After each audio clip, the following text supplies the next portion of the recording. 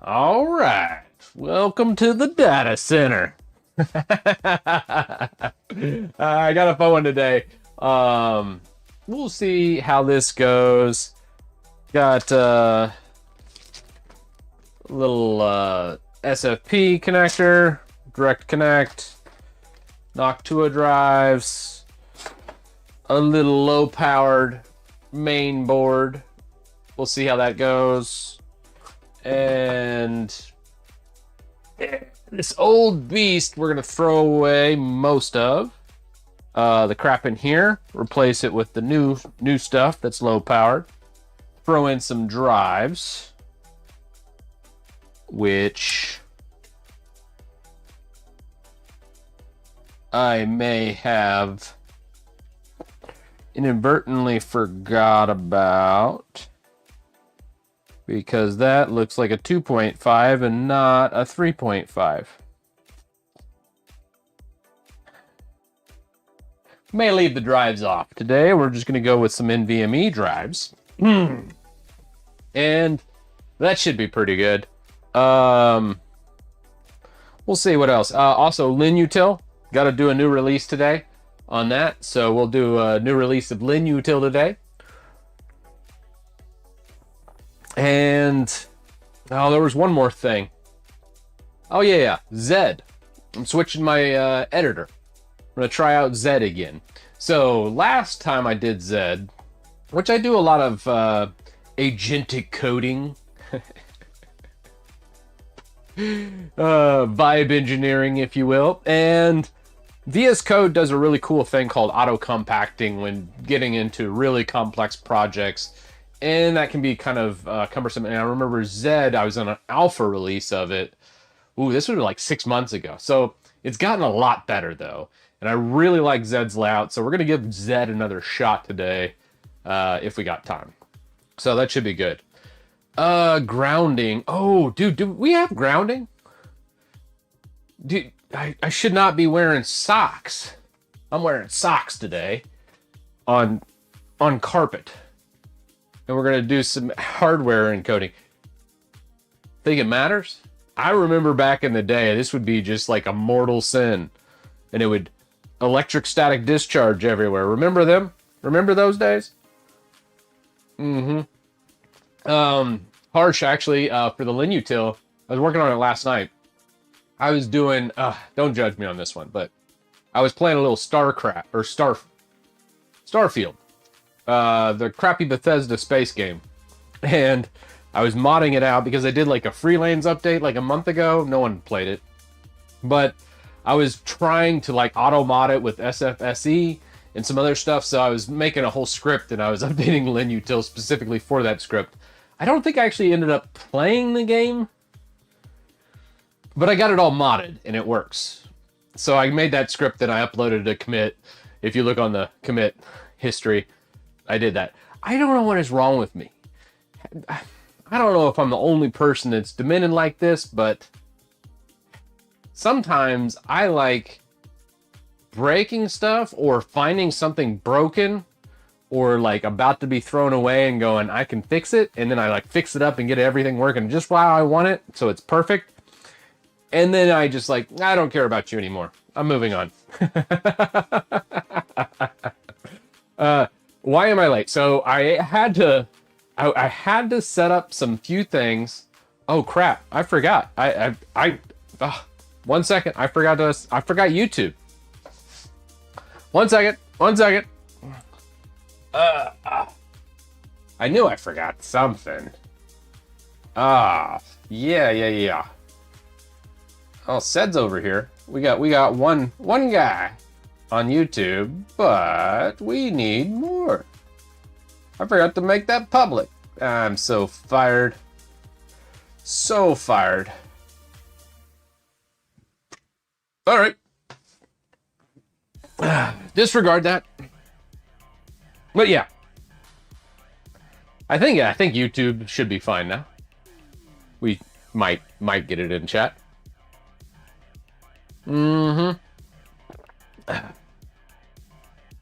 Yeah, we're at month's end. Still got that Win One Shot update. I'd like to tell you I've been working on it, but anywho, we're gonna work on this hardware today. That should be fun. We should have some other stuff too. Yeah. Ah, there's old YouTube. Ah, you guys are alive now. Might need to rewind 2 minutes as I was sitting here yapping, and then I realized, wait a second, there's no YouTube chat in here. Oh well, that's what happens whenever you do everything yourself. Although, I've been having fun. I've been whipping out the old AI encoding and doing some fun things for the scene here. Got my crash cart right over there. Yep, in the old data center. So it's legit. Mm-hmm.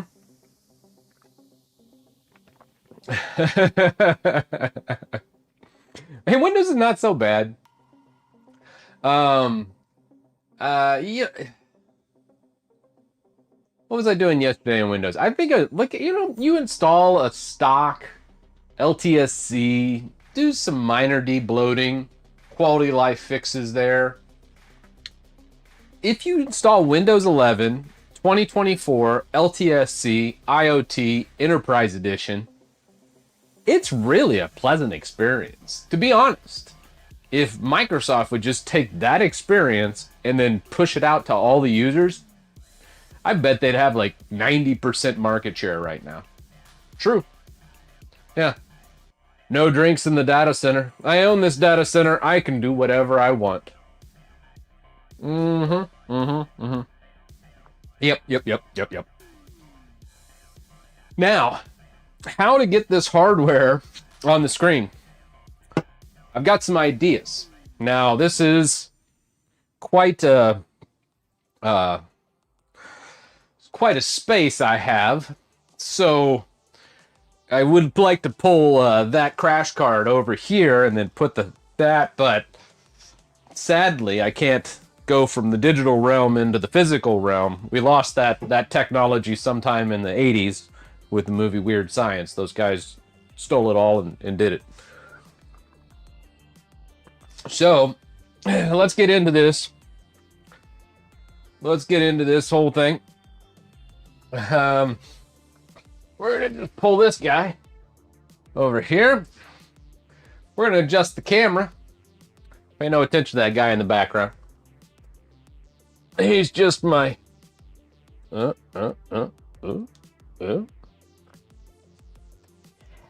that great.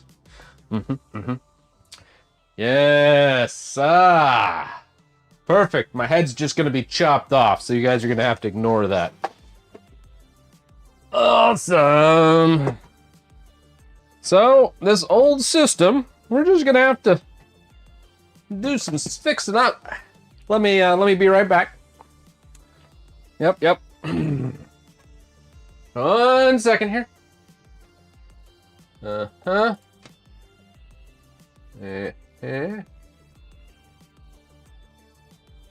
Oop. Yeah, it's close. Gonna be close enough. And we'll get some screwdriver, we'll get little snippers. Ooh. Yeah, toenail clippers will work too. All right. And we've returned. Let's go. Let's go with, you're not going to be able to see much on that system, but we're not going to be here very long. Don't you worry. Yeah. Although my days of deadlifting's been a little bit rough lately, I got to tell you. Well, son of them. Yeah, well.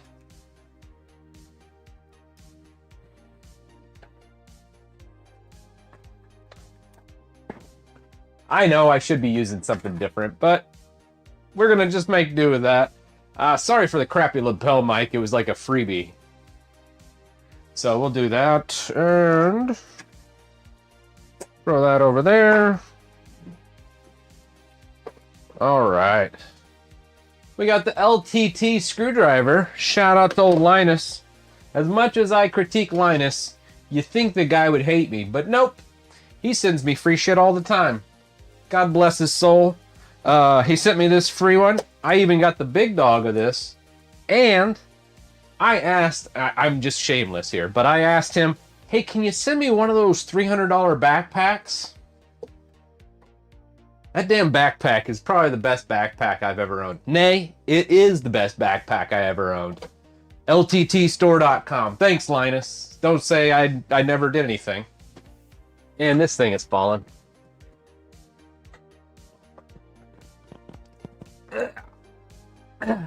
Alright, cool. Obligated sponsor spot done, so now I don't feel like a jackass for using this stuff for free. Alright, yeah,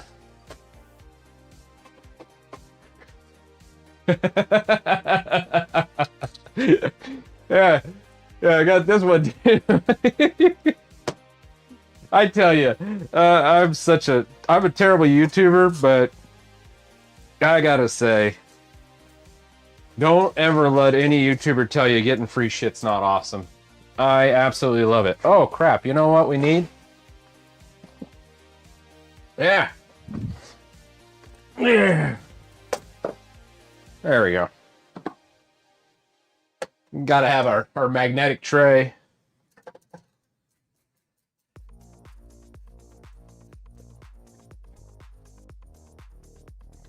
I love it. All right. What do we think about this motherboard coming out? I'm looking at this now and I'm like, I have second thoughts on this whole design. Yeah. We're about to find out here. Oh.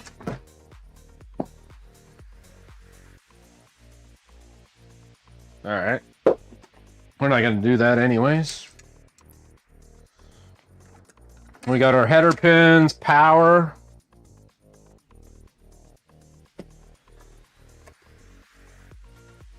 SATA. Power again. And yay.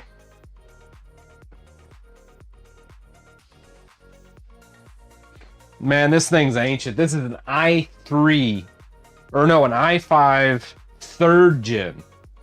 Third gen, if you can believe that.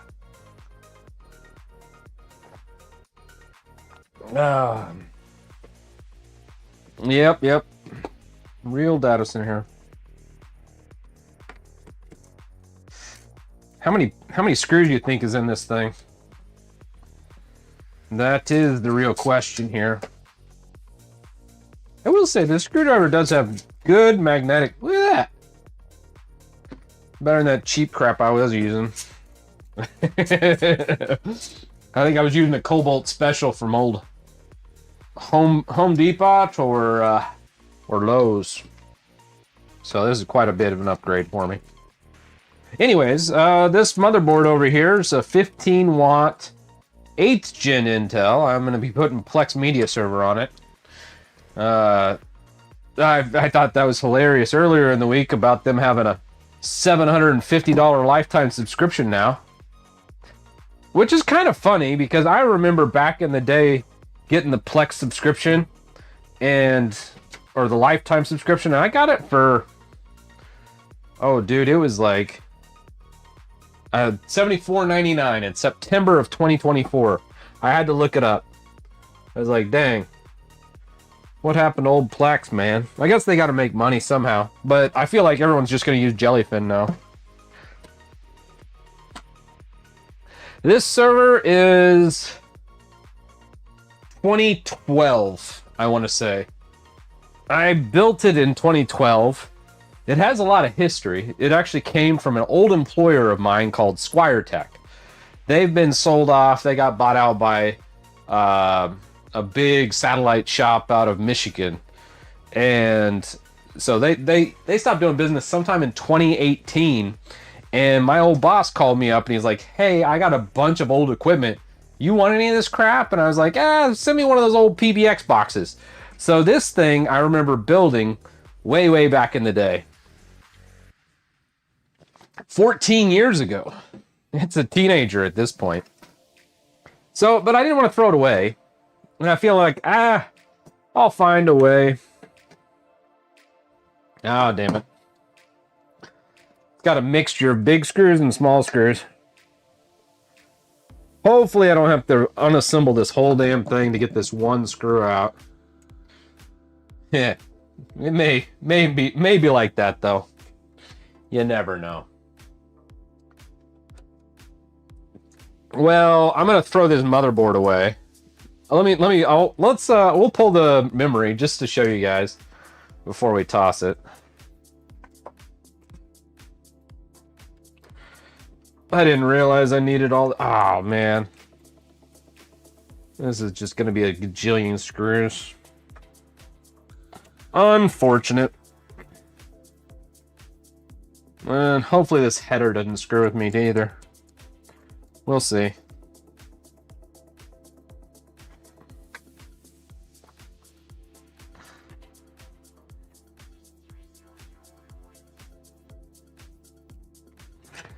Yes, there we go. Then we got our screw exposed.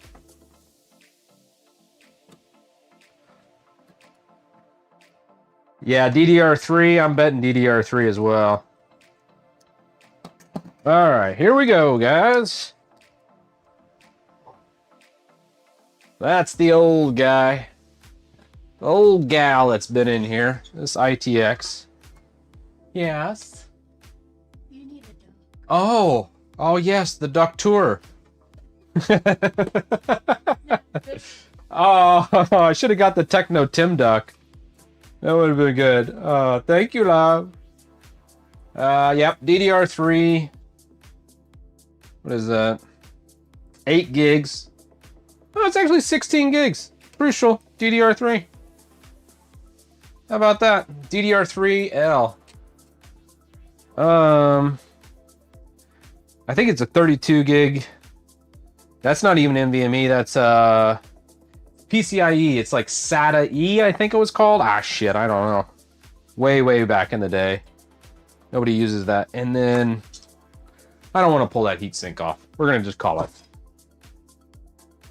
Yeah, so let's reassemble this guy. Or let's see if the motherboard I got fits. Yep, let's just reorganize a little bit. Probably not going to need that. We're probably not going to need that. Oh, well. We were working with minimal space, but we've got some DDR4 memory here. Now, you might be thinking, Titus, why aren't you using DDR5? DDR4 is so old. Well, contrary to belief, I'm not a millionaire. And we just got to use what we have. So, you know. Yeah. So we're going to use DDR4. But I thought about getting DDR5, and then I looked at the price, and I was like, no, we're not doing that. That's just crazy talk. So, dude, lines up like a champ. Let's go.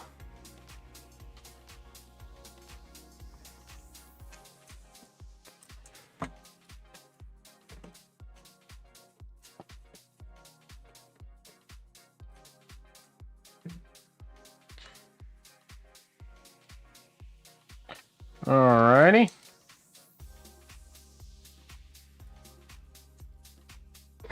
Yes, RAM. Yeah, I wish I had DDR5 RAM. That would be something to mug me over, I gotta say. But no, sadly not. Oh, this is not even the right screw. There's different screws on this, huh? Dang, man.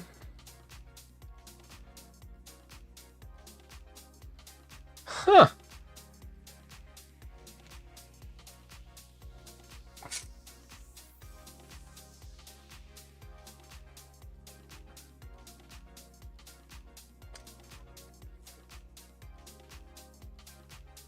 Feels wrong, but whatever. Let's not break our new board. It would be just like me to do something like that. I am not a hardware guy. There's plenty ways to do this better. I am just Very much software oriented. That's why I'm not recording this for a YouTube video, because God bless, the comments alone would be absolutely trash. Trashing me. But that's fine. All right. What do we got here? I feel like that's not.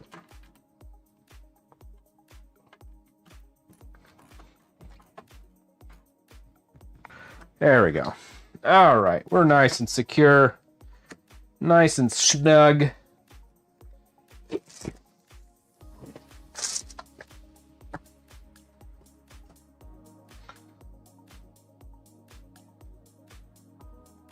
Oh, wow.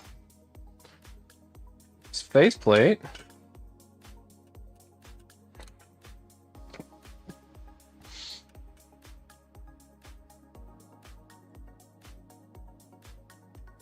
I'm missing some? What am I missing? You have 64 gigs of DDR5. Man. Big ballin'. All right, man. Does this thing fit?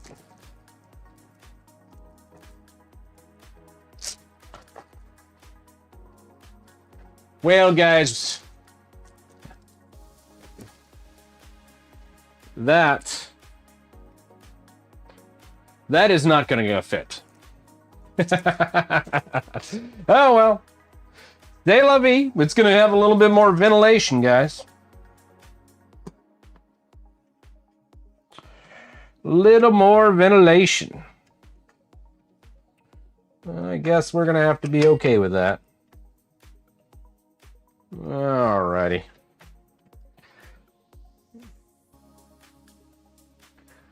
Couple there, couple there. Let's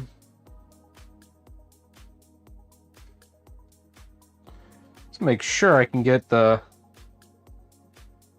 Oh yeah, RAM's looking good.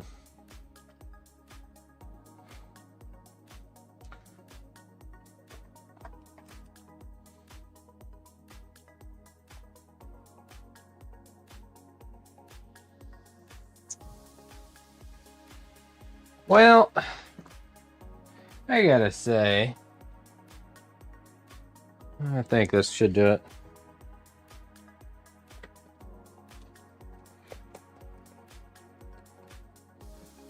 I can't remember what screw goes to which one. Oh well, like I said, it's an old case, but it's fine. This is not perfection. We're looking for just a low power Plex server, essentially. USB header.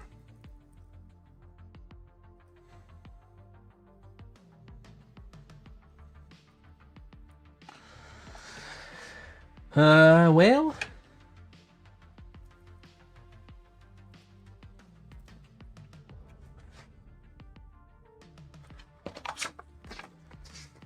They gave a warranty card. They don't have any manual. Well, I guess we're gonna have to guess on the pinout. Well, that's fun. I might be able to discern the USB header here. Front panel. So front panel is gonna be up there. Well, that's fun. Ah, dang. Before I put that on. See, I knew before I put that on, I better check. I'm glad I did. Coming back off. We're going to have to pin out this front panel. I think on Amazon, somebody commented and told me the pinout scheme. Now, this is a China special motherboard. It was $163. And it comes with a CPU. Everything's integrated on the board. So it's not really anything great. But 8th gen does have QuickSync, and QuickSync's what I need for a lot of the encoding. Now, right now, I'm just trying to figure out which pin number we're looking at.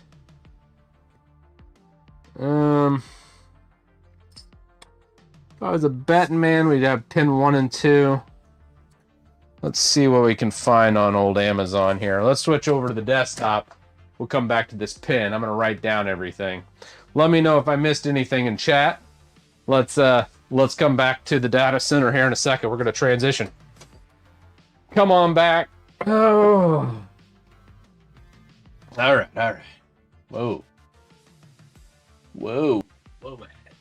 Oh, forgot some lights in here. Ah, there we go.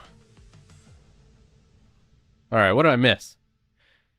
Anything big? So yeah, I'm just trying to reuse some stuff that would end up in the trash bin.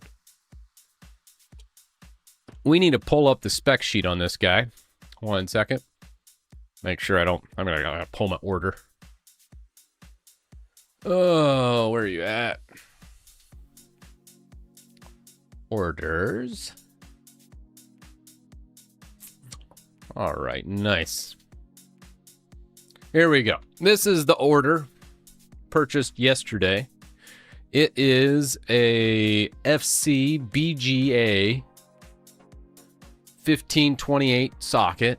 The actual CPU is the 8265U, so it's a mobile processor. So that's an 8th gen Intel mobile processor.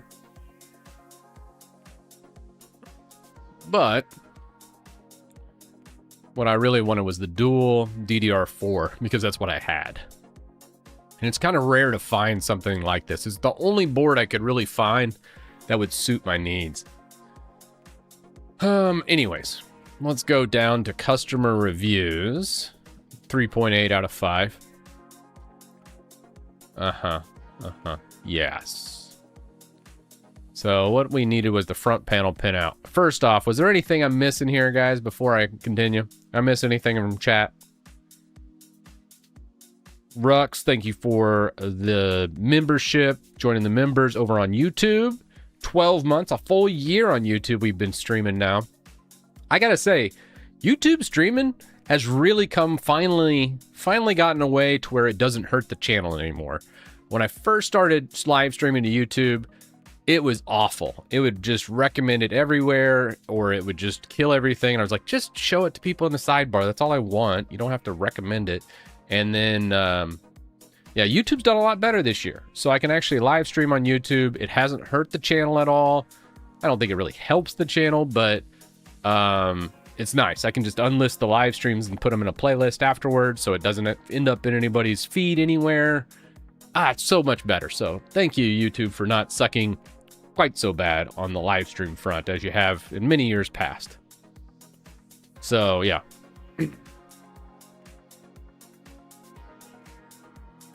It's uncomfortable to watch you there. Yeah, I didn't want to set, like, if I was a hardware guy, I would have like a top-down shot.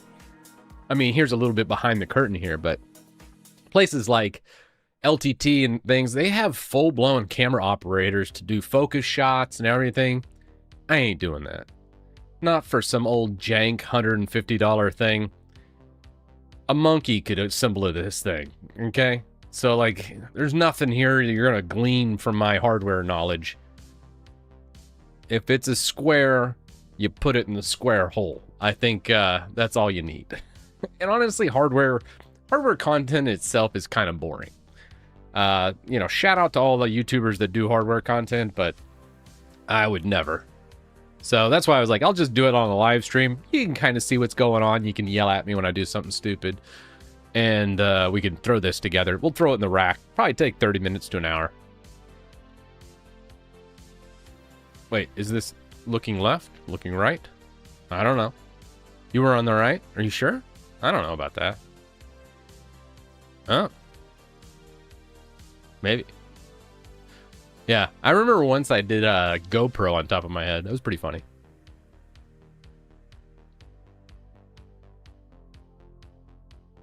Said, check my 2 messages.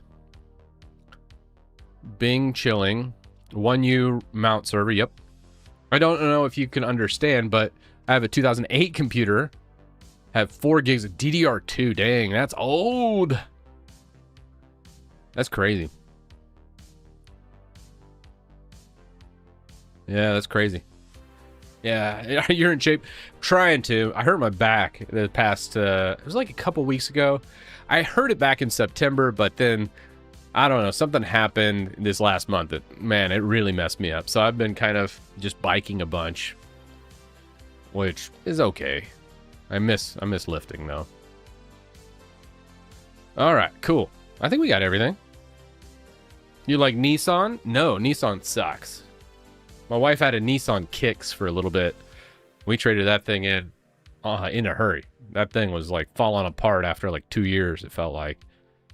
So personally, I have an older Mazda, about 12 years old, like that. And Toyota, you know, just a plain Jane Toyota. Pretty much all the models are not bad. And you know, that's kind of where we're at from that. I blew my back out sneezing once. Yeah, I'd love to tell you I blew my back out doing like a massive back squat or a deadlift. I was doing like an air squat and it just went out. And I was like, well, that's fun. It's essentially like getting up from the couch and throwing your back out. I was like, of all the things I do, that's what I ended up hurting myself on. Figures. Oh, yeah, I love biking though. Biking's fun, man. It's very underrated. So, yeah, but I mean, I don't have anything cool. I would like a gravel bike, but they're so expensive. So I kind of just have a mountain bike I use, and it's fine. I don't go real fast though, but man, I would like something in between. All right, anyways. Yeah, we're switching it up. I changed a few things. All right, let's get this pinout done. So power. So we go power ground, reset. So it's power, reset, power LED, HD LED. So HD LEDs last. Okay. Sweet. Let's go. Anything else before we move back to the other shot? Those Twitch plebs I don't know, Twitch people are weird. Let's be real. The weirdos are on Twitch. Love you guys, but Twitch people are weird. I mean, that's just how it is. Shots fired. We all are weird. I do. Honestly, on the inside of my wedding ring, the inscription between me and my wife is forever weird. So I mean it in a loving way.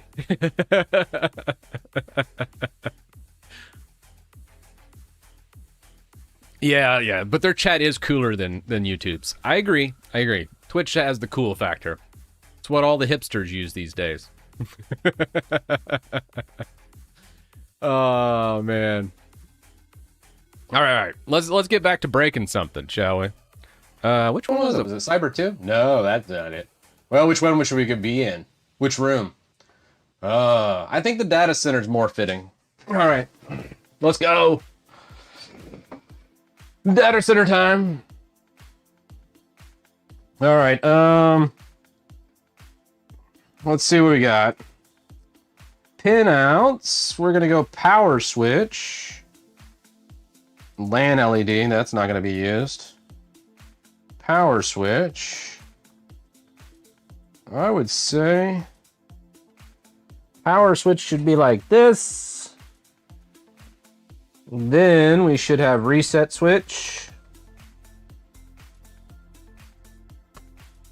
All right, and then we should have power LED. Then we should have hard drive LED.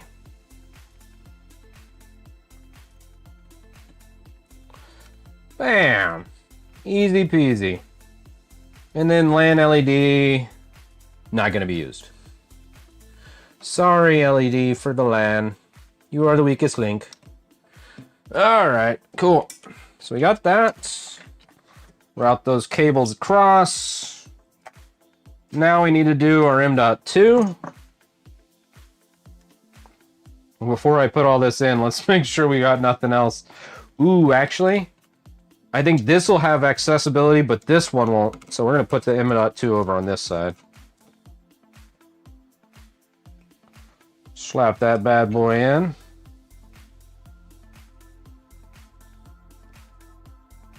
Dude, I hate the M.2 screws. Like, why'd they have to make them like that? You'd think they could just do it like a normal screw.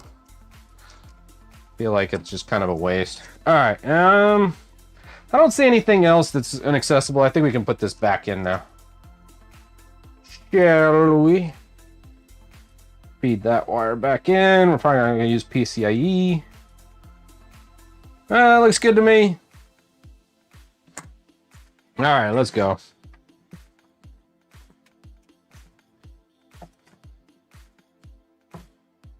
Alright. What side off screen do you want Chris on? Everyone says the right. Dang, okay. I didn't know mods could do polls. That's kind of cool. Scary, but cool. All right. I'll move myself back to the right.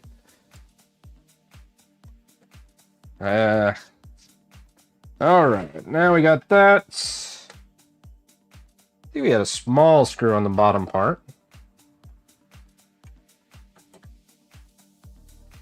I gotta say, this does look a little jank. It's a little on the jank side.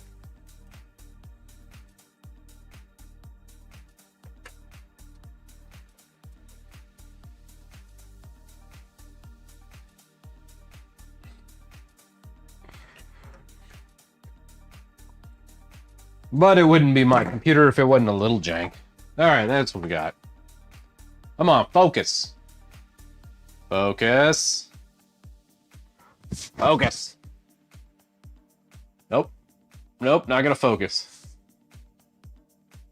Focus. Autofocus sucks, but whatever. It's got a little extra airflow there, guys. You can stick your fingers in and get special prizes. We can let the magic smoke out while it runs. I like it. What a good feature. Cool. All right, let's throw our power on. We won't be using SATA, but we're going to put that under here.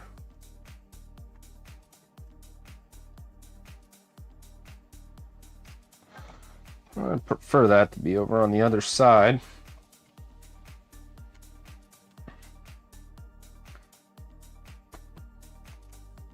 There we go. Make sure we have good clearance so nothing hits our little CPU fan there. Man, this thing is old. I tried to pawn this off on somebody the other day. But alas, it works good. All right, guys, that looks great. That looks great. We got our NVMe in. Everything looks about normal. I might come back and throw some, like a 3.5. I have a 10 gig drive laying around here somewhere, an old NAS box. I don't know what this chassis is. It's the chassis from long time ago. It's probably older than some people in chat. It's a good chassis, though. Not too shabby. I feel like I should zip tie some of this, but I don't think it's going anywhere. All right. Yeah.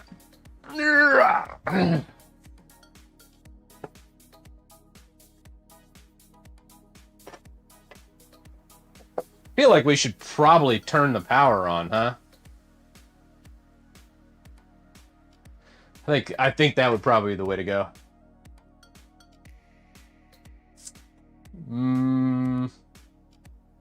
Yeah. I think it'll be fine. Yeah, I always hate throwing away old hardware. So I kind of want to like repurpose it a little bit. I'll probably make a video over just the hardware and stuff I used in this. Oh, something's hitting. SATA connector. Don't ever force it, guys. Don't be impatient and force it. Always be a gentleman with your CPU cases. Pro tip. That'll serve you well in life. All right.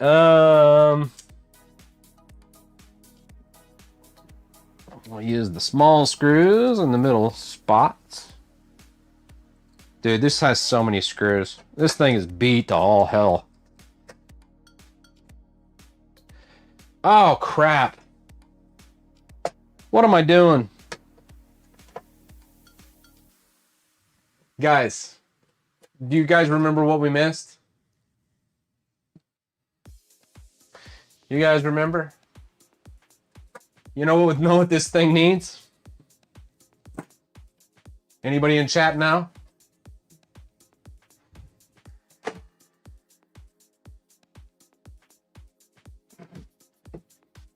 All right. Got the NVMe.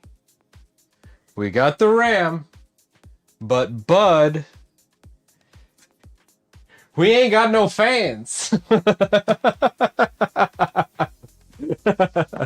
was sitting here screwing everything together like, oh yeah, we got some little knock to us here. I was actually gonna get some like Be Quiets or something cheap, but I was like, eh. The Noctas were not that bad. They're 15 bucks a pop, I guess. So I say not that bad, but should we go in and out? I feel like it needs an in or an out. I feel like out, actually. I think we're gonna go 2 out, and it'll just pull through our non-existent front panel. That's gonna lead to some dust, but c'est la vie. All right. Huh. All right, label will be pushing out, so then we'll have 2 outs. This one, this 3-pin should come on over to here.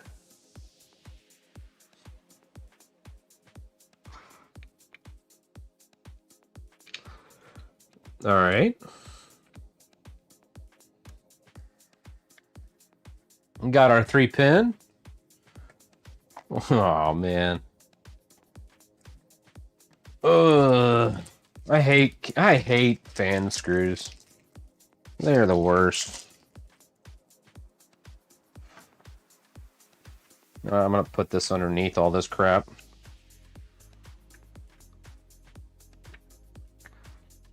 Just in case we ever want to use the PCIe. I like to kind of try and keep things kind of clear. Nothing's worse than opening up a hurriedly thrown together system. Hey, we should probably, you know, before we put the case fan on too, we'll probably turn it on just to make sure. Just to make sure the thing boots, huh? That would be ideal.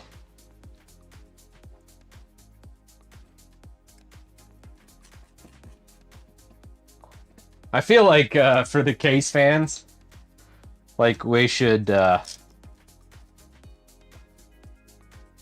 Sometimes I'm always like, you know what? 2 screws would be enough. Oh, be extra lazy. All right, that one's good. Next one. Where's this other 3rd pin? 3-pin, where you at? Ah. Right there. All right. Not a bad location on the pins. The pin location, the pin headers, fan headers, whatever you call them. Not too shabby.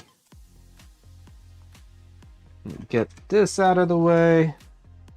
Just gonna go underneath all these header cables and everything. I shouldn't be pulling these guys out. Famous last words.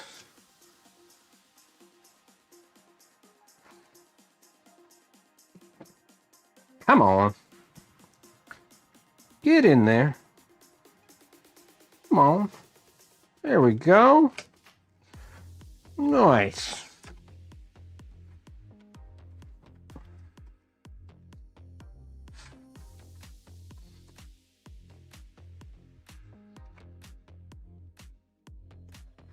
There we are. Cables are a little close for comfort, but yeah, I mean, what can you do, I guess? Yeah, let's just take this guy and put it over here. Alrighty. One more.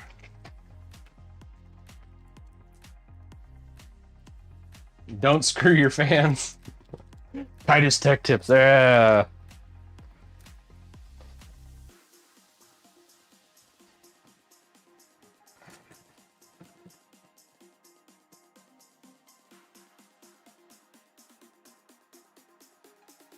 All right, get these final 2 screws in, and then we'll grab a power cable and power it up before we put the case fan on, especially since the case fan has 8 screws, tiny screws too. So not even good screws. All right, we got our power connectors on. We have our memory installed. We have our NVMe. We got our 2 CPU fans going, or case fans on. Stock CPU fans plugged in. I think that's it, guys.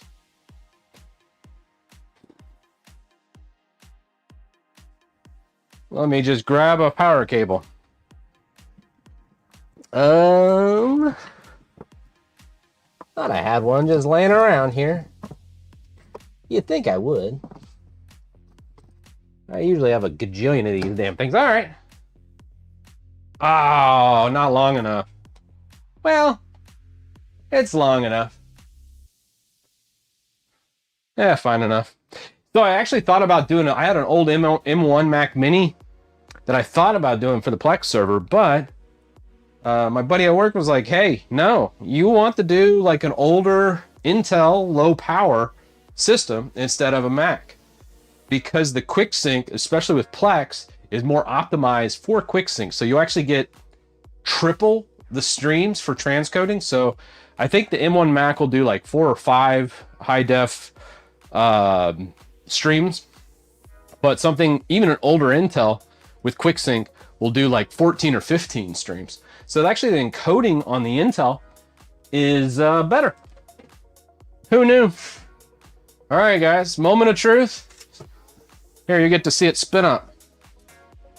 Well, sort of. Damn, I should have got a...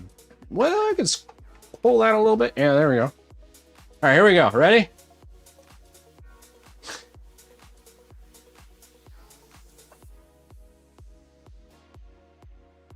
Well, that sounds good. The high beeping sounds kind of not so good.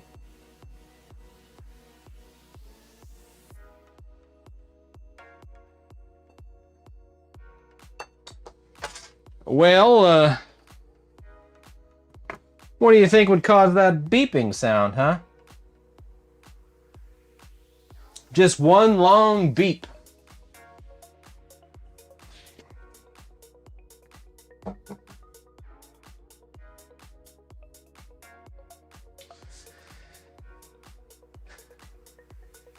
Memory? You think it's memory?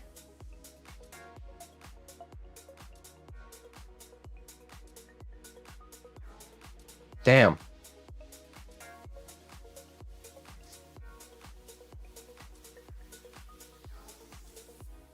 All right. Well, you know what? Before we do that, let's just hit it in one more time. And I'm going to see if there's anything in here.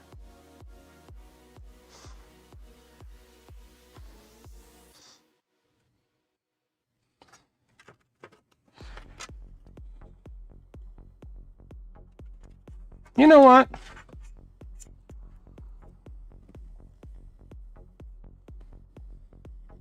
No. Yeah, the USB's got to go with the front panel. All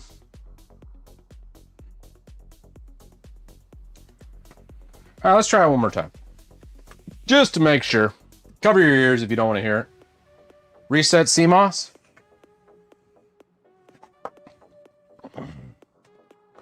Do we have a CMOS jumper to reset? I guess that is the question.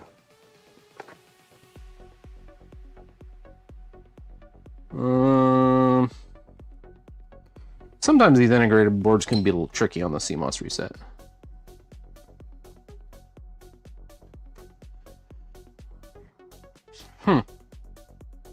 Ah, hell, let's plug it up one more time. I imagine it'll still do the same thing, but it's worth a shot. So we get... Yeah. Alright. Definitely not working. So... Pull out one stick of memory, you guys said?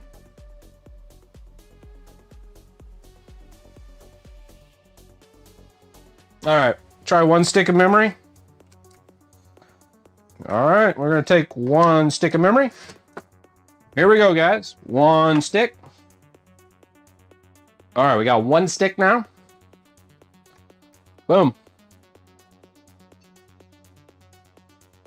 Same thing. So probably not the memory. Ah, dang.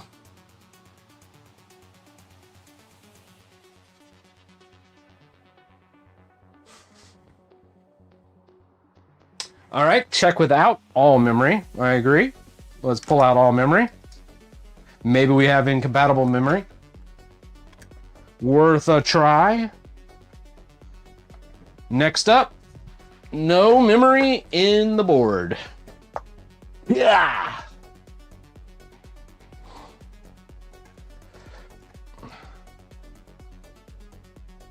All right, memory's out. Same thing. So, just a single beep the whole way.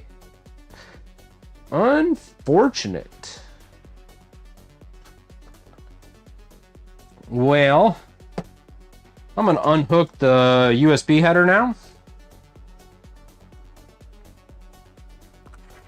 I don't think that would do it, but try to limit this down into some manageable things. Probably shouldn't have worn socks when I put this in, but you know.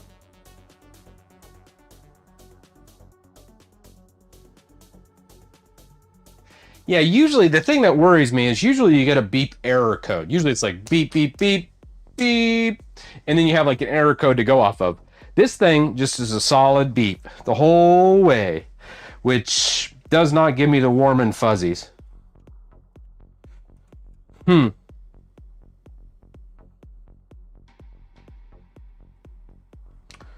right, well, I removed the header. We've removed the memory. Anything else I can think of?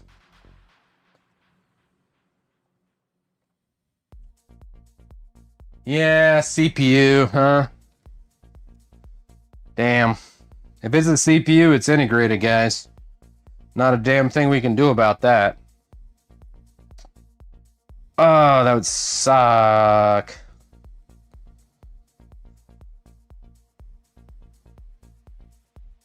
It does look like this is used.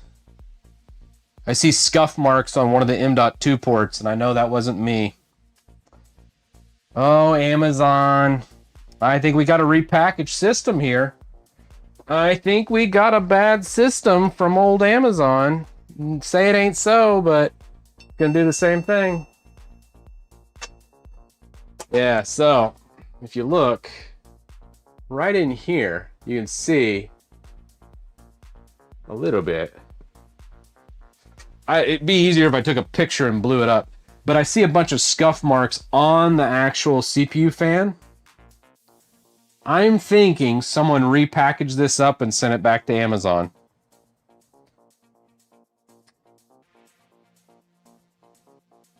Yeah, could be a short in the metal chassis.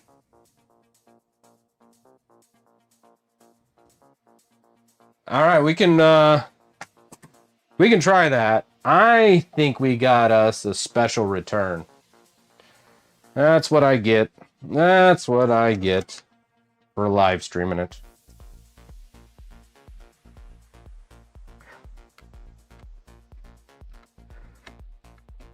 Unfortunate, guys. We'll go ahead and remove it. All right, we'll put the memory back in.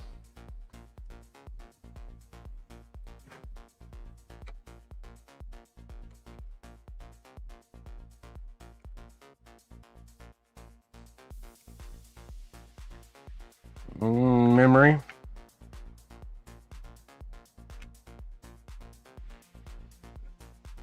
Well, that's not in. There we go. All right, memory's in, NVMe's out. Here we go. I'm gonna say it's the same thing.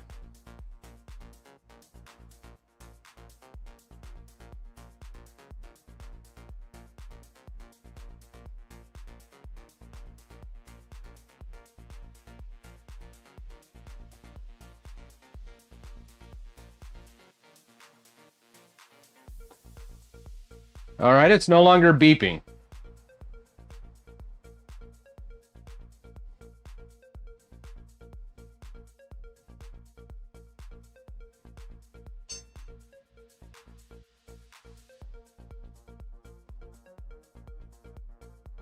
What?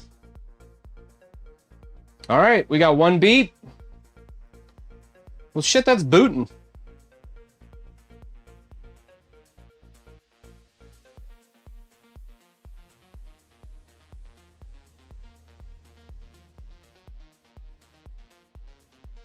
Could it be a dead NVMe that would cause that? That seems really weird.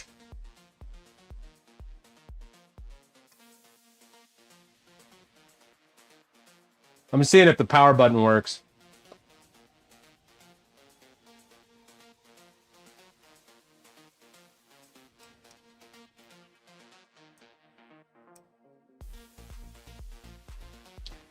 Power button's not working.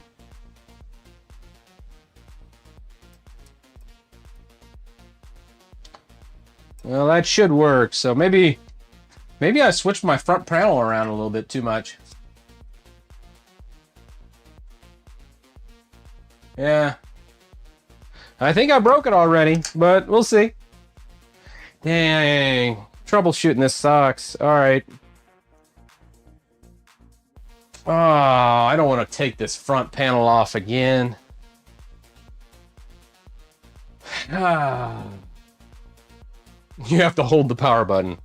I got that one. Yeah, I held it in for 4 seconds. We got nothing. All right. Let me take this front panel off.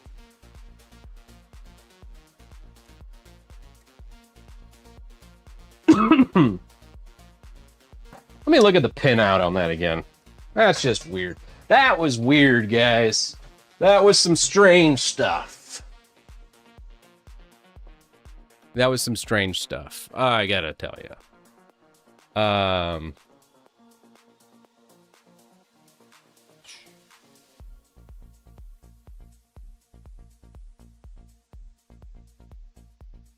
You know what I'm saying? Very odd.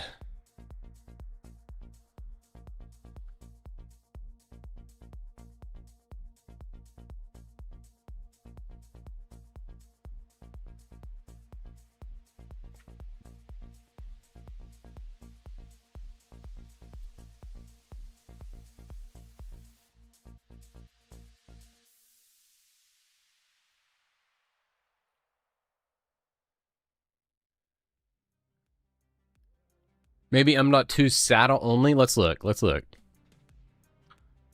All right, so 1U rack case. That pin 1 is power on. Pin 2 ground.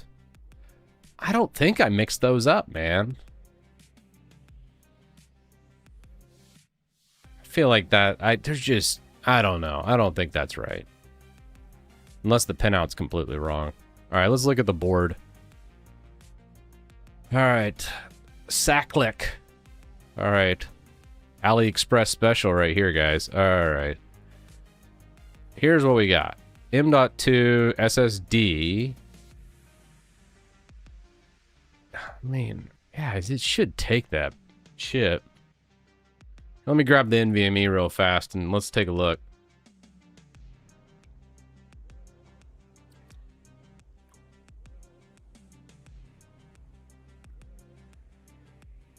Where'd the chat go?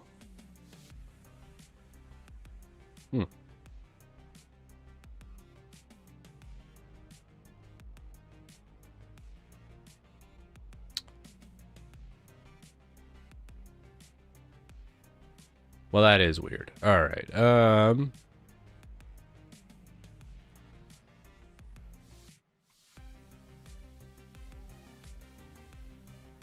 What do we got?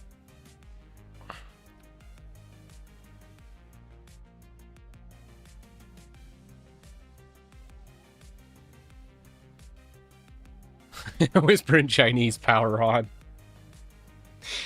All right. Yeah, there is no manual, Wald. Yeah, we're relying on Amazon reviews for the pinout. God, why am I so cheap sometimes? All right, one second.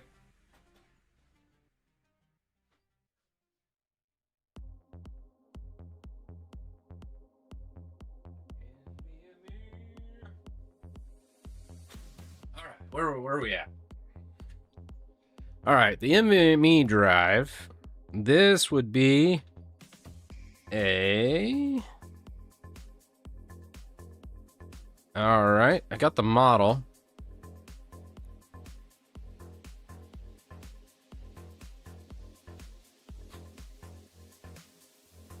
Can you share a link to it on Amazon? Yeah. All right, guys, here we go. Let's just get the link. Copy the link. And paste the link. 1 second. Here we go. There you go. And then YouTube. All right, this is the link. I think we got it. All right.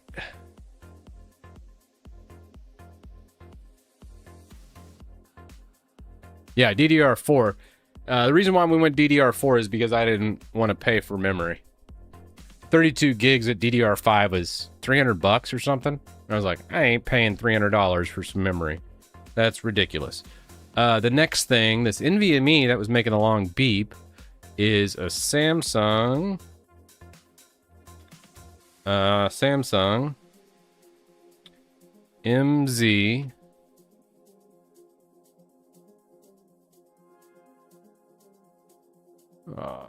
Eyes don't fail me now. V7 S1T0. All right, MZ. It's a 970 Evo Plus series.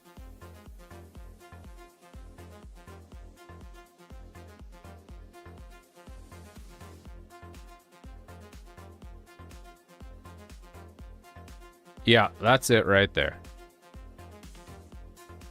Dude, this one's $240 right now. Holy crap. We're so screwed. All right, anyways, we need this to work too because I am buying a new one.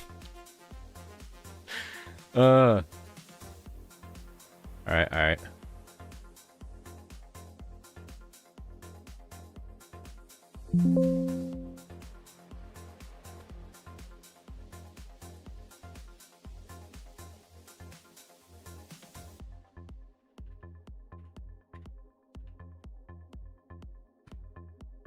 All right. Come on. There you go.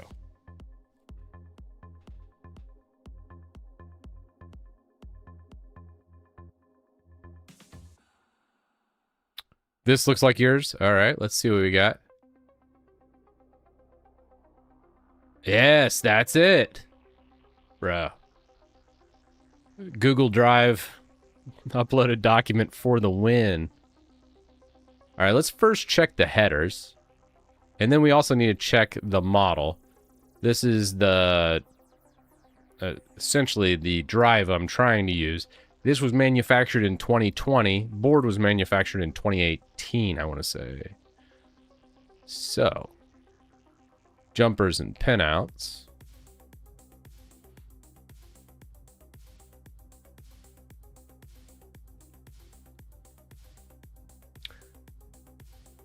All right, pin 1 is indicated by the silk screen making a bold L on the... Okay. Huh. Okay, on the back side of the PCB. Well, I'm not unscrewing this thing. I'd rather just flip it around. We'll figure it out. Dan, thank you for the 1 month resub. I love that I added it directly, and I have a server running in the background that feeds into my desktop alerts whenever someone subs. Both YouTube and Twitch, I got hooked up there. I was tired of missing subs whenever I get them. Okay, onboard I/O. Specifications. Here we go. Pinouts. Number 1 should be our front panel. Number 2 should be USB, right? Number 1 front panel. 2's USB. Just what I thought, yeah. Alright, front panel. Bro. Okay, we definitely hooked that up wrong. Holy crap.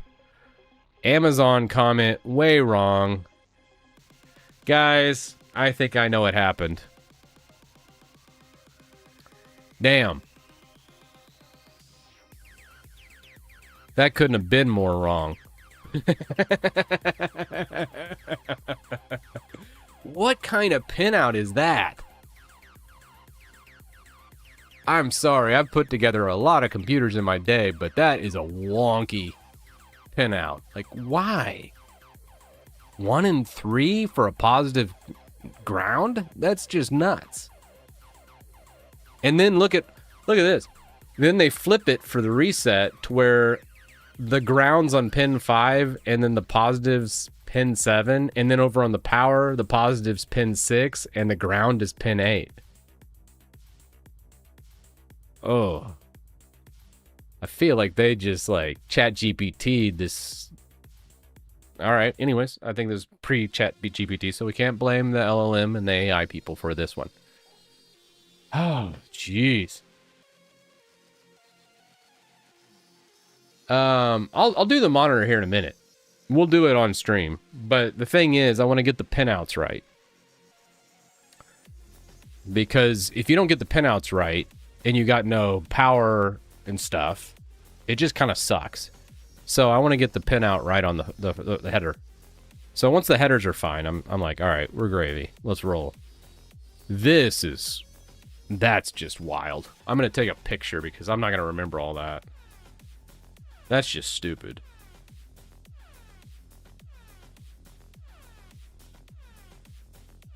But the price was right. Let's go. Let's go. All right, here we go. Back to it.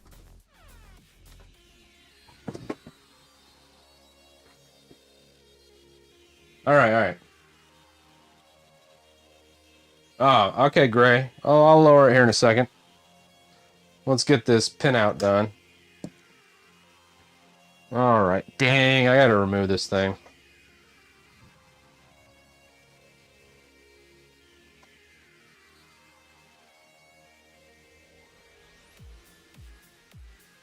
Make a review for the review. Yeah, I think I'll do that.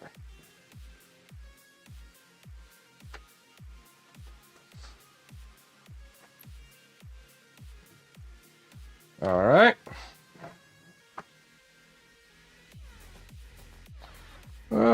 Oh wait, we got more screws.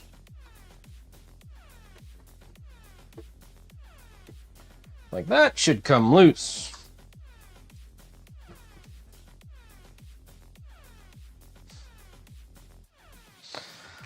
All right.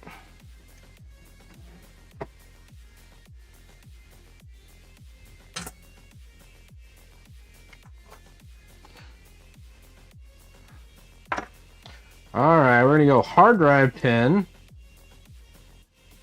So weird. All right, hard drive pin positive is pin 1, negative is pin 3. All right, next up is power LED. Positive, pin 2, negative or ground, pin 4. Okay.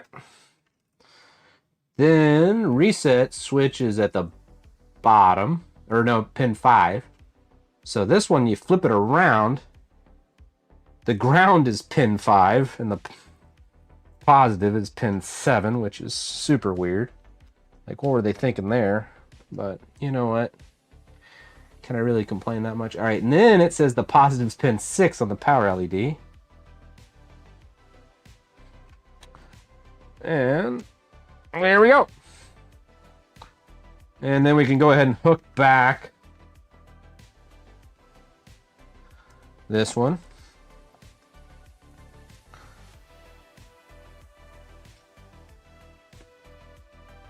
All right, USB's back in. All right, guys, we're gonna try this out.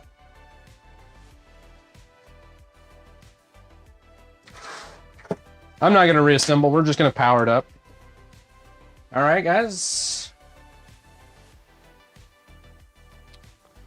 We'll just wing it. All right, here we go. We ready? Power LED did come on. Immediately got a beep. Power works. Bro, that was clutch. Twitch chat for the win. That is exactly the pinout. Thank you, guys. Whoever found it on Google Drive, perfect. Pinout's good, we can go. Bruh. For real. That's just kind of insane. Oh well. Made pretty good. I'm glad I did it on a live stream because I probably would have just been like, screw it, I'm returning it. I don't feel like messing with it. All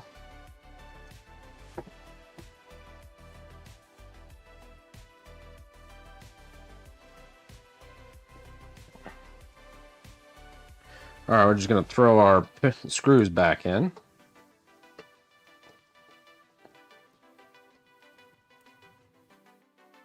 All right, all our screws, and then we can troubleshoot. I want to throw that NVMe back in.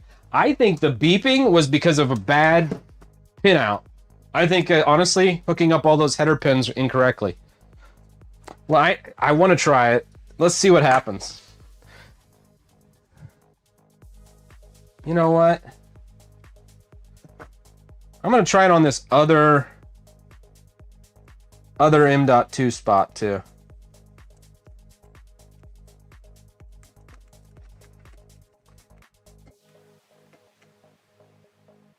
This board does look used, by the way. I feel like I got a used board, but whatever. Let's go grab that. I want to throw that back in. I just don't think that NVMe being incompatible is the thing. You know? Oh, bro.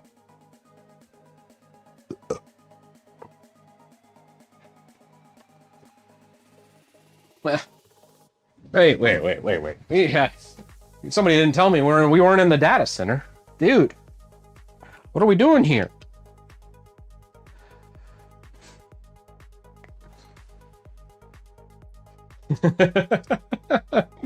Building a low-powered Proxmox box. So I do want to take this and make it a Proxmox box. All right, NVMe's in, pinouts right now. We've got all those. I need to check to see those fans spinning. I don't know if those were spinning, so let's double check that. And then if it's all good to go, I say we just go ahead and power this bad boy on and go. All right, let's go.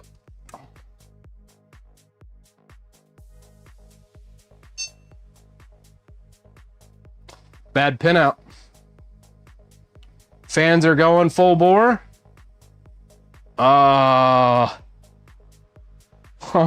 man. Hell yeah. Let's go.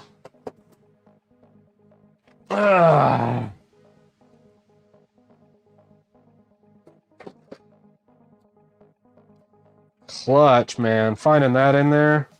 Dude. That was clutch.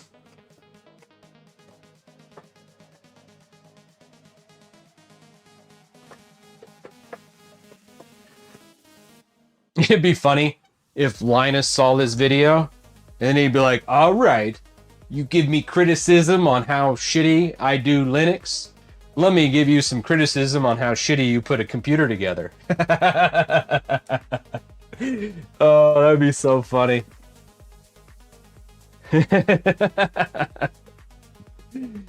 Yeah, you probably wouldn't be wrong. Yeah. Oh, man. All right, let's put this bad boy together and finish her up. All 6 screws going in.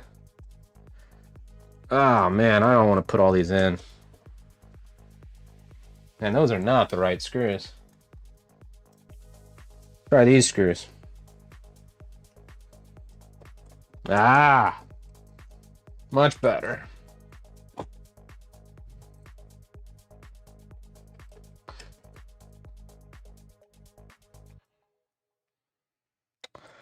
All right, well, that was a fun thing. We got there in the end, though, guys. Got there in the end.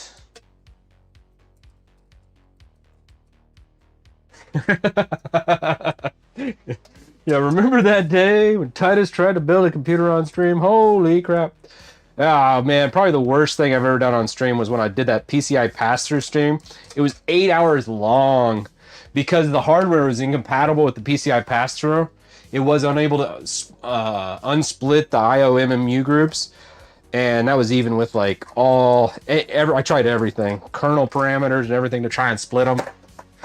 Bro, it just was not working at all. Oh, that sucked.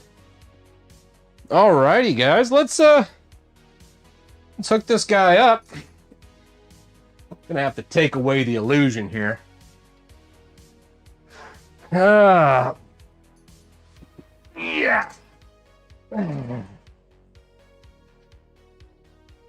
Alrighty. And I'm gonna put it over here. You guys can't even see it. Can't even see what I'm doing.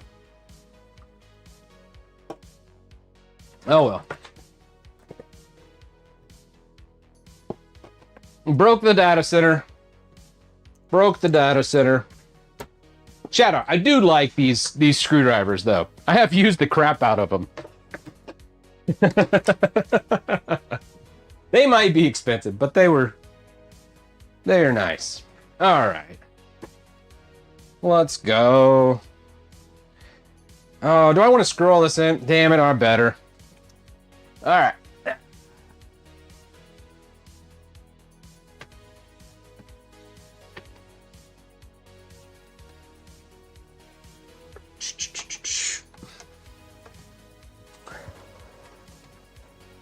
All right, we're putting it all back together. I went ahead and powered it on while I screwed it in because why not? Like to live dangerously. All right. Get these in.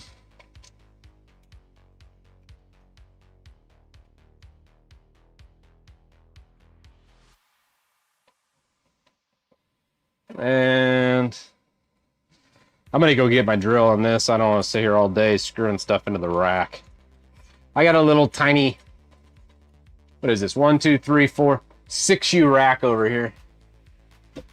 Ah! holding crap up with one hand, screwing in with the other is just not fun.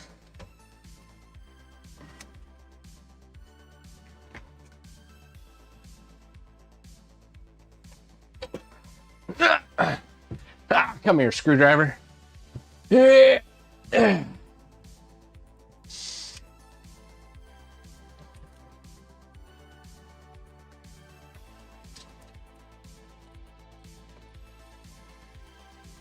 Alrighty. God, I am sweating. Ah!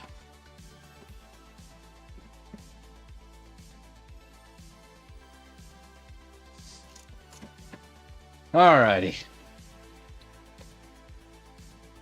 See if I can hit this top screw. Of course not. I knew it.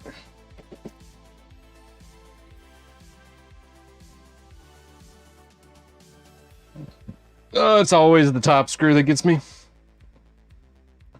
Oh, dang.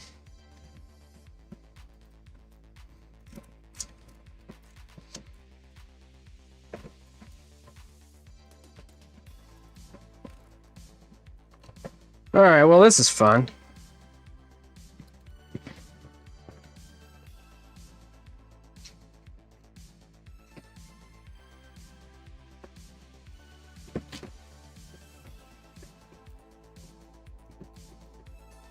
There it goes. All right, guys, we're cooking. All right, did somebody say the background music's too loud? I'll get that fixed here secondly. All right. Woo! Dude. Ugh. Woo! Alrighty. Alright. It's no big deal. I can turn it down here. Yeah, it depends on the music probably playing too. Oh, that feels good. Oh, the air conditioning. Alrighty. Damn, that is loud.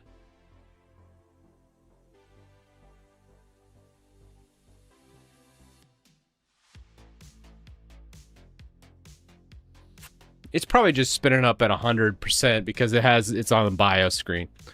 I think that's fine. All right. There we go. Take the music down just a hair. All right, great. All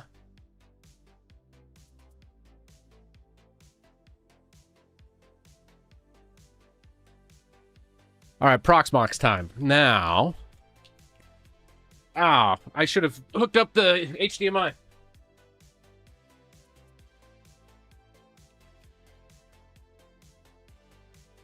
Alrighty.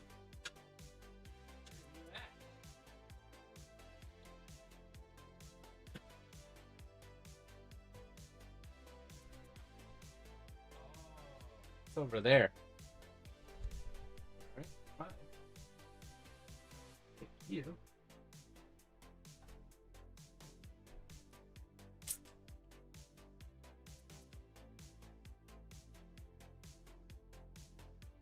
Ah, shit.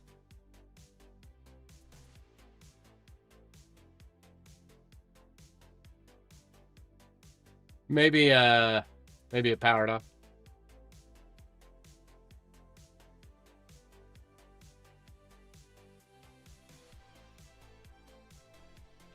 All right, we got a single beep. Come on. Hey! There we go. That's what I'm talking about, son.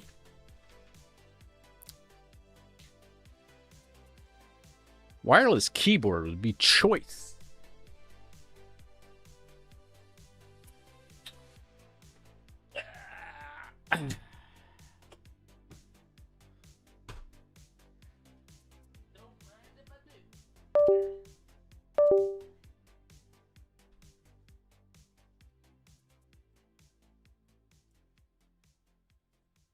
Yeah.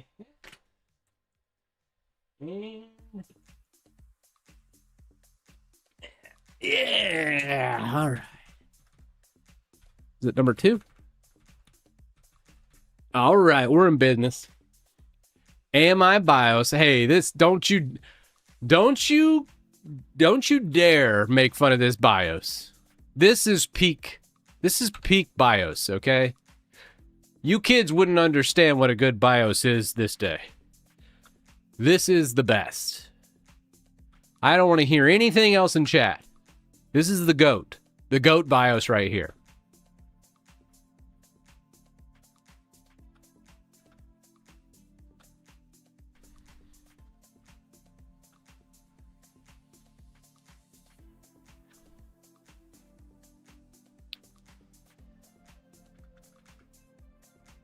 Yeah, TUI BIOS, way better. I hate the GUI BIOSes. They can suck it. All right, that's good. Let's see what all we got here for options. Please give me... All right, nice. We got some virtualization. That's what I want to see.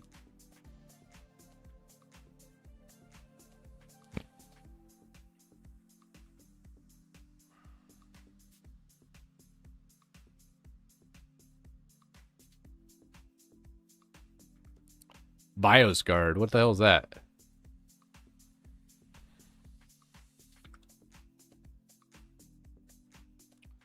Just checking.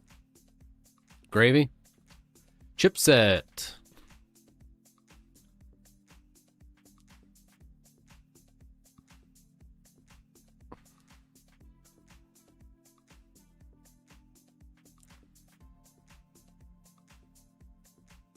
All right. Let's see what we got. System agent. Ah, VTD. So, yep, Proxmox is a go, man. I was worried about that. I don't really care about the graphics config. This is going to be pretty much headless. Memory is 2400, DDR4. We got 32 gigs, though. It's reading all the memory. Nice. All right. Beautiful. Dang. That's what I'm talking about. Secure boot. Was secure boot on here? This might be before secure boot.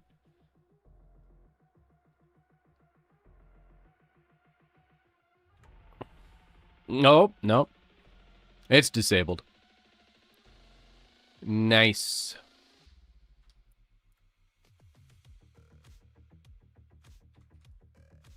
Alrighty, guys. Next up.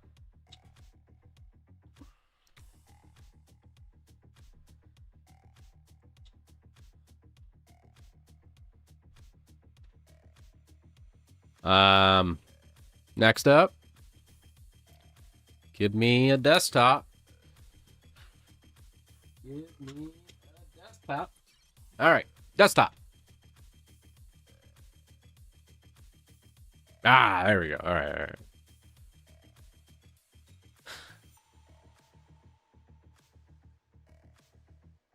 all right. Oh, there's a 2025 BIOS?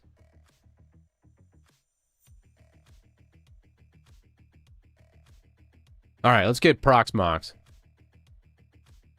Bro, I need to download this. That was clutch. That was clutch, man. I'll be adding that onto an article. You know, I'll probably do a video on this once. I think it'll turn out okay. Now that we've got to the software side of things. All right.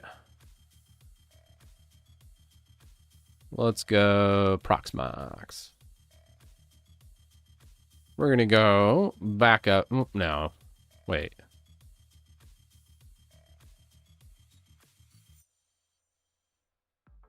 I think we just want the virtual environment, don't we? Damn, it's been a bit since I've done Proxmox. I'm going to say virtual environment, right? Yeah, VE. Seems like they've added some crap in recent years. It has been many years since I tried it.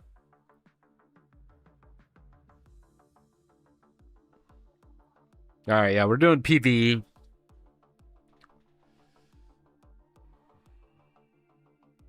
Yeah, we're going to go player versus environment.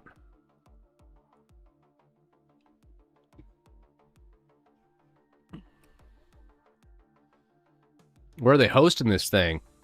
On a low-powered... that's funny. I wonder, do I still have... Yeah. Yeah, I understand. I need to run the PvE scripts as well.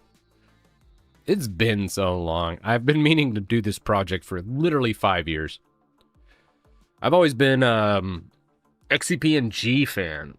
Back when I started my channel in 2018, I did a bunch of XCP and G videos. Or actually, it was Zen Server, and then XCP and G really took off, and Zen Server went closed source.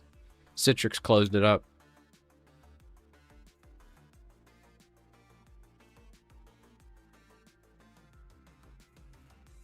Oh, torrent? Yeah. Did they have a torrent download? Oh, I didn't even see the torrent download. Ah, good call. Gonna have to hide my torrents from you. Make sure there's nothing bad in there. 1 second. Oh. Okay, let's remove that. Remove. Yeah, we'll keep kind. Oh, all right, nice. All right. Yep. All right, great. Obviously, we'll just add our torrent into here. Yep. We'll just download that bad boy. Get that going. Yeah. I never condone pirating. I pay for everything. True story. Yeah, I just use torrenting for ISOs. Obviously. Yeah. News groups, on the other hand. No. Let's not go there.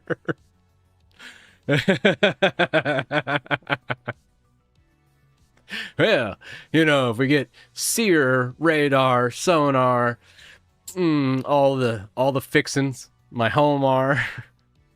Let's see how many. The whole purpose of this is I have so many stupid containers running on an old Synology box.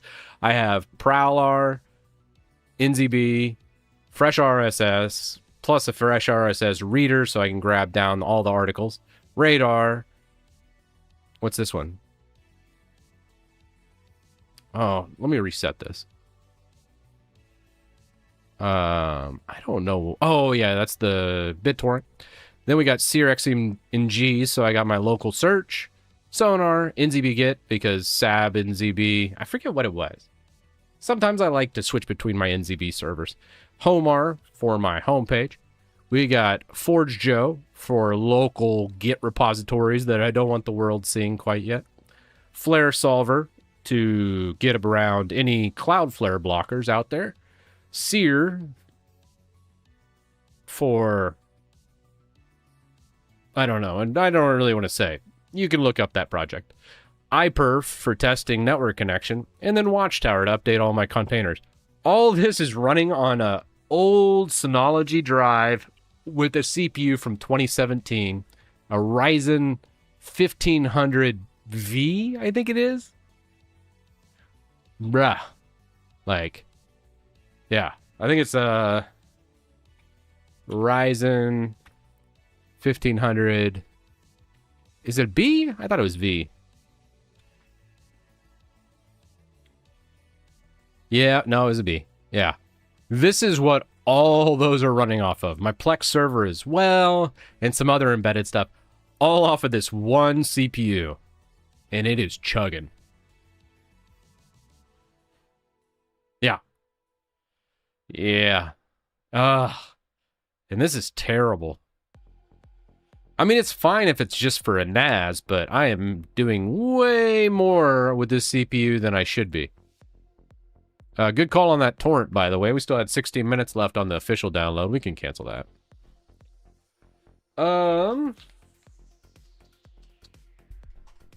Let's go.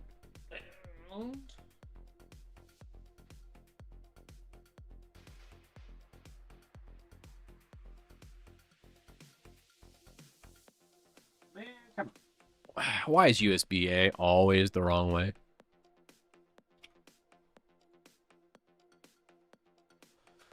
All right, Vintoy.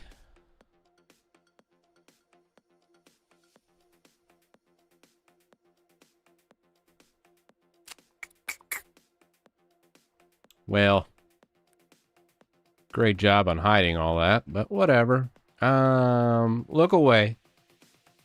Look away. Nope, that's not right. Nope, that's not right either. Where, oh, where is that ISO? Ah, there it is. Copy. What was that?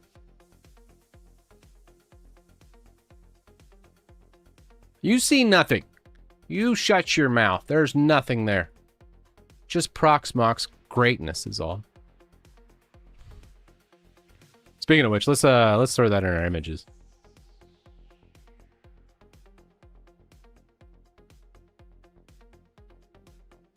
Yes, we got all the ISOs. All right, great.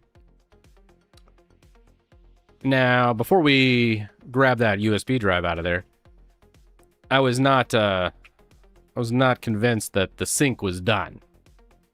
It said it was done, but we all know it's not done.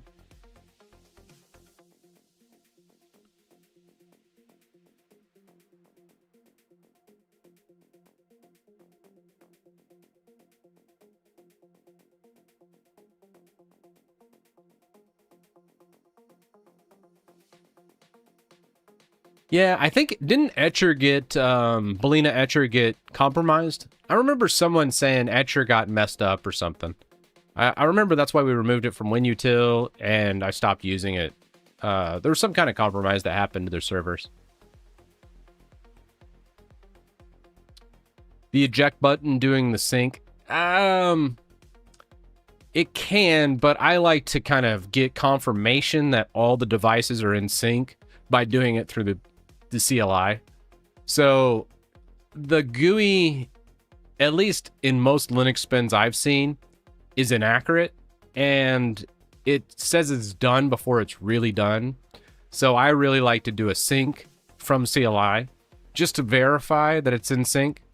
And then once all the drives are in sync, then I hit the eject button and then I pull the drive. Yeah. Oh, yeah, I got to update Vintoy too.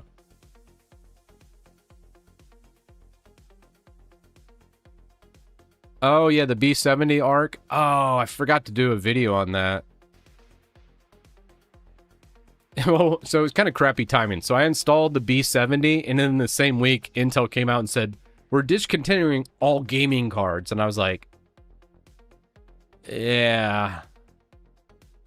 Well, everyone's going to hate me if I make that video, so let's just not and say we did. Belina does data collection. Yeah, I remember there's something weird. And I was like, we'll just use Vintoy, or just a direct DD is fine too. If you're on Windows, Rufus is always probably the GOAT for Windows users. But Vintoy is just nice multi-purpose.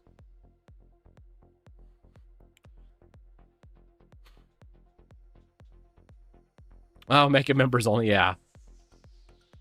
Yeah, but Rufus has been around so long. They've had so many cool designs. Like, they have a great developing team.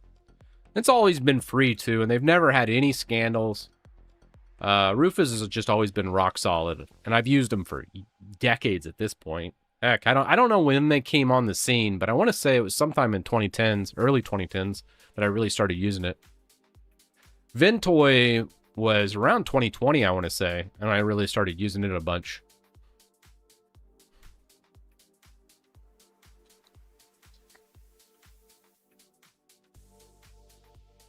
Ah, man.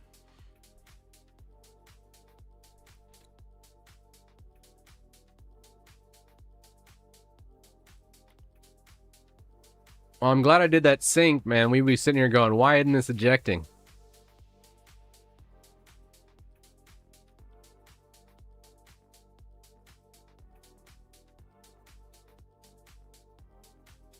We'll give it like another couple minutes.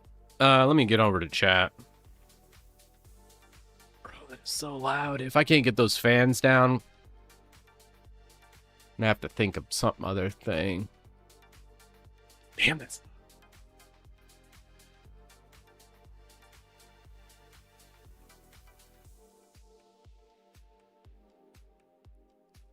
Network drive syncing? Oh, it could be. Network drive's on a 10 gig connection, though, so I don't think that's it.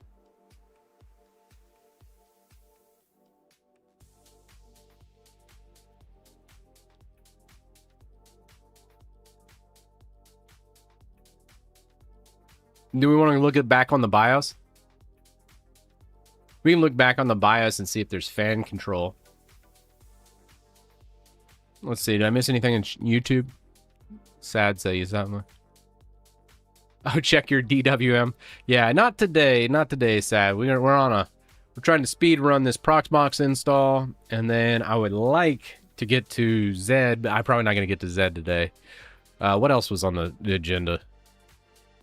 Oh, Linutil Release. I have to get on a Linutil Release. That's right. So once we get Proxmox installed, straight to Linutil. Zed's dead, baby. Oh, Pulp Fiction, man. So good. Get sponsored by Noctua? Yeah. Yeah, the IDE. They just had a 1.0 release. So I was going to try it out. I really wanted to move away from VS Code. And Zed was like a more minimal. And they had some really cool features. So we're going to try it out. In the next week, at least. If we don't get it today, which I don't think we will based on how well this is going. I thought I'd be done with the hardware portion of this by now. Yeah, we'll get it on probably Tuesday. Brave Origin to Linutil. I guess we could. Yeah. Yeah, Big G. I'm not going to add it to Winutil because it's paid. We already have a Brave debloat. That's what I use. I don't use Brave Origin on Windows or Mac. Which I still use Windows and Mac pretty much daily. But I just use a debloated Brave for both.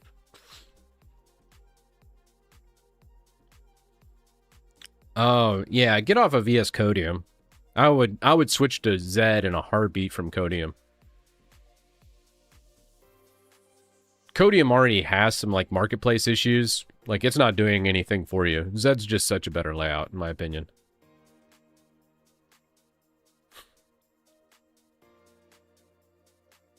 Oh, Tech Lord's here. What's up, man? Was just logging off YouTube, grabbed lunch and was like, ah. Thanks, man. Thanks, Tech Lord. I actually saw your video first, man, about Brave Origin. Someone in chat popped up, and then I was like, oh, has anybody made a video? And their Tech Lord was. With his Brave Origin video. I was like, awesome. Oh, yeah. Sync's got to be done now. Yeah, sync's done. Yeah, we're good to go. All right, let's eject this guy, and let's go. Let's go. Bro, I used a USB 2. I'm fired.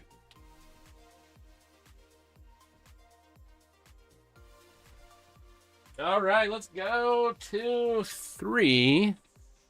And now we're going to save and change as an exit. Why do you still have USB 2? I don't know, man. I have a problem. I don't like throwing away anything. And that's not good. So like I'll have old USB drives and I'm like, well, it still kind of works. It's slow. And literally I'm aging myself by just using this thing, but it still works. I know. This could be so much faster, but oh well.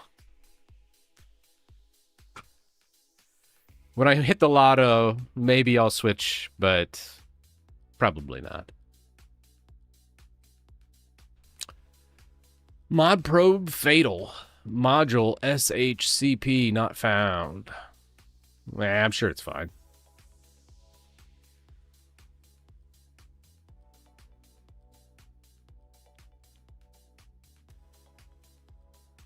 Yeah, I actually have a bunch of SATA drives I could use. If I was thinking about it, I would have done that.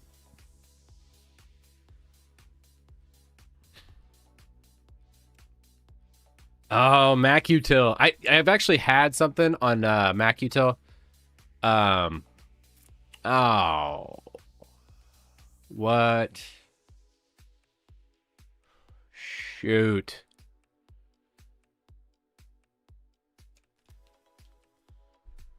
Unfortunate.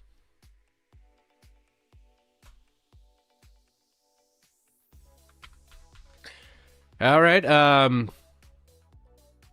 TUI it is. Hey, reset button works.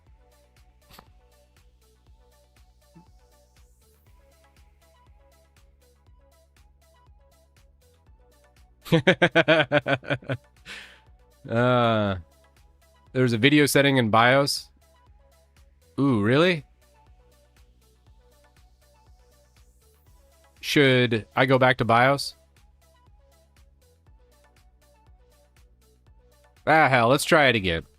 We'll try it on the TUI, and then, if need be, we'll go back to BIOS. I probably should, but I feel like it's on 400 by 300 res right now. Yeah, you guys are right, but I'm lazy, and I feel like just rocking a TUI for now. Let's see if the TUI runs off screen. If the TUI runs off screen, then we're going to be like, all right, definitely going back to BIOS and setting the video up properly. Proxmox does not work off of Ventoy. Well, we're about to find out.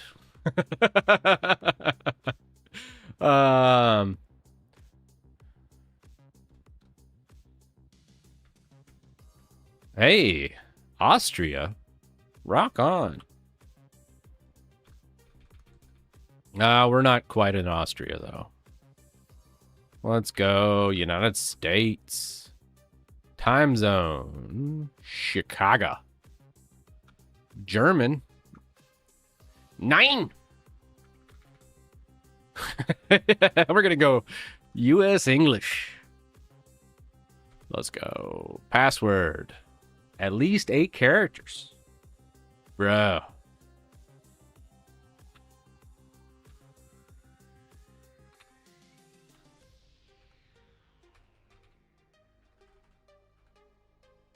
Administrator email?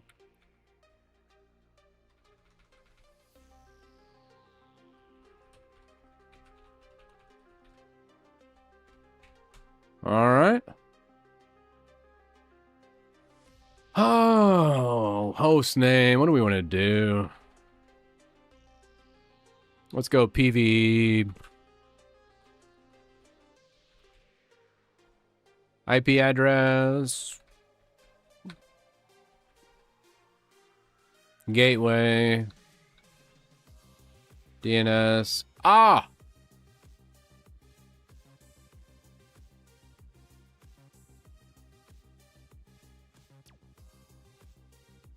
Fat fingered that. God, I hate this Logitech keyboard. Damn it.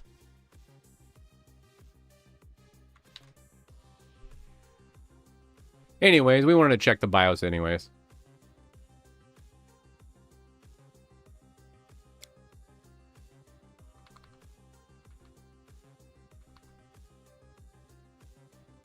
We'll see if delete is the BIOS.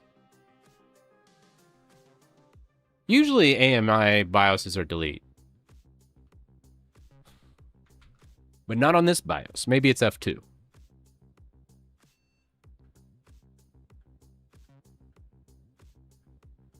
All right, try an F2.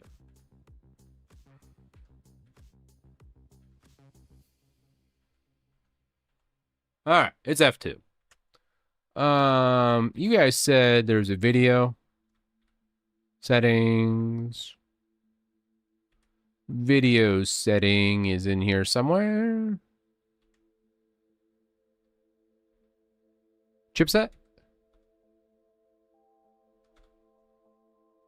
Graphics?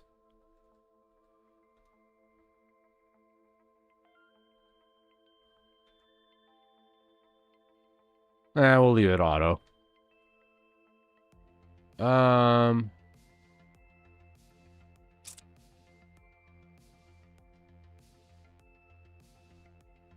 Oh, it's under display settings. Oh, no. No, it's not. It's got to be in here, right? Where did we see that resolution? Damn. Is it under advanced, maybe? It's in the settings tab. Oh. Oh. All right. Yeah.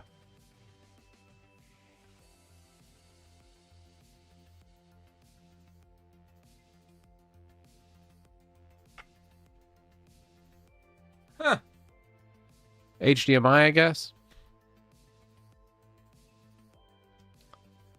We can leave it.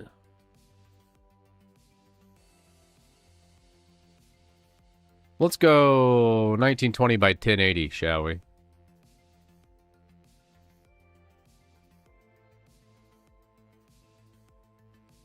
Oh, yeah. We need to make sure CSM is disabled. Let's look. I don't think I saw CSM in here.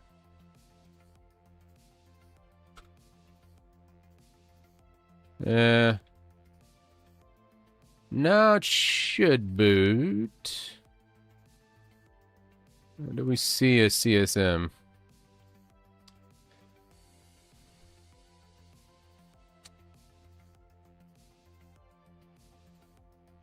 Just make sure.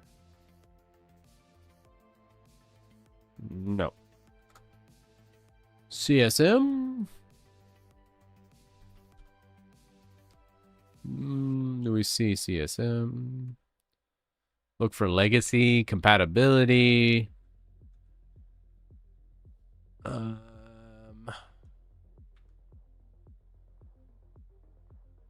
The Teton Glacier mode. That sounds cool. But alas, no. Oh, dude, did anybody see fan control anywhere? There's CSM. Oh.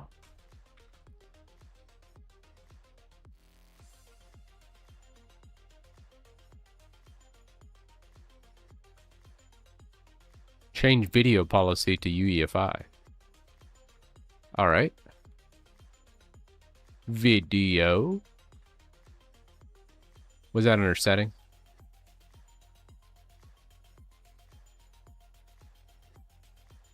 Gotta say, this is not very intuitive, but hey. Ah, yes. All right, UEFI. Let's close that. Then let's go back to CSM mode. Ah, okay, we gotta reboot. All right, we'll try that. Oh, Teton Glacier's Optane.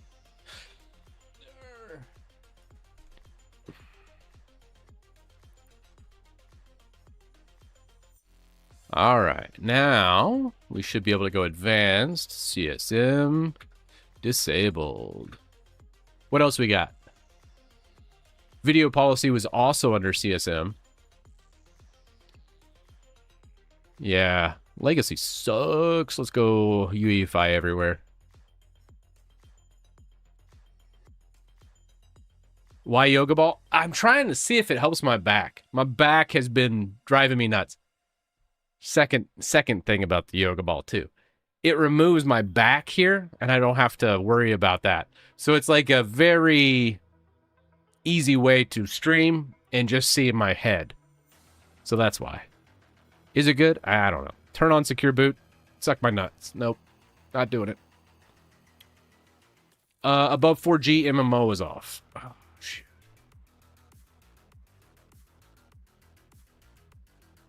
Let's go. Nope. Nope. No. No.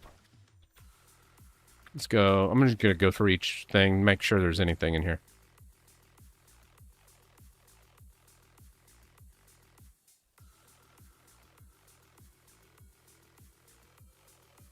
Still need to get the fans going, too.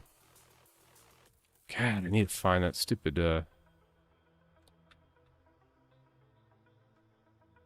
Alright.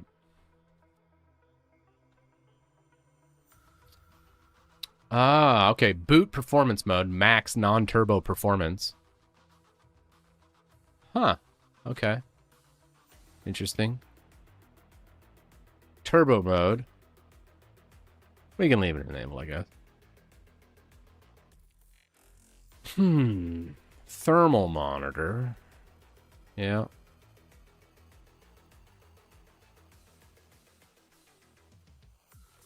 It was under chipset.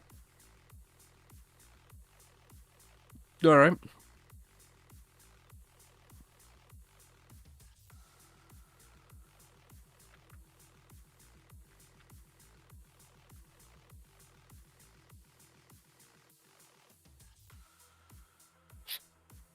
Yeah, it's at 15 watts right now, so that's good. All right. Nothing there. Moving on. Wish you could disable ME. I could look, but sad to say.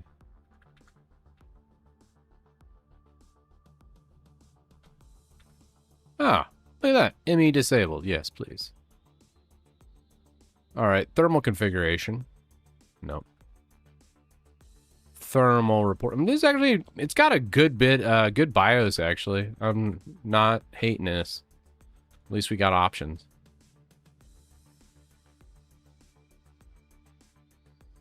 Chat, fans loud? Yeah, fans are super loud. I'm trying to figure out how to turn them down. There is no fan control though. So this might pose a problem for me.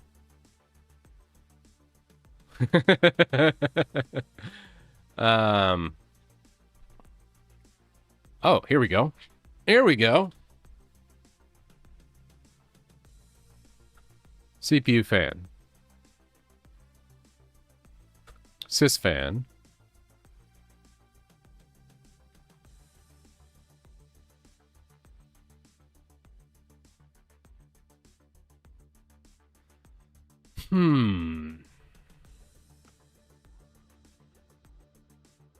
What do we think?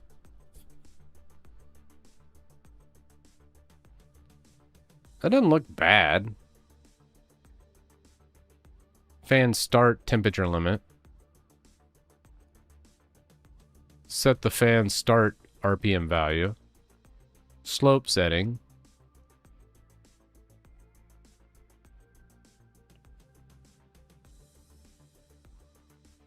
What do we think? I've never set a fan speed like this, so kind of shooting in the dark. What's software mode do?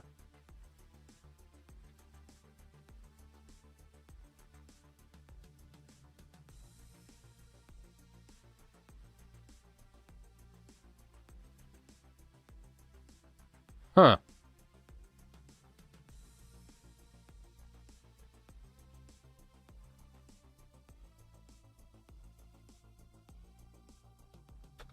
I think we switched that. Oh, can we not do it? I can't really do it there. No, dang. Wait, can I change the value? Let's see. Change.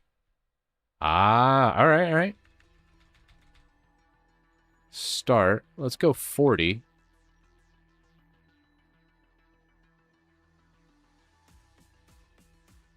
What about the slope setting? I feel like we could pull this back, right? Do something like that.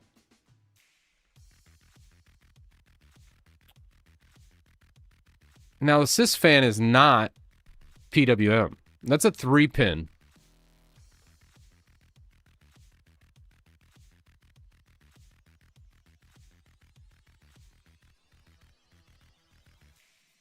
We got good temps, though. 40s on the Celsius. Automatic start at 25, 35.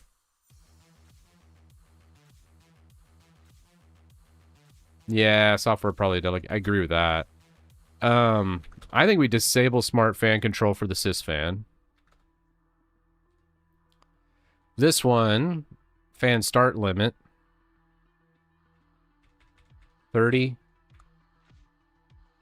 Fan off temperature limit, 30.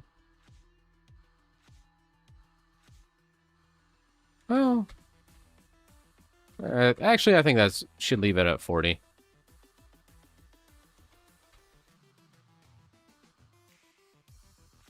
Yeah, I'm thinking like that's probably good. What's your noise cancellation method? Right now I'm using Elgato. Everything's Elgato. I literally threw all my hardware equipment away, and I just fed it through Elgato stuff, and I'm like, good enough. Yeah, we'll try that. All right, guys, I think that's good enough. Let's go.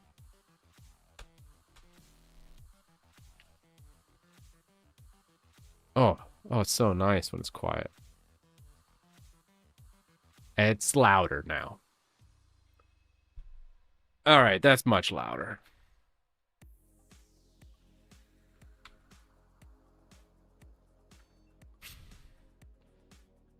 Mistakes were made. Mistakes were made. Chat, we went awry. We went awry. I hear that. Holy crap! Yeah, that's not good. All right. Damn.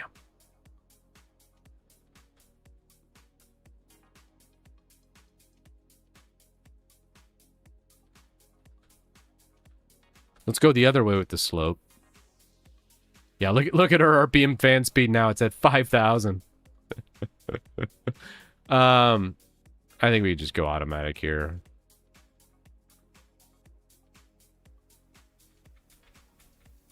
It's 3-pin. I don't think this works on 3-pin, but whatever. All right. So 5,000 RPM, not great. All right, here we go. We're going to go the other way. Let's not burn up these fans, though. I think it's better. All right. Hardware monitor. I think it's just kind of loud. Damn.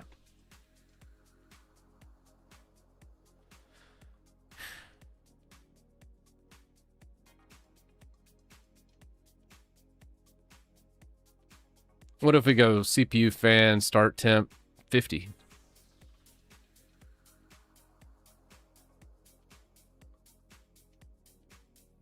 Brother, you start fan at 50. Okay. Here we go. All right, we're good. Now let's boot in. I'm done. It's good enough.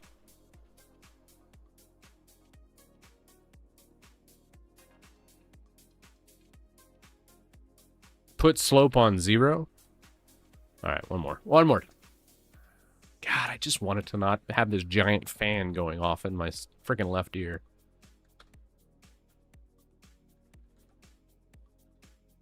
Just put it on 0. That means no slope at all.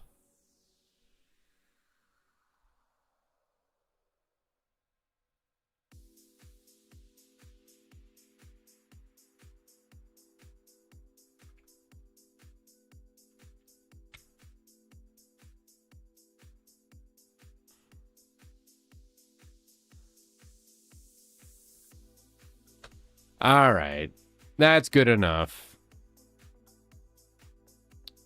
Fan speeds at 1500, honestly. Still loud as F. I'm going back to what it was, and it's fine. The fan speed is not the problem here. I think it's the power supply. Ah.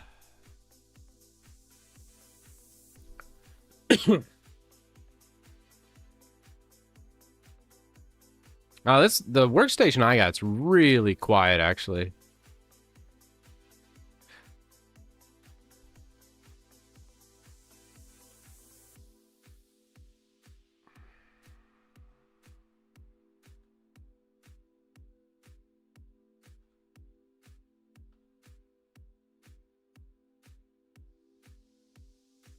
Yeah, I don't think it's those fans. I think it's the PSU fan.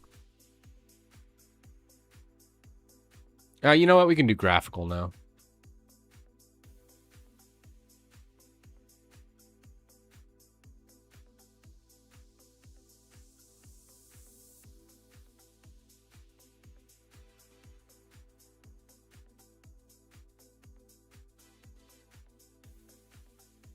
Yeah, Al, I agree with you. Fan off temps should be about 40. Fan start temps should be about 55 or 60. And then a PWM of 30 to 35. Yeah, I agree. That's probably the way to go.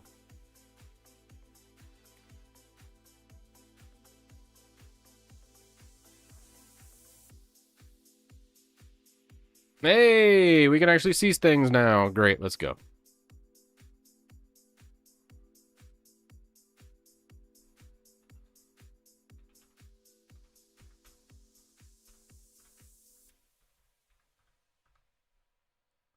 Gravy.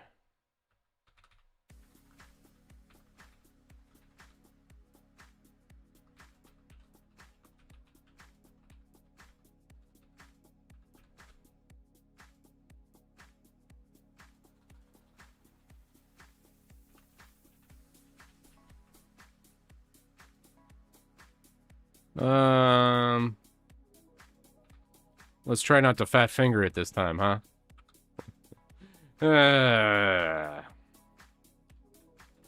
That would be ideal.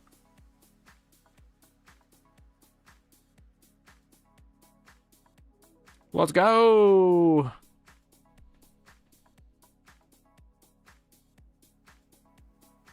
I mean, it's fine. Like, the TUI's fine, too. Like, it's not a big deal either way. It's been so long since I've done a Proxmox install that I'm like, I kind of want to see what their latest branding and stuff is.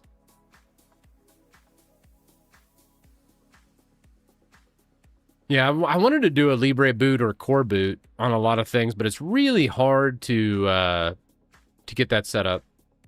You have to flash the firmware. I did get like a pinout kit to flash the firmware directly on the system, but yeah, sadly, not so great.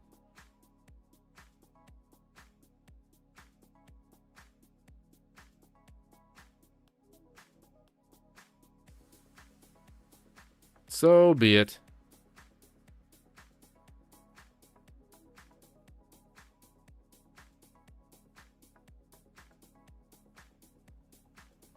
We'll set up the headless stuff and we'll be good to go. EXT4 instead of ZFS. I think if I had a whole bunch of drives in this system, I would probably go ZFS, but it's one NVMe drive. I don't really care. The idea is we're going to be more utilizing this for a virtual machine platform than an actual NAS type system. So if it was a NAS type system, obviously ZFS is the way to go. But for something like this, EXT4 is just, you know, tried and true, dead simple. Why bother with ZFS? So this is a low profile server. Although, hearing that fan go, I don't know how low profile this is. Or low power, I should say. It says 15 watts. Bro, that fan back there is definitely not running 15 watts. I think that fan by itself... Oh, damn it. I'm going to have to disassemble that whole thing and get a quiet power supply for it.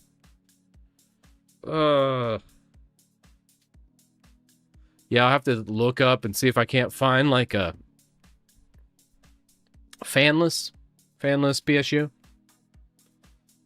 Ah, that sucks. I already replaced all the case fans with Noctua. So, all right, we're going to go to our thing, 8006. We're good to go. Sweet.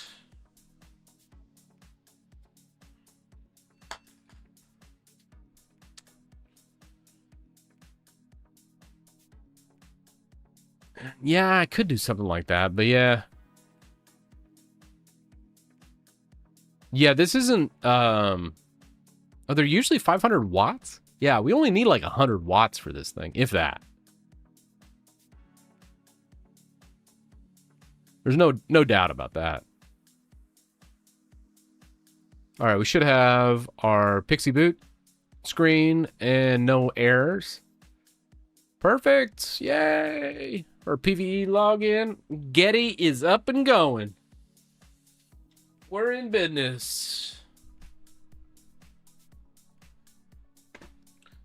Let's rock. Rock and roll.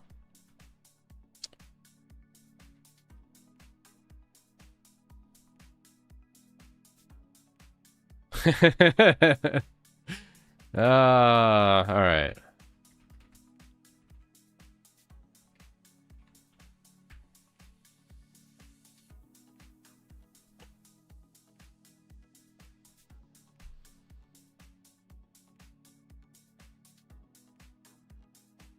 Huh? Oh! I'm an idiot.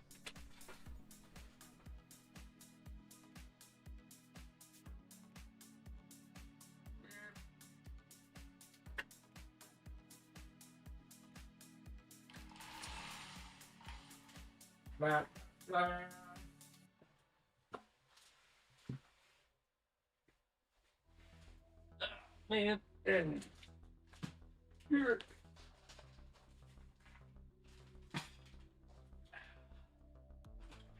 Can't take the damn yoga ball anymore. We're getting a damn chair.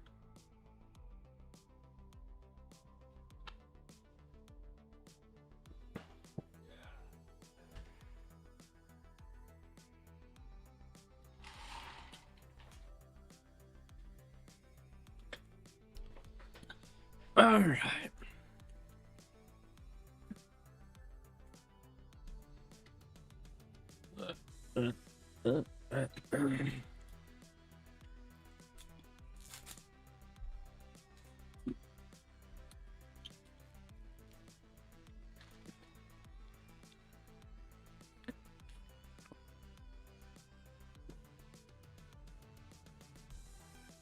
All right, let's go.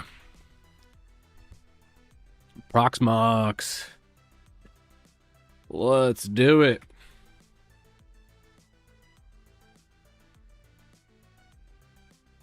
Why did I set my username to?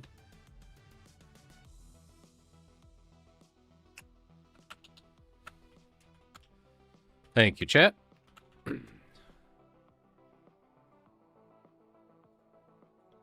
All right. Now it's time for some all scripting. Let's go to popular. Set up our Docker scripts, right? Kapow.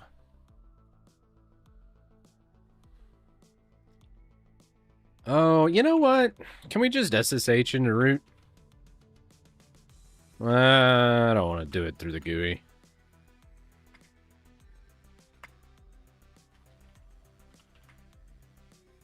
So much easier. All right, Docker's deploying.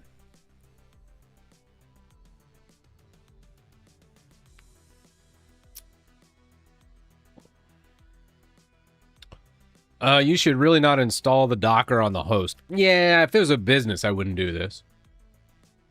But this ain't, well, I guess it is kind of a business, but but yeah, no. I'm just gonna do it right on. I mean, we're talking, guy. We got $150 SoC basically off of Amazon.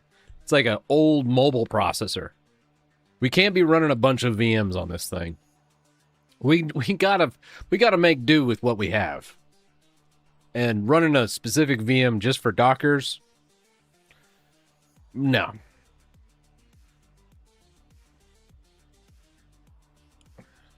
Yep, the CTT group. Yeah, LXCs are much more efficient. Although the security implementations, like, that's not wrong to say you shouldn't do this. That's technically correct. But we don't have the hardware to really use a bunch of VMs and separate our Docker containers from our non-Docker containers. So, you know, we just kind of have to go by. What else we got? So we got Docker for LXC. What about... Let's see. This script updates community scripts managed by LXC containers on the Proxmox VE node.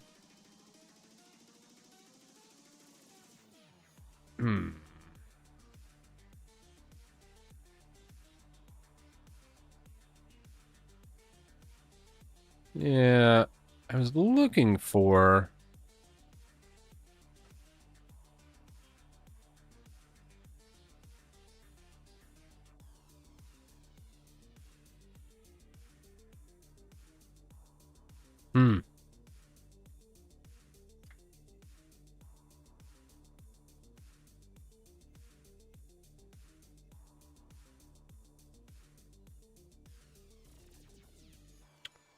Yeah, I'm going to probably do a couple VMs on here, but it just depends.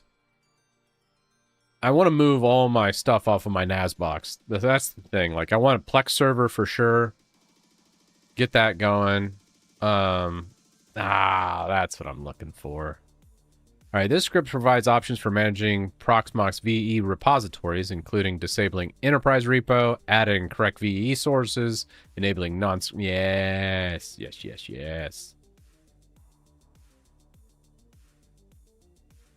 That's what we need. Is this not working?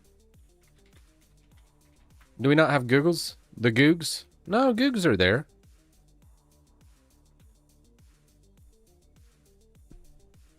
Well, let's try post B. What do we just curl it? Okay. Well, let's just curl it in SH. Alright, curl it into bash. Okay. Ghosty not found.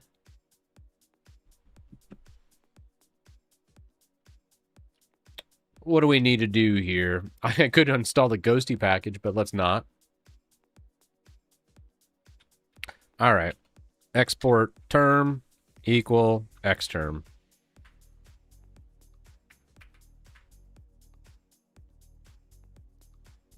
Okay. This script will perform post-install routines. Great.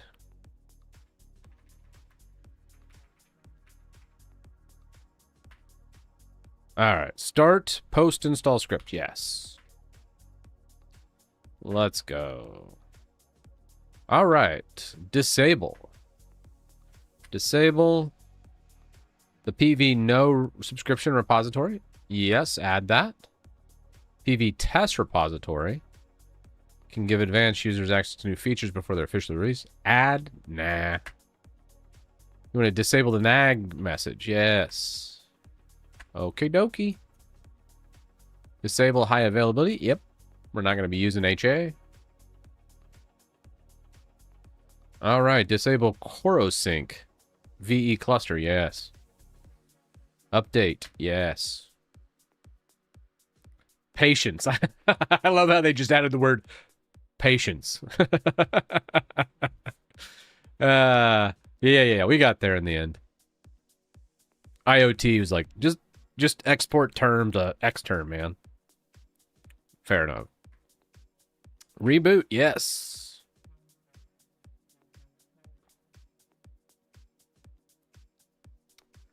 You gonna beep at me? Come on. Ah, there you are.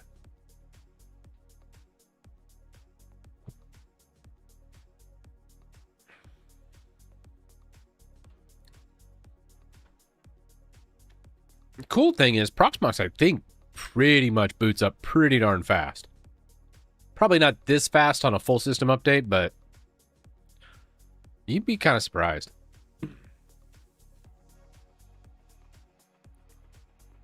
I thought about doing Unraid. I still think back to when I said Unraid sucks. And the community rep for Unraid responded to my post. And he just gave me the Chris Farley, like, meme. And I was like, oh, I feel bad. So I do need to give Unraid a proper shot. I know a lot of people really like it. So shout out to Unraid for them having a sense of humor. All right, so we got our post install done. Let's grab that Docker again. Copy that. Let's go. Oh, nope. Export term equal X term. Can we just do like apt install nvim? Just give me neovim. 1 second.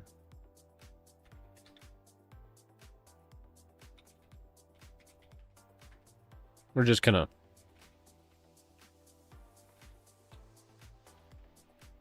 just so I don't have to do that every time. So I'm gonna forget. Well, is term all caps? Nah, it's fine. All right, now we can do it.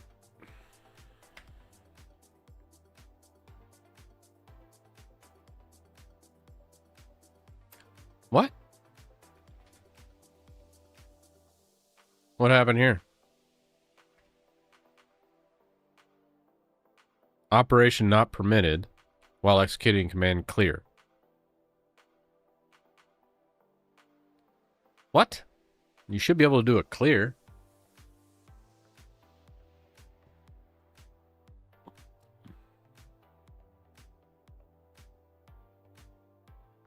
Put it in bash RC. Oh, yeah. Bash RC would have been the way to go. My bad. My bad. Ooh. You know what? While we're here, I do like these options.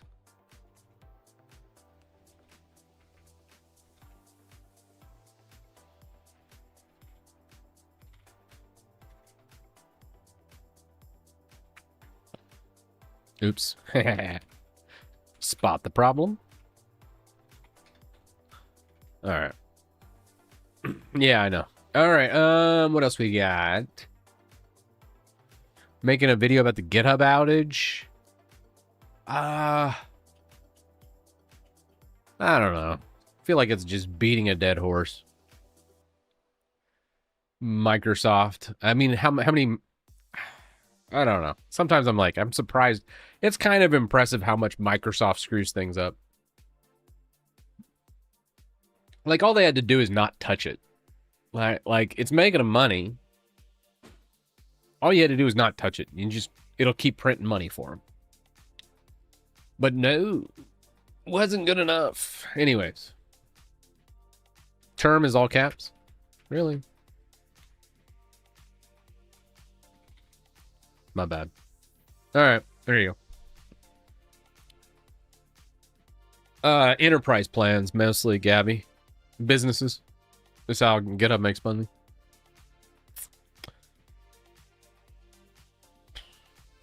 But if you have less than a 90% uptime, guess what? Enterprise customers leave. Like, they literally, all they had to do was just keep the servers on, and then we'll keep making money. But instead, they're so incompetent, they can't even do that. Like, just feed the hamsters once a month and move on with your life. Like, that's all you got to do, and then it will just keep making money. But now, enterprises are like, dude, the SLA is below 90%. We can't stay on GitHub. And I'm like, that's just brutal. So, like, that's where GitHub screwed up. Like, they literally are running off their money. Like, how it makes money, they're literally ruining it. I'm like, I don't even know how you do it. Like, they had one job. One job. Can't even do that. Instead, like, well, let's make everything about AI. Yeah, bro. That's cool. Bunch of silver spoon sons of bitches that run that place. I tell you what. I'm not confident they could put 1 + 1 together. C-suites, man. Anyways, in brighter pastures, let's let's see if I can install Docker. I don't know why this script isn't working. Come on. All right, default GitHub. Is GitHub down again? That'd be funny. Why isn't that working though? That should.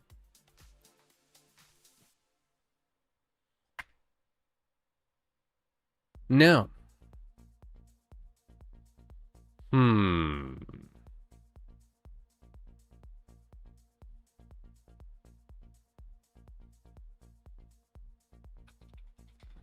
Yeah, you could source it, but I don't think that's the problem.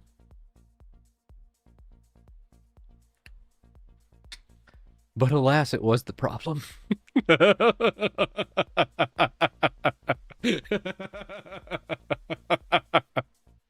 I was like, sure, let's try it. Anywho, moving on.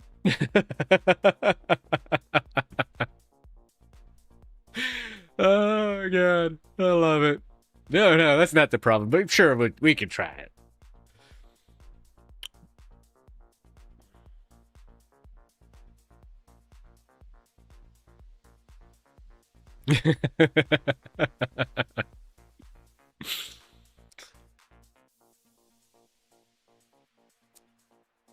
It's looking good. All right, what else we got? So we got Docker coming in. What else do we want to grab?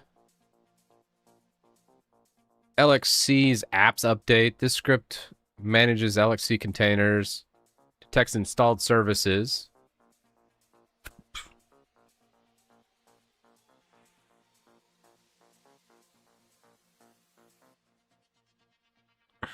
I think that we want this, right? Let's grab that one too. We're just kind of building out our Proxmox now. AdGuard Home. Yeah, I think we might. Let's throw AdGuard Home on there too. Because I do want like a global ad block. I don't know what it is, but even using Brave and other things, I've just noticed ad block works better when it's done at the gateway level instead of doing it through the browser level. Yeah, I like AdGuard Home better than Pi-hole. Image, yeah. Image is pretty good too. Do you want to add Portainer UI? Yeah, I like Portainer. Portainer's pretty dope for managing some Docker containers. Expose Docker container.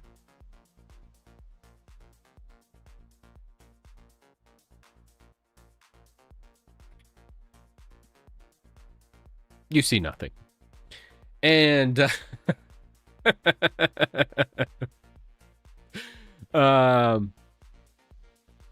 yeah. It's insecure. Hey, if someone can hit this, I get it. All right, Portainer's on. Whoa. Grabbed a whole different IP. Probably not going to remember all that, but that's okay. All right, let's grab this apps update. I want to try it next.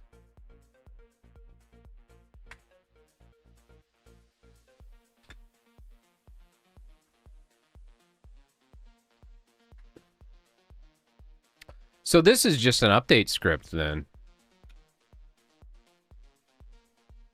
Oh, I shouldn't have canceled that. All right, let's go again. I'm sorry. Yeah. Nah. Yeah.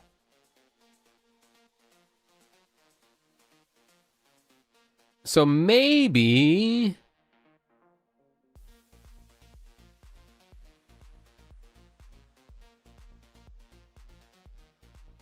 I feel like just installing Watchtower would probably be the way to go here. I don't understand the purpose of the apps update script. I guess it's kind of cool. Well...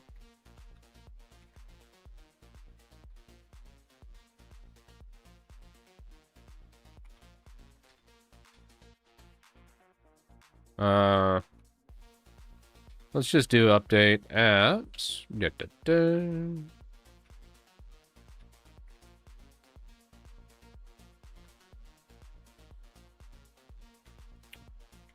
I'll add it as an alias, just in case I want to come back to it.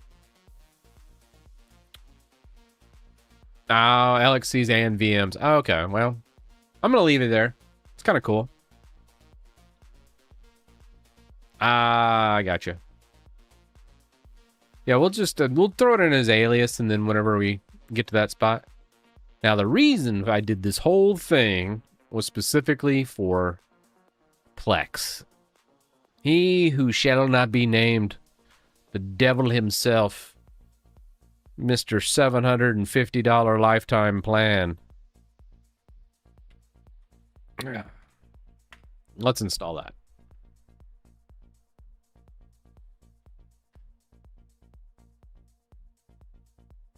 No, not Jellyfin.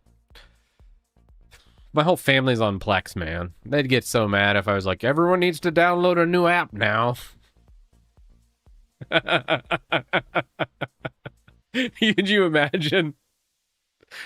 Oh, my father-in-law would be like, where's that at again? We're going to need you to come over and redo all my TV and computer and phone. I'm like, oh, no. Never mind. I'm not migrating.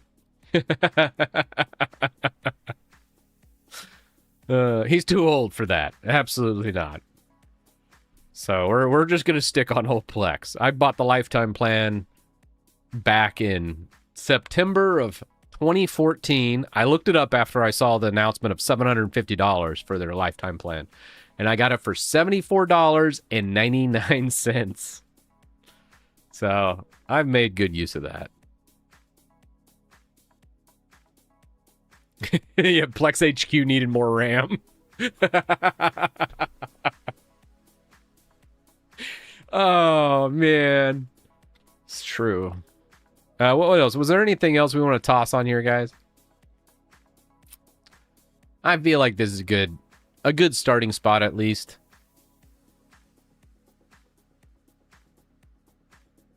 I'll probably have to reset all these up through LXC containers. I have Docker. Do I want to use Docker to host everything, or do I want to use LXC? I feel like LXC's direct would probably be the way to go. Although I don't know what the management looks like. It's been so long.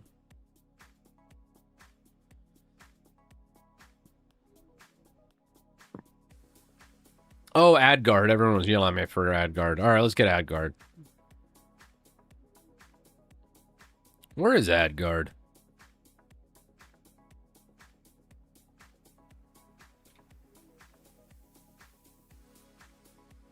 AdGuard Home. Here we go. We'll do some AdGuard Home. Dude, this is gonna gobble up all my IP addresses at this rate.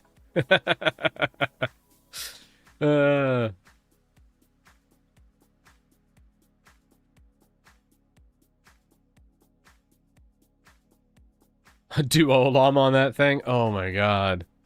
It would just keel over and die.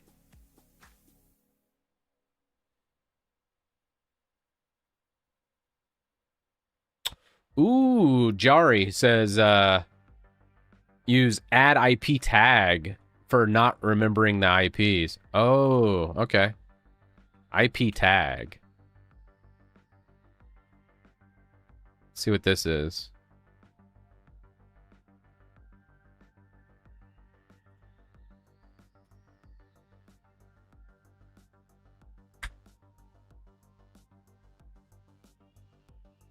This is DDR4, not DDR3.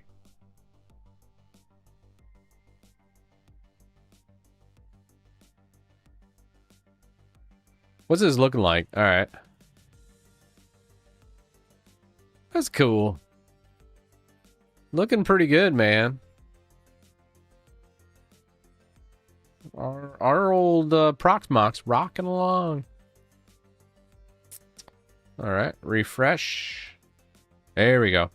All right, this script automatically adds IP addresses as tags to LXC containers on VMs. This service also adds tags if the LXC VM IP has changed. Yes, we're gonna need that. Yes, all right, let's go automatic, please. Install that. Is PV server mode? Yes. All right, any other must-haves for this? Yeah, just the last 2 octets. Honestly, the last octet, it was fine.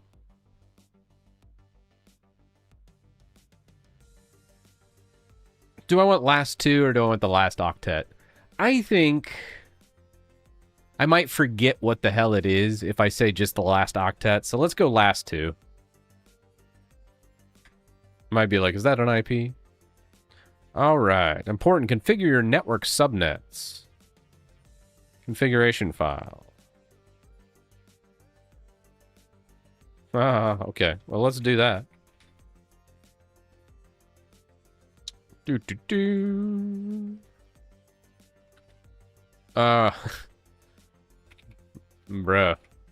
Look at that.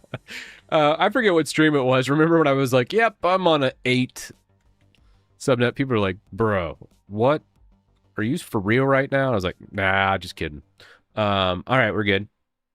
That's configured. All right. Anything else? Any other scripts that community says is a must-have? Oh, you go full. Just looks nicer. Fair enough. Local reverse proxy. That might be useful. I think the longest stream I've done was a 9-hour or 8-hour. We were doing like a PCIe pass-through build. It was pretty rough. It was a long stream, and at the end of it, I don't think we... No! Actually, if you string together when I redid the Arch server upgrade, that was about 12 hours in a single day. But it was 2 streams in the same day. I did like one 4 or 5 hour stream, and then the next one was later that night, was another 4 or 5 hour stream, or even longer. I think we went all the way to midnight or a little bit past. And just to update the Arch server install. That was a long one. VA info for video encoding. All right, let's go VA info. Let's see what that looks like.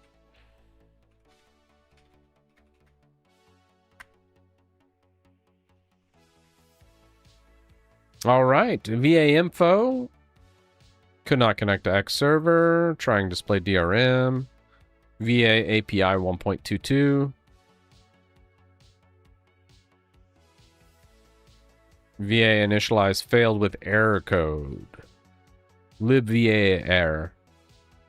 We do not have the encoding.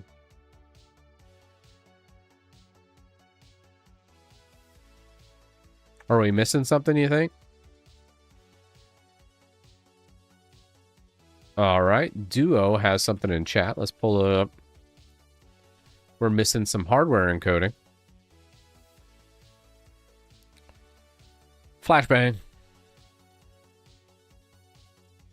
For older hardware, up to Gen 9, that's us. We're Gen 8. We need the i965 VA driver package.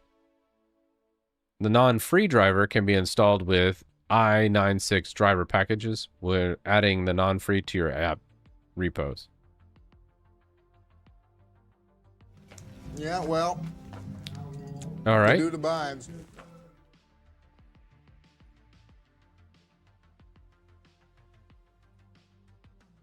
Oh, thank you for the super chat there. What do we... Ah, much appreciated, man.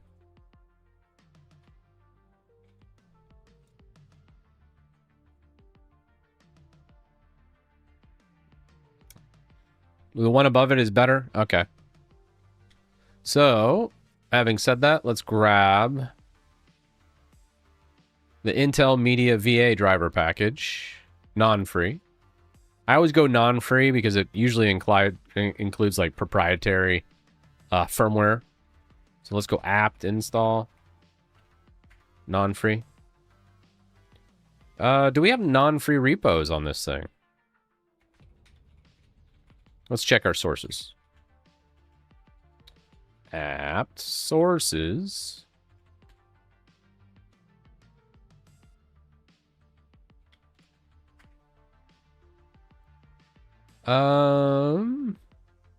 Yeah, it says non-free on here. Non-free firmware. Okay, we need to add non-free.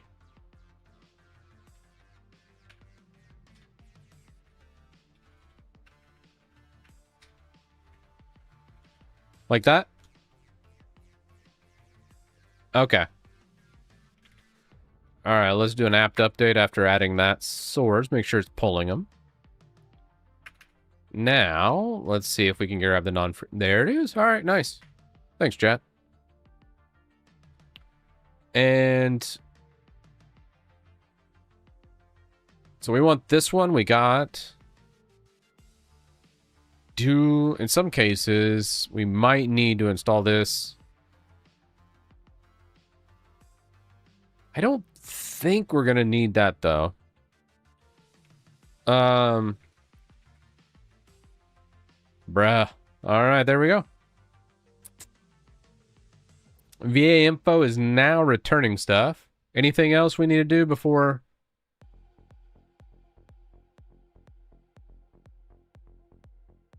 Oh, I needed options I915 enable GUC2. Add those options too. All right, Duo. Appreciate you, man. He says we're going to need these options. Is this... Does anybody know Proxmox uses Grub? Is it Grub? It is Grub. All right.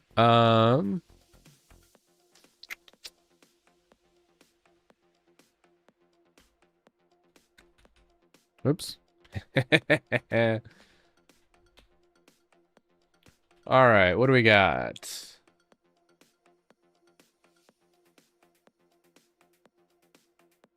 Oh, you do it through mod probe. Oh, so this isn't a kernel option. Oh, I probably should read.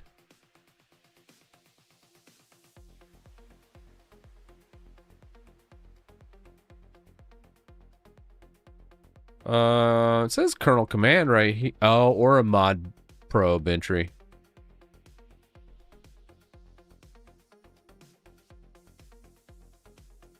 All right.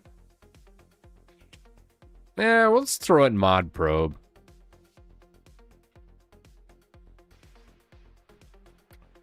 I don't really want to mess with the bootloader. All right, let's go mod probe. And we're going to call this I. Let's go 99-I915 Intel .conf.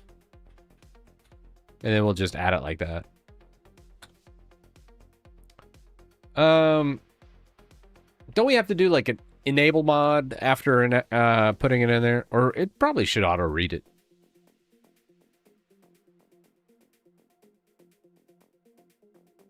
Yeah, okay, just regenerate init RAM. Okay, nice. So MK init RAM CPIO like a -P. Ah. No, that's not a valid option. What was it?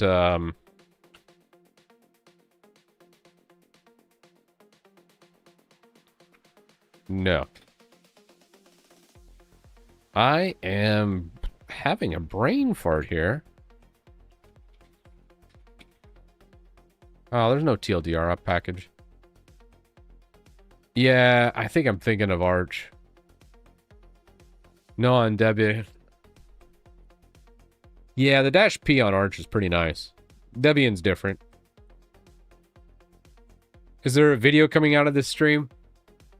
Oh, yeah. Yeah, I'll probably do a video on it after. And just pick out the good spots and dump the rest.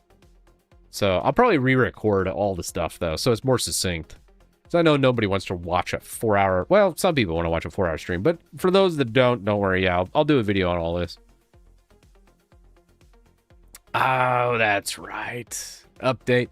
That's right. They also have the... Okay, all.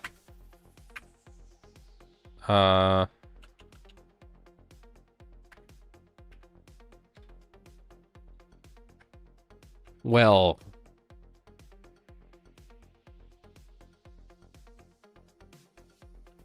Can we just do you? Alright.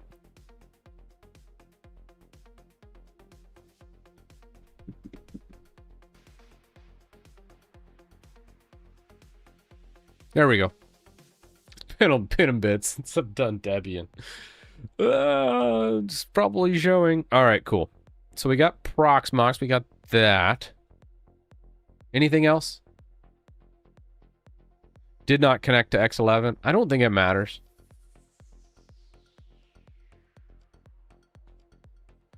I feel like this should have been an uppercase U. Oh, no. It's lowercase.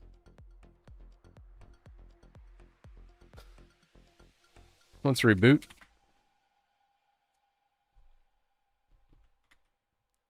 All right, so we got our package right here. We got the non-free added. We added our kernel options through mod probe. We did an update, make init RAM FS. And do I need the VD PAU? I don't think so.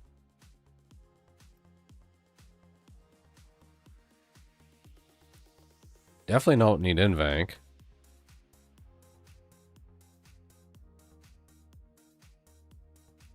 Yeah, okay. Cool. So we're good. We're good. We got the full installation for hardware video acceleration. Perfection. Did I download this? I think I did.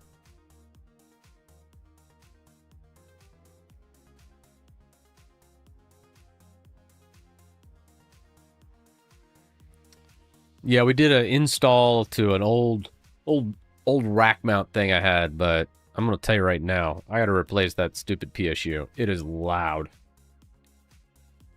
Ah. Oh, man. Could you imagine throwing a Proxmox on a orange pie? That would be rough. I don't think we're going to do that. I think that should cover pretty much everything, though.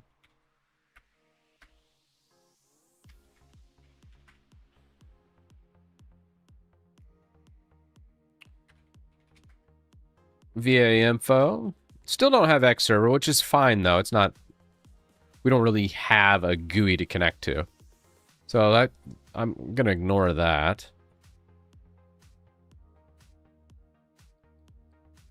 Found driver. Got that. Intel Gen, and yeah, I think it's good now.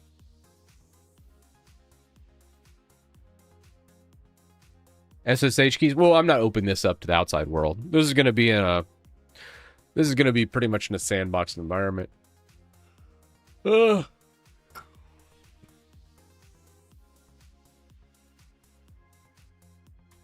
Could add Pulse for GUI monitoring.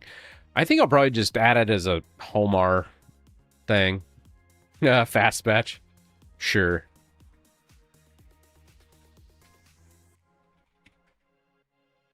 Let's go. There we go. For everybody out there. So we're rocking... Oh, I didn't even read the CPU. Look at that.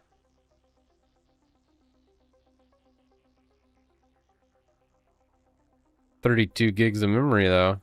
Looking good. With all those LXCs, we're only using 1.83, which is nice. We have 8 gigs of swap, just chilling. None being used. What we want. Disk usage. It only grabbed 100 gigs for the root partition. Really? So we have 800 gigs chillaxing in the pool for virtual machines and such. Rock on.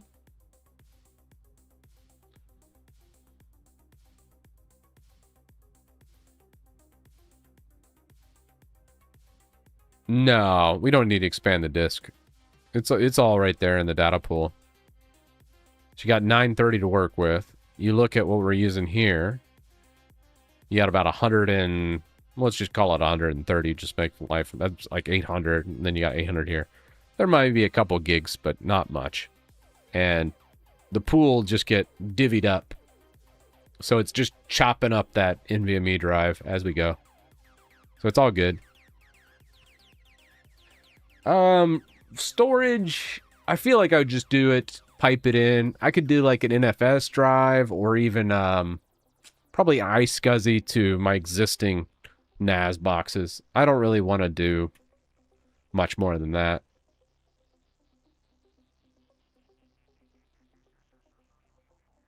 Yeah.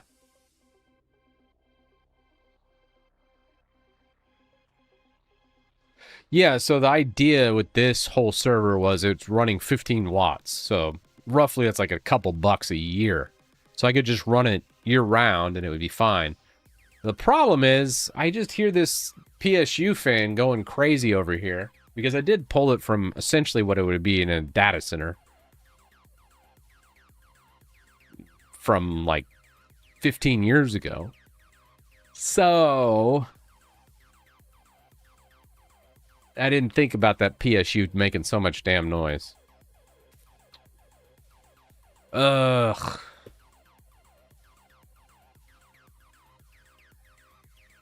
Like, Well, the dude abides. Gen 2 herd enterprise level network deployment? What?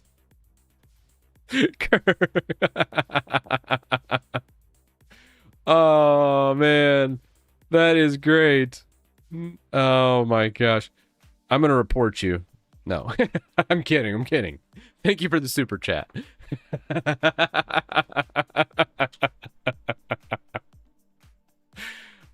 Could we do a PSU mod?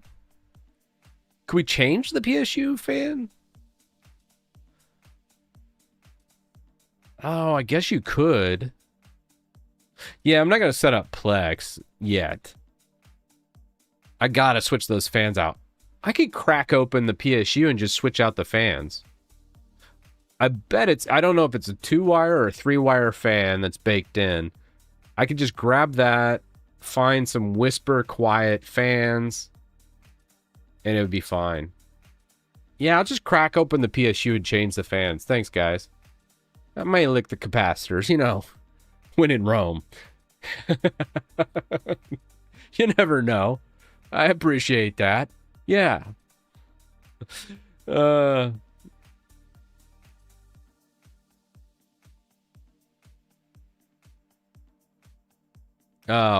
no. Linutil time. We got to do Linutil. Ah, crap. I keep forgetting. All right. We got that set up. I am going to go ahead and turn that off, though. Because it is loud. And it's, yeah. All right, Linutil. Oh, my God. Oh, silence, finally. Oh. Wow. I did not realize how those fans are... I have some Noctua case fans already in there. I just gotta get a PSU fan.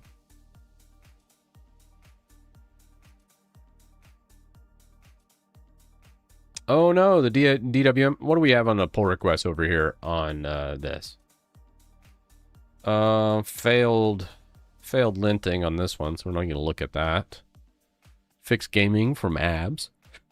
Let's see what we got here. Abs does a pretty good job of documenting. Let's see what the code looks like. For setup, Strip ANSI, extract complex. Oh, interesting. Record setup failure.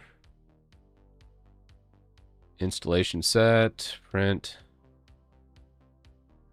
I think he was fixing a few things. Okay, we got enabling lib32 and multilib. Yeah, I think he was fixing some of the Debian side things as well. Well, we'll see. Oh, Pipewire. Yeah, he was adding Pipewire in. I needed to add Pipewire. I forget about that. Let's see what else we got. RPM Fusion, so we got some Fedora love. I almost feel like trying Fedora again. I know I like to shit on Fedora all the time, but it really is a solid distro.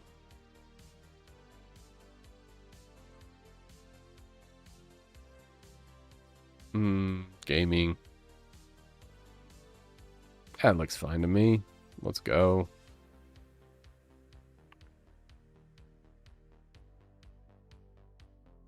Yeah. Yeah, so last night I was working on Starfield. I had mentioned at the start of the stream. I'll show you that. When it comes to modding like Bethesda games, a lot of people like Windows, right? Because it has all these tools. I just made scripts and just baked in all my mods to a Git repo, so I never have to use Nexus mods. I hate Nexus mods. So usually what I do is when I'm playing my games, I just update my mods as I go. And then anytime I do it, I update the Git repo and then just run Linutil and go click. And then it just installs all my mods, updates them all in one go, and then I never have to worry about it. So I don't think anybody uses it other than me, but it's kind of nice. Like, here, I'll show you. Oops, nah, wrong one. Steam. Not that. Blam. Blam.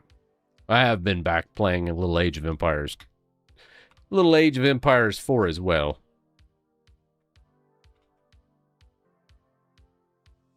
Yeah, I think Fedora is solid. Like a lot of people, I always like to crap on Red Hat because they've just been so anti-consumer this past like 4 or 5 years. Killing CentOS, trying to close source parts of their operating system or lock it behind some kind of paywall or whatnot. And then some of the craziness is some people in Linux are like, well, they're a company, they have to make money. And I'm like, bro, they're making money. It's just they're getting greedy. And now they're trying to break GPL licensing by trying to like close source parts of their thing. And they can't do that with Linux because Linux specifically states if you work on Linux, you have to open source all your stuff because, yes, they've contributed a ton of packages to the community, but that does not give them carte blanche to isolate all that off. They can't just pull that back in and go, well, I know everyone else, I'm going to go ahead and steal all your stuff and then just add it to ours. You can't do that in Linux. And, you know, just one of those things. But anyways, the whole drama about that was several years back, and I haven't seen anything necessarily bad from them in a bit, so they're probably overdue for a Microsoft moment.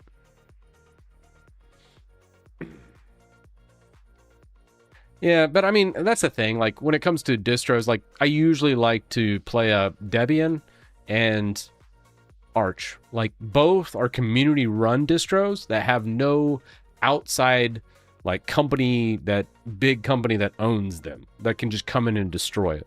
So that's why I always recommend Debian or Arch, because I know no company could ever take it over. No company could ever control those two entities. So those are the two distros that I will personally use. I will never use any other distro. Like for my main daily driver, just nothing. I don't want to be belonging to some company that makes some stupid decision and then all of a sudden I'm like, why'd they do this? I can't believe it. You know, I just want a stable community that just says, hey, here's what's wrong, we're gonna fix it, and then push out an update. That's it. You know, nothing too bad. What was I doing? Starfield, that's right. Let me install that real fast. And I'll get back to updating PRs while this installs. 150 gigs? Bro. Can't you compile some of these assets? It doesn't even look that good. Shoot, how much space do I have?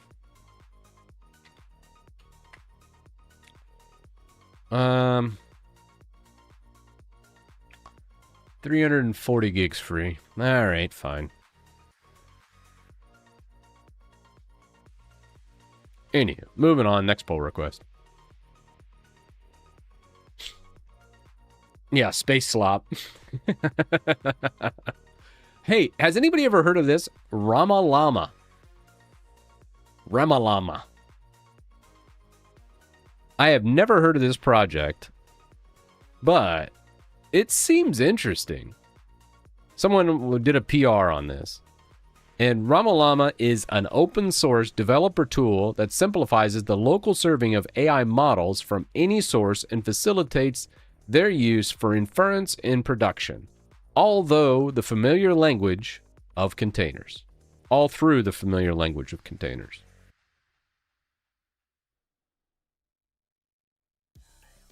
Huh. Yeah, I use SeerXNG for all my searches. I don't need none of that Google nonsense. And some people are like, well, I use DuckDuckGo or StartPage or whatever. I'm like, all right, well, cool. Microsoft's looking at your search then. Because that's all running off of Bing's backend. So you're either using Microsoft or Google. And I'm like, nah. This kind of uses them, but at least it obfuscates a lot of the search results.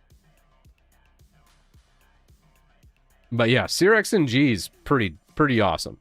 If you have a local Docker server set up, SeerXNG that bad boy. It's about to get an upgrade once I rip that back apart and I redo those PSU fans. So it's not just a giant fan noise just blowing in my left ear here. Yeah, Brave Search is Bing. DuckDuckGo is Bing. Yahoo is Bing. Start page, also Bing. What search engine does Start Page use in 2026?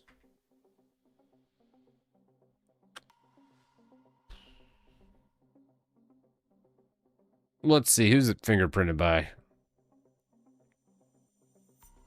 I want to say they uses Bing as well. None of them truly are independent, though. From last time I looked at all this, all these privacy-oriented bullshit is just that bullshit. Let's see. Oh, it was bought and run by a marketing company. It's 3 or 4 years ago.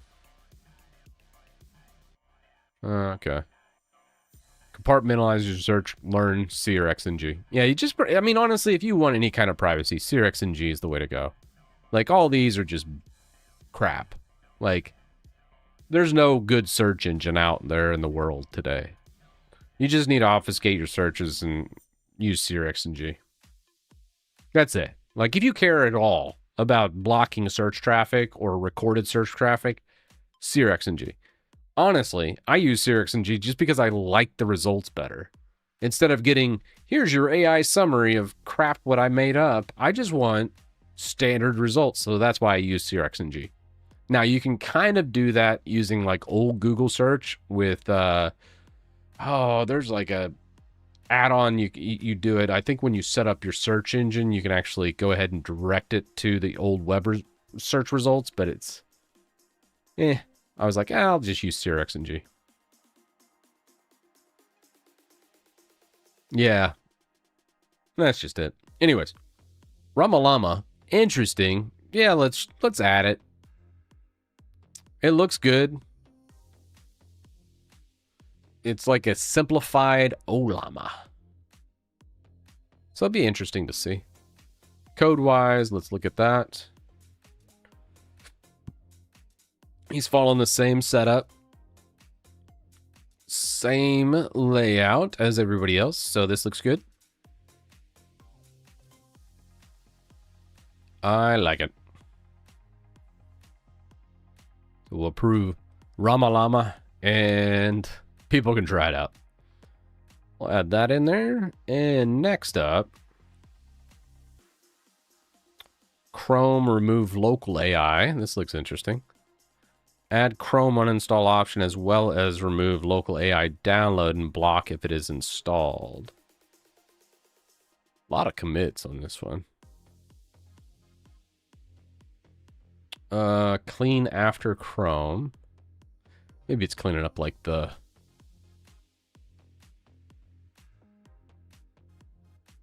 Oh, I think it's just adding an uninstall option. Oh, that's cool. Yeah, so we still have the install, but you can actually clean it up afterwards. I like it. So if you do use Chrome, you can install it through here, but you can also uninstall and purge all the reminiscences of Chrome after you uninstall. Speaking of which, I probably need to do that.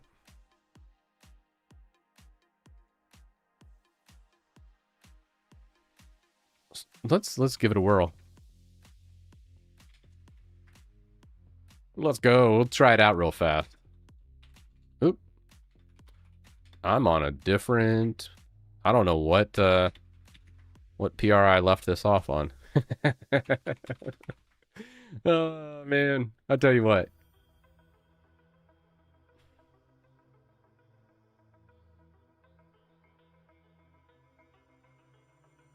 Let's do a compile and a run.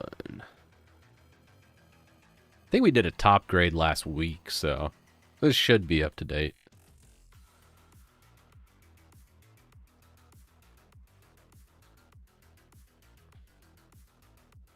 So what'd you guys find out about search on Brave?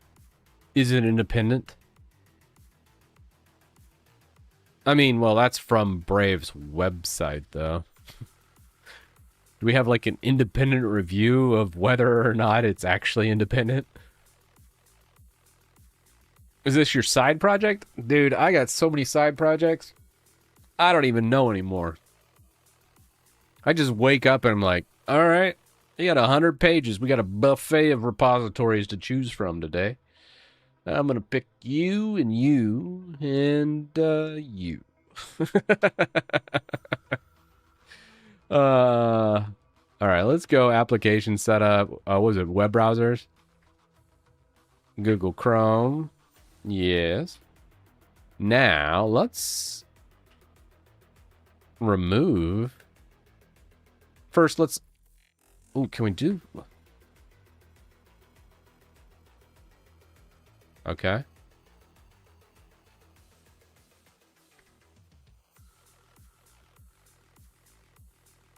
Okay, uninstall.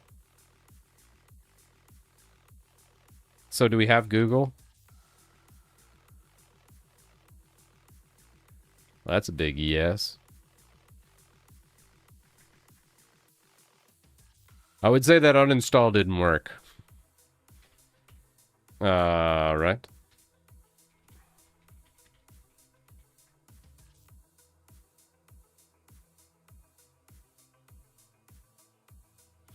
I can't remember. Was the package Google Chrome stable?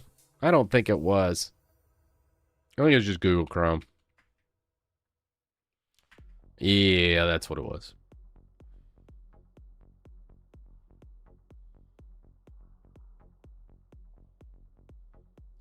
Yeah, I don't know. When it comes to search engines, VPNs, and all that type of stuff,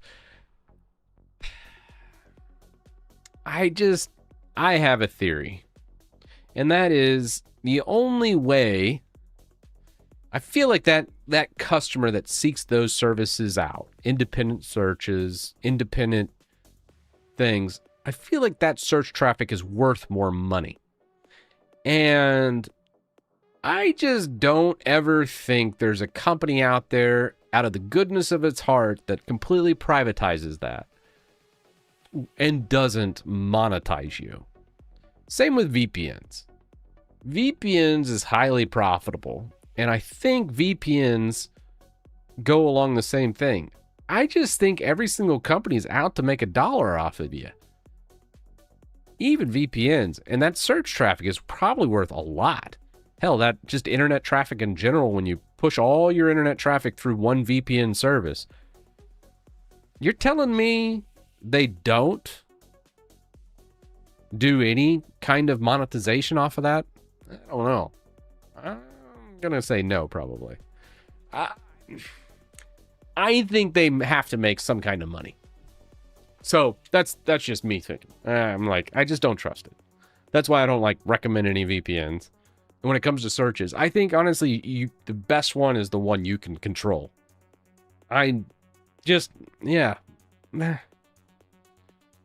So it's just weird. And privacy people are usually really quacky, and they usually don't know shit anyways. There's a few that do, don't get me wrong. But a lot of the customers that obsess over privacy usually are kind of idiots.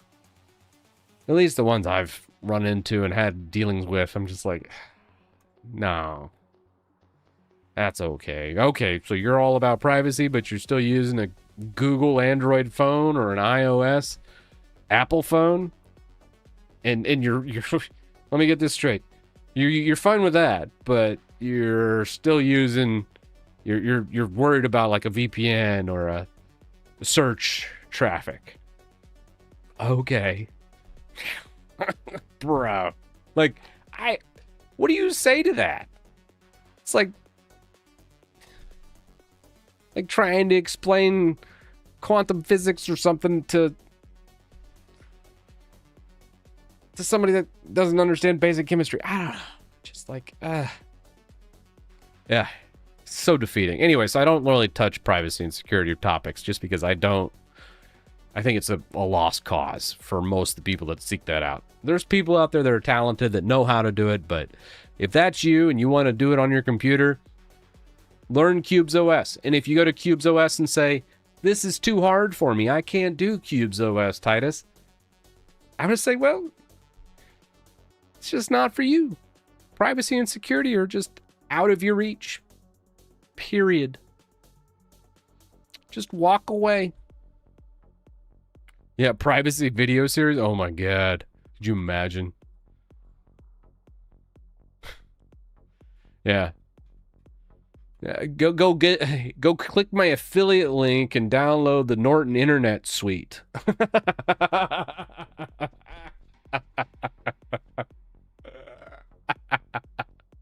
You think people are still stupid enough to buy internet security suites in 2026? Surely there's somebody out there that's like, I've got my McAfee internet suites loaded. I got all my passwords in it. Old McAfee's saving me.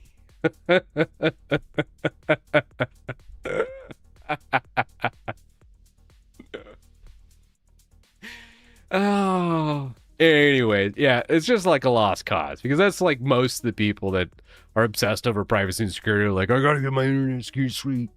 I got my software firewall up. I'm telling you, they'll never get me. I've established my VPN. I'm using NordVPN.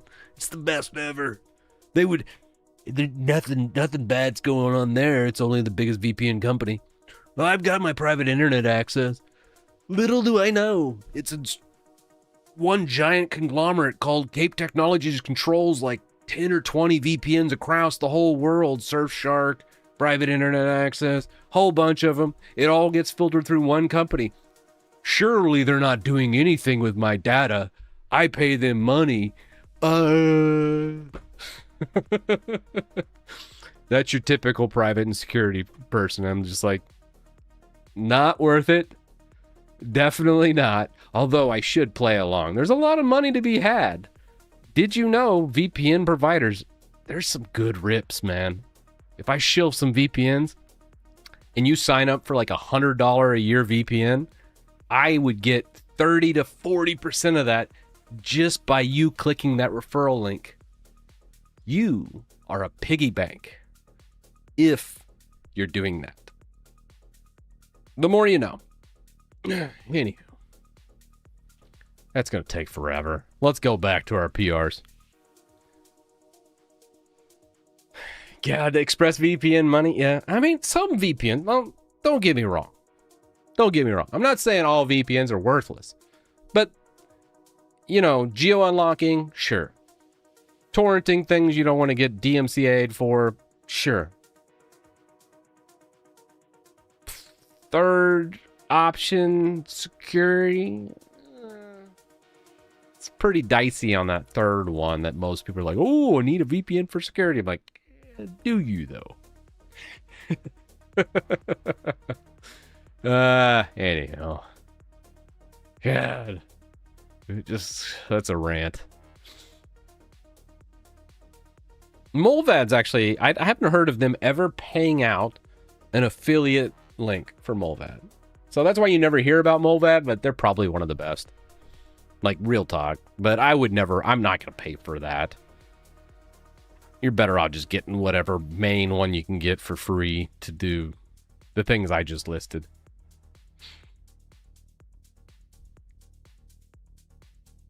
Yeah. Yeah, you can just establish your own open VPN and just be done with it too. Fedora upgrade. All right, we got somebody in here. What do we got? Maz is going to be doing problem Fedora upgrade option under WSL silently fails. Oh my God, I hadn't used WSL Fedora in a while. I did a couple videos on WSL, but not too much.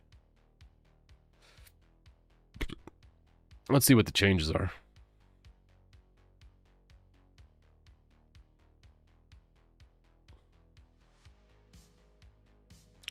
Ah, okay.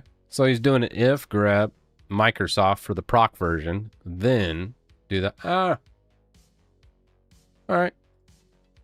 There's probably one person in the world that's going to use that, and that's him, but hey, I'm here for it. Linutil on WSL. WSL is not bad. Like when I was maining, or let's say I'm maining Windows and I need to work on like a Linux project, having it there for like syntax is good. You remember back when Linux people were like, oh my God, WSL, Microsoft's trying to embrace, extend, extinguish Linux with WSL. And then come to find out, like, the only developers were actually using WSL. And most of the time is because they didn't have access to Linux on that box, or they just needed to check syntax, is what ended up being. Nobody, like, mains Windows and just is in WSL nonstop. I mean, maybe there's one or two people out there that do that, but for the most part, not really. Add dedicated game launcher to the gaming tab. Steam, Lutris, RetroArch, and Heroic. I like it. Thought we already had RetroArch. Alright, let's go. Okay, this is overlap of PRs.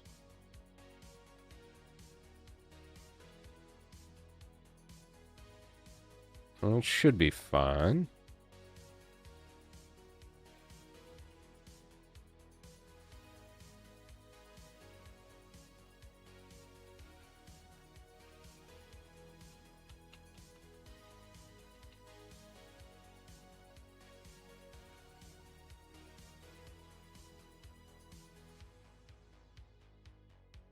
Okay.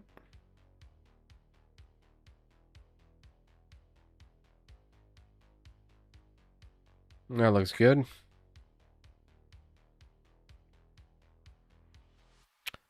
All right, let's look at this guy.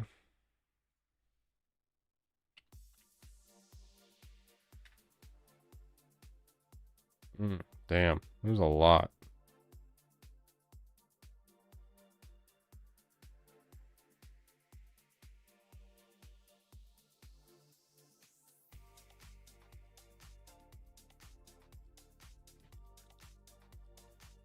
Oh, I don't want to do this one.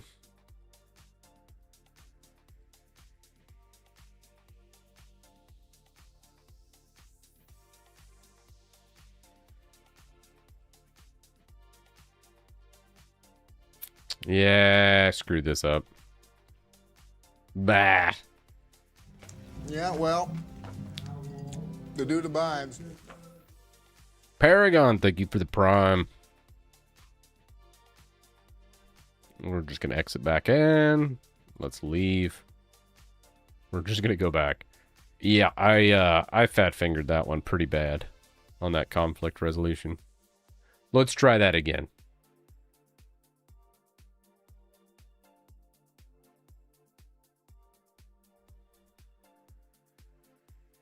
Is my alerts off? I didn't even notice.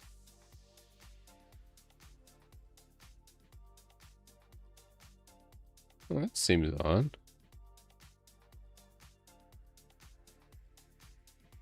Okay. Gone too far down the Arch rabbit hole now. Nice. Arch is fun, man. It is fun. I mean, it's so, like, I remember back when I first tried it, it was, whew, it was a little bit rough at the get-go. I think this one, AUR helper needed dependencies.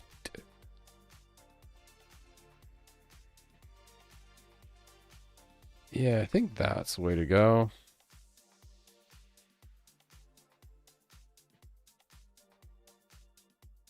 That's the way to go there.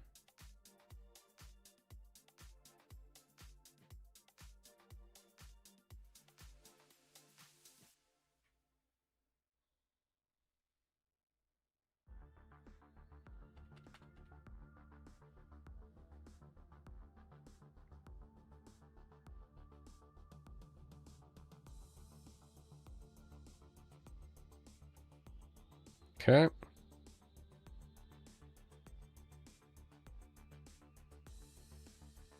Okay.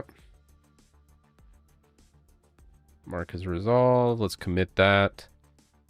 Let's see what this looks like after this commit. Had a bit of overlap with another PR, so. All right, so we got all these, the TOML data. Should look better. Nice. That does. Have that. Game launchers. Gaming setup's fine. Docs, I'm not even going to review. State RS. Adding a few things for skip confirmations. Phantom Bridger, thank you for the streak. All right, let's go. All right, approve this. Let's go. I think that's good. Check DWM on the dev branch before releasing it to stable. Okay. I think we had problems with that, so I'm gonna let these go through. You said DWM Titus on the dev branch didn't work? I think I was working on something on that. Do we have an Arch install? Let's download Arch real fast. It's probably out of date.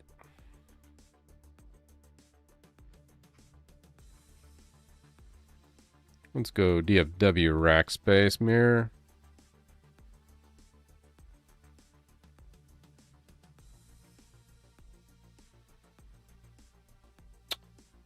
Ooh, is Rackspace slow today? 2 minutes for 1.4 gigs. It's not that bad.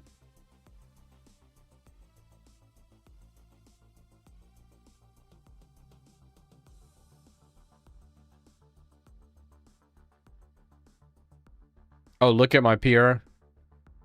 Pin, I want to say there was some syntax errors there. You need to make it out of the linting stage.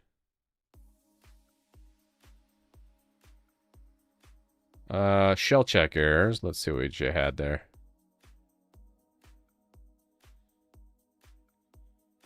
Old review dog found at least one issue.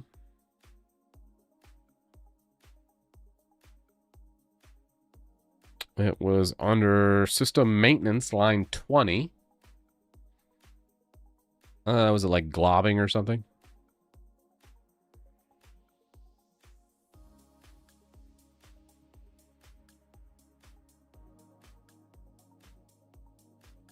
Huh. Good up ISO's done.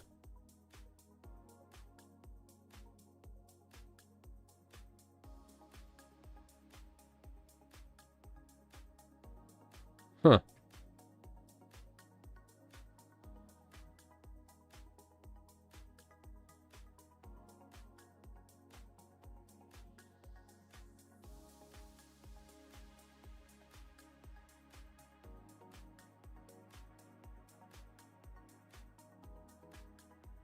You're using bash syntax. We need to be POSIX compliant, so like you can't do local comp for this.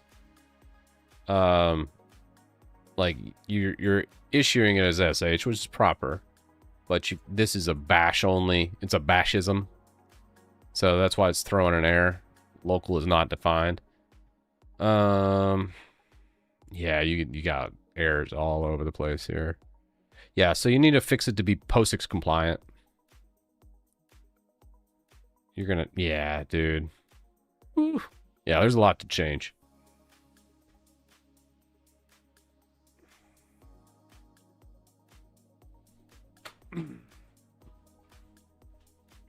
Lot to change there. But yeah, look at POSIX compliance and you'll run things through SH. But what happens when people test it locally on their machines is they're doing it from a bash prompt. So bashisms make it through, even though they're launching it as an SH script, it won't actually be POSIX compliant, meaning if you didn't have bash installed, that would fail. So that's what we're talking about. Like if you're using fish, ZSH, bash, we want this to always work no matter what, whatever shell you're using. So that's why we do POSIX compliance. Ooh. All right, you said DWM Titus had something too? Let's take a look.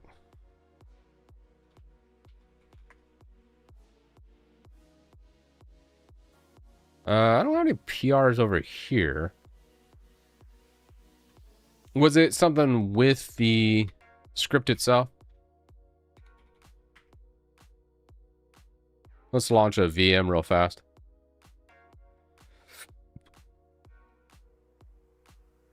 Oh, something happened when it got moved to the Arch. Oh, okay. Let's boot up a fresh one, see what we get.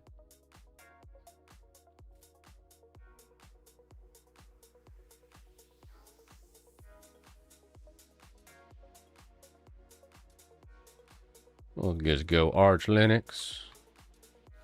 Let's go 16. Throw a bunch at this, huh? 20 gigs is plenty for Arch. Let's go with the bridge. Set up the CPU topology. Let's apply that. Let's go shared memory. TPM doesn't matter. Well, the dude abides. Impal, thank you so much for the prime.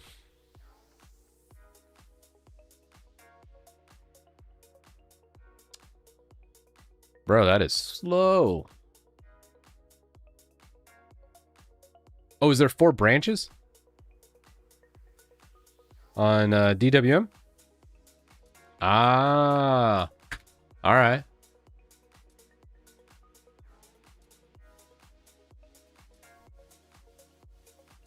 Yeah. Each core has 2 threads. 2 times 8 equals 16 threads. 16 virtual processors.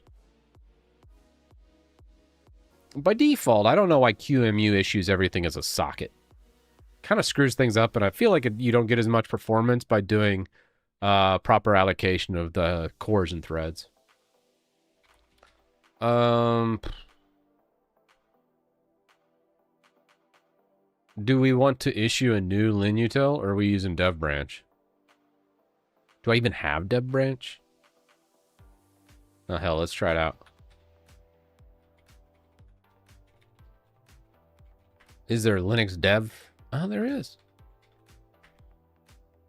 Oh, damn. All right. You said system setup, Arch server setup. All right.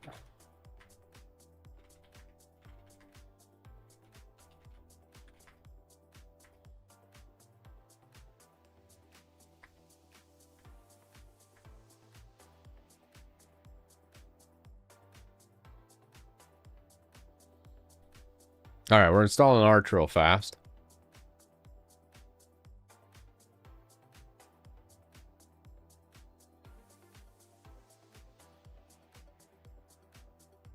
Okay.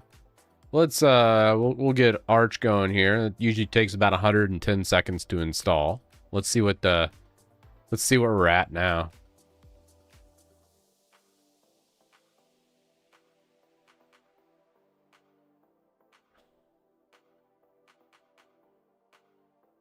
How many jumps did I do here?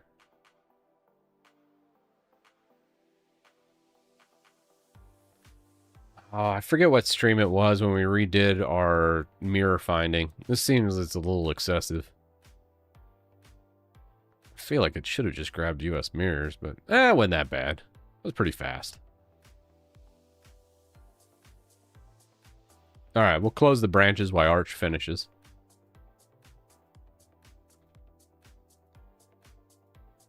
Oh, dude, 5 branches.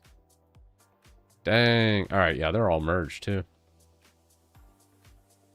Triggering Gabby's OCD here. All right, thanks, brother. I knocked those out.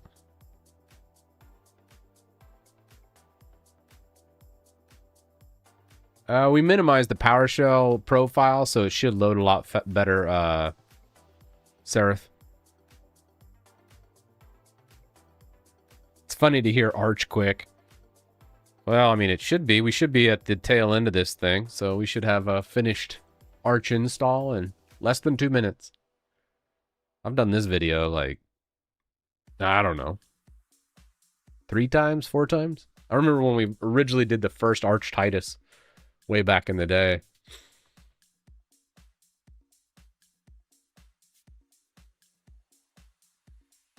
It'd be good for me. I live in Israel, but rushing repos would be faster. Ah, okay.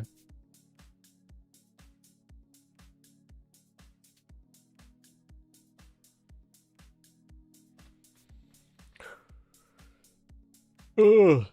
Wow.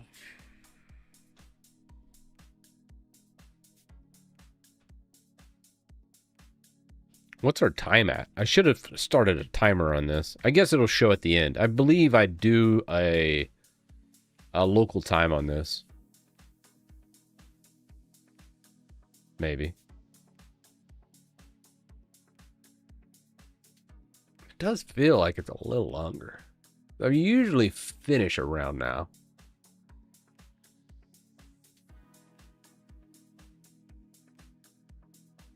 I remember when I had Tuxedo computers, all their base repos are based in Germany. Obviously, coming from the States, that was less than ideal.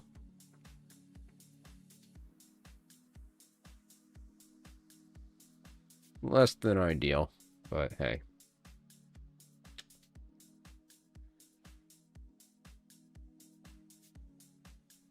Are you pro Wayland or not?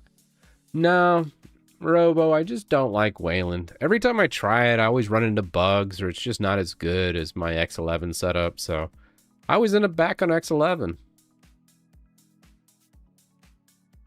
I think Wayland's fine if you're needing like variable refresh rates or 4K support with scaling. I think it does scaling better. So it may make sense for some users. It does have some really cool projects on it, like Hyperland, Mango, WM, and a few others have some really neat window managers with some cool graphics. But as far as it being reliable, man, it's just so bad for reliability. I just can't ever recommend it. Yeah, we need X12. It's fair.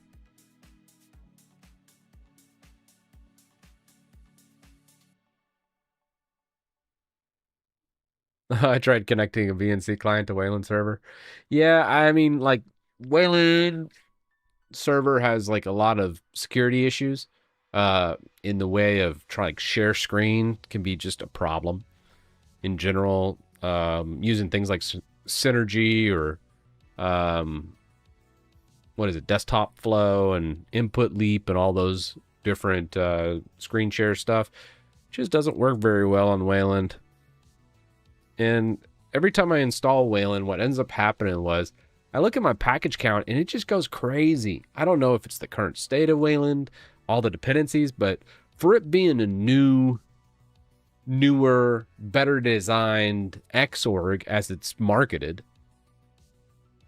it's just a lie. It's just bigger. It's bloated. It just feels bad.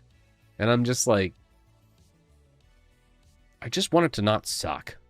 And it feels like every time I try it, I'm just like, this sucks. And maybe one day it'll get there, but I just have lost hope. People have been telling me now for almost 10 years, oh, it's almost there. Wayland's pretty good.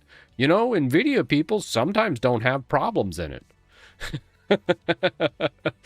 And they're saying that with like a badge of pride. I'm like, okay. Well, cool. You do you.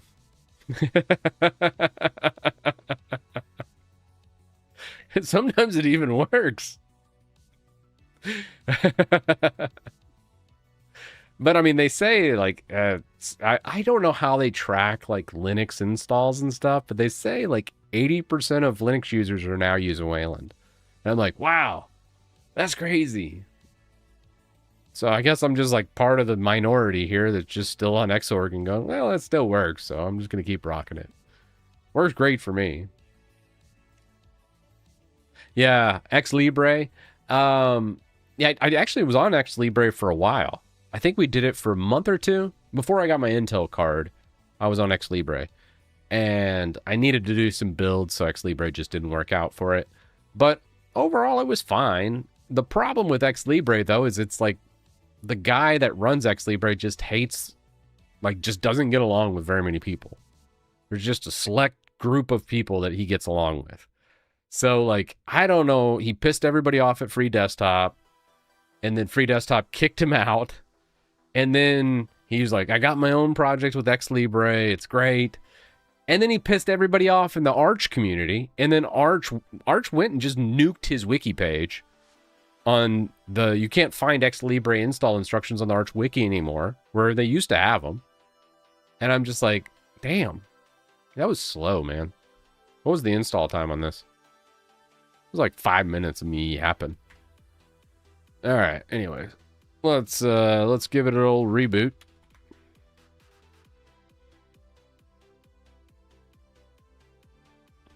And we'll try it out. Can we snapshot this?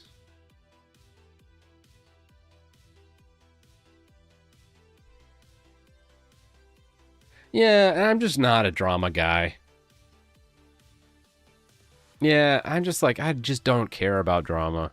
Anytime something has drama, I'm just like, I don't really care what side or it's on or any of that. I'm just like, if it has drama, I'm just like, no, I'm good.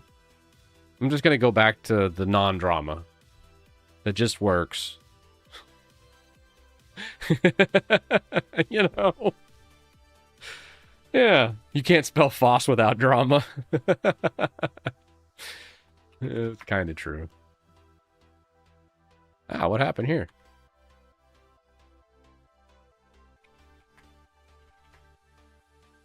All right. Let's blow this up, shall we? What is it? Terminus.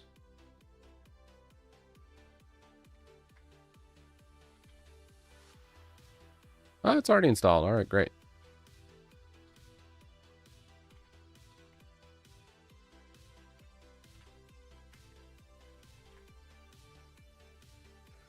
All right, let's curl.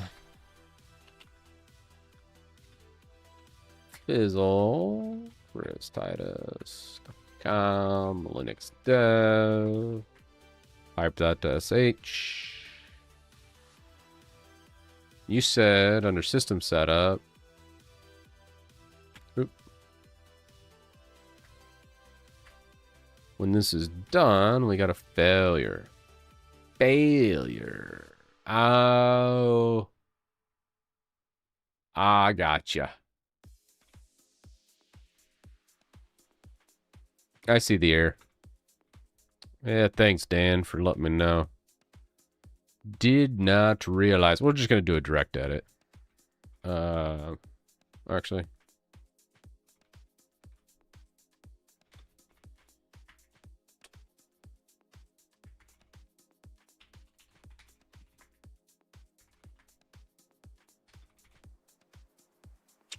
What is that? DWM Titus?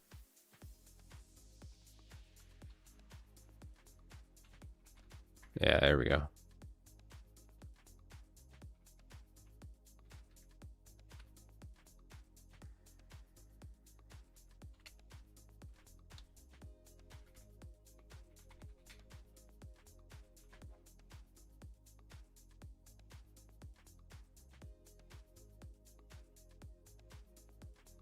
Old Arch Titus, yeah. And it kind of got just a server install now. We might expand it, but I don't know. I like kind of having just a base to start off of. I just change things around so much. I don't think I'd keep up with the scripts to install like all the desktop environments because I just don't use them. So I know they kind of fall to the wayside and it'd be up to somebody else to do that. Where's Linutil?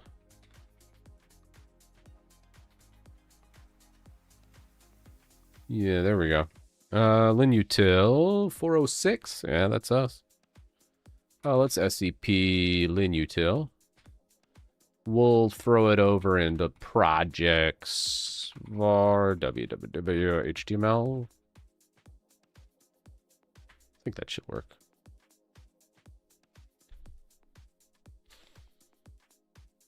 And then we'll just grab it from the VM.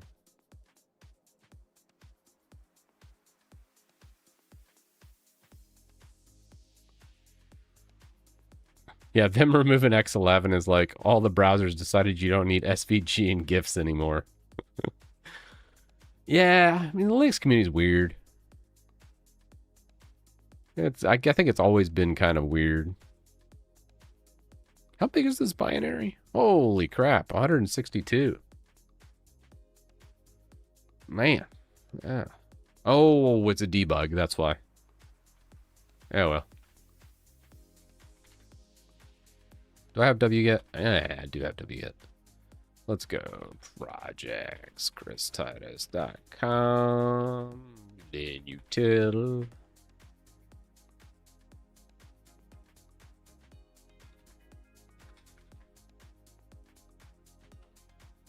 Nice.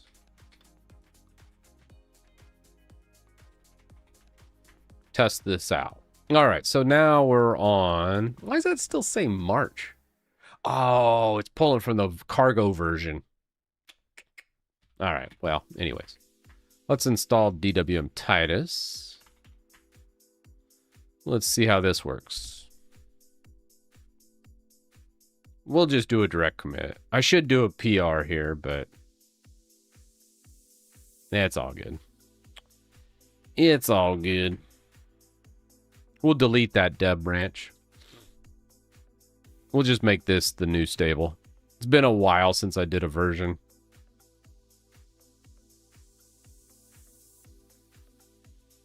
Now, is this still doing... No. Oh, no. This is wrong. It's doing SDDM astronaut theme, I think. Damn.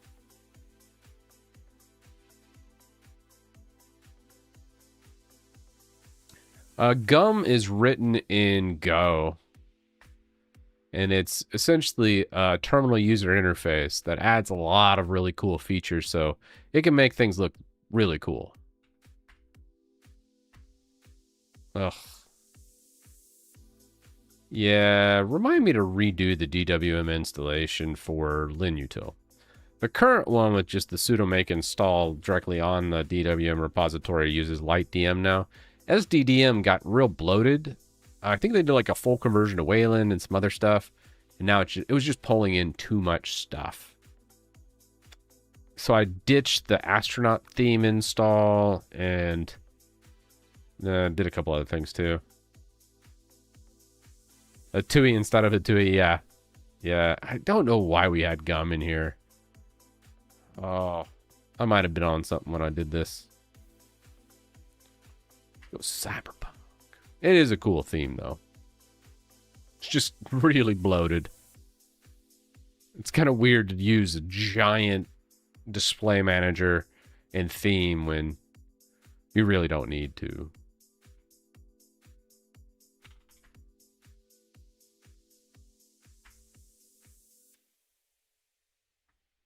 Well, where was this? Oh, man.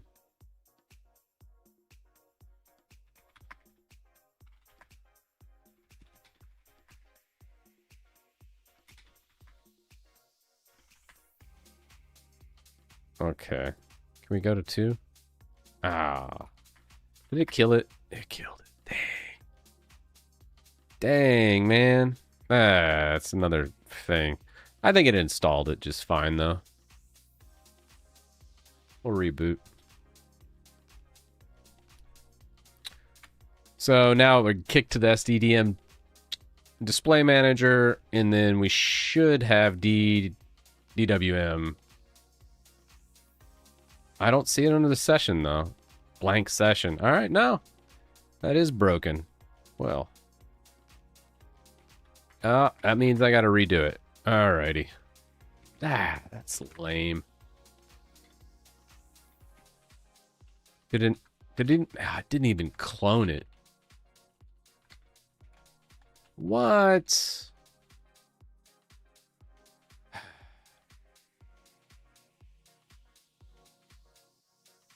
Damn, did it like put it in temp? What's the deal here? I didn't. All right. Yeah, this is broken.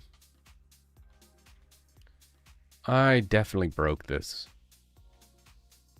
Yeah, let's just fix it. I can code up something real quick.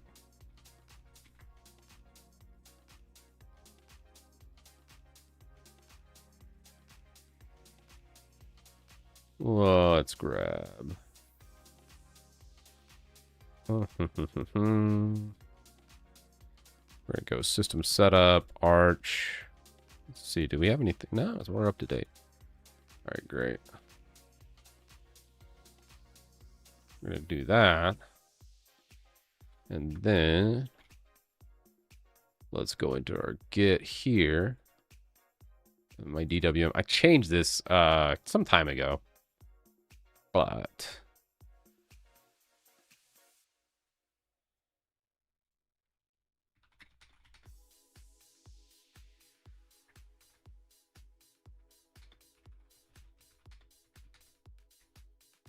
do.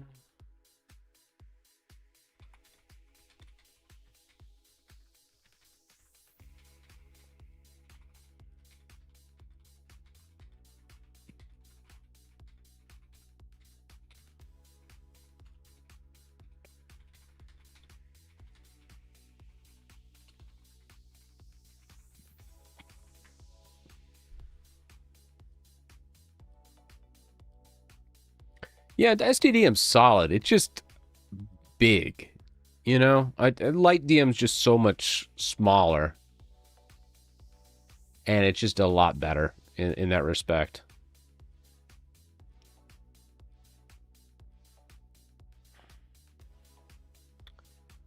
I feel like this script, I'm updating 2 scripts. And I feel like that's not great.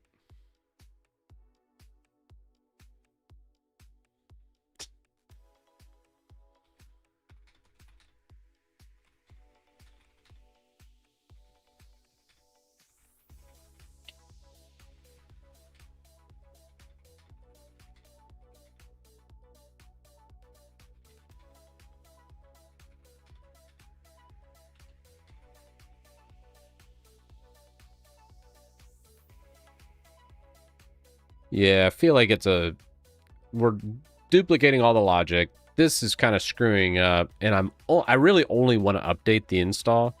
The problem I'm having here that I'm trying to think through is this is an embedded script.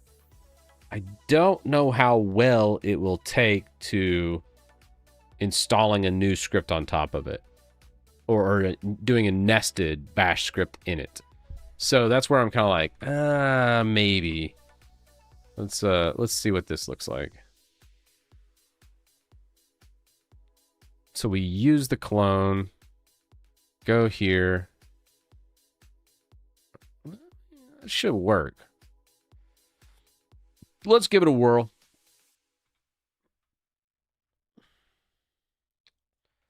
All right. Let's go.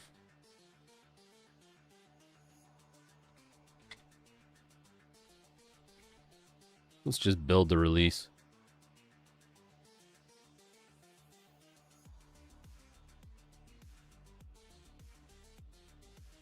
Oh, yeah, I'm not going to commit to main on this. We're going to test it. I'm not going to commit anything or create a branch or anything. We're just going to test trying to do a nested approach. I don't always test, but when I do it in production. How about we, we'll do a publish after this too. But I will do this through a PR. It's a big enough change.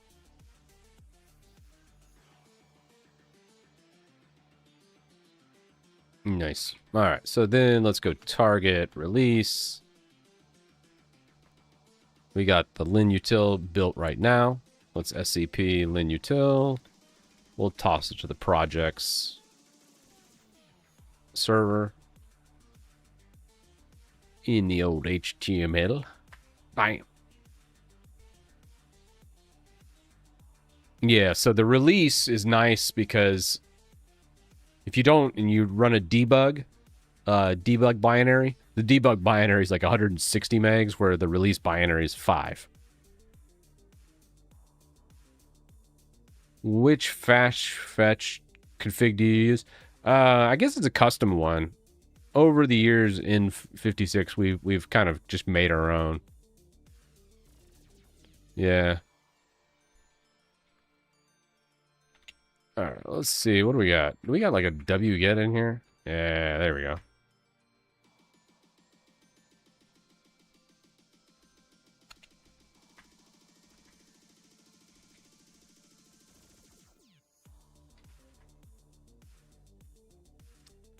That's wrong.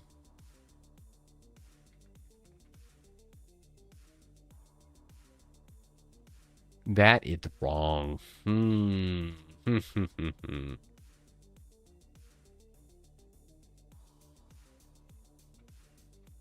That's 160 something megs. Dang it. Did I change my project server again? Ugh.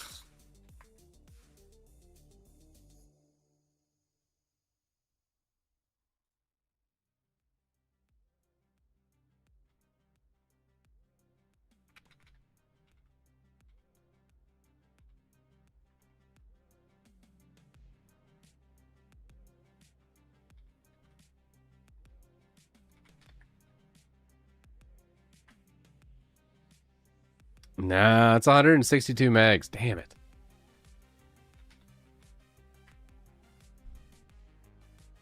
What? So where did I upload this to?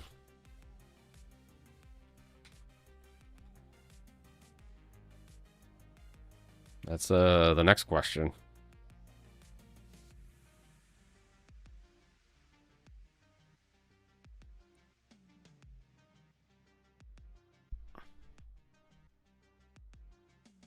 Well,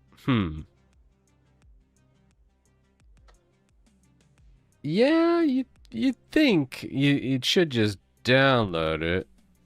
It's kind of funny. I made my MOTD. Hey, dumbass, you're on a remote server. Don't do anything on the remote server. This isn't your server.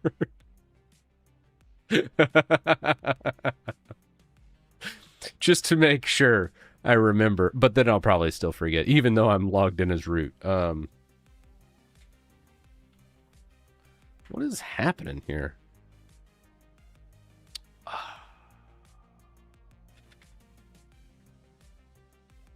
Yeah, I forgot I did that. Okay.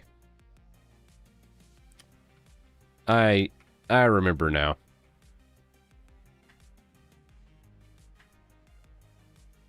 Yeah. Oopsies. What is that user root? Yeah. I'm sure it's fine. What's this look like? Ooh.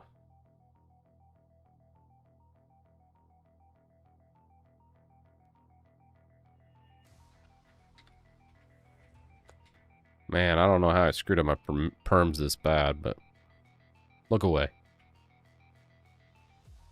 Chmod.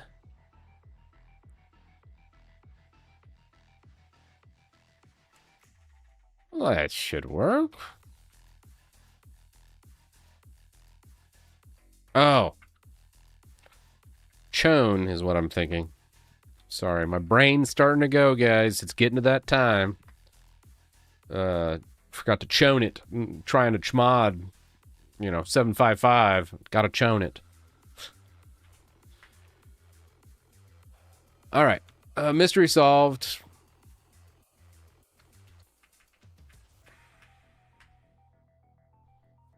All right. Yes, that's what we need. Now.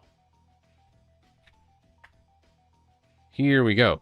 Does the nesting actually work?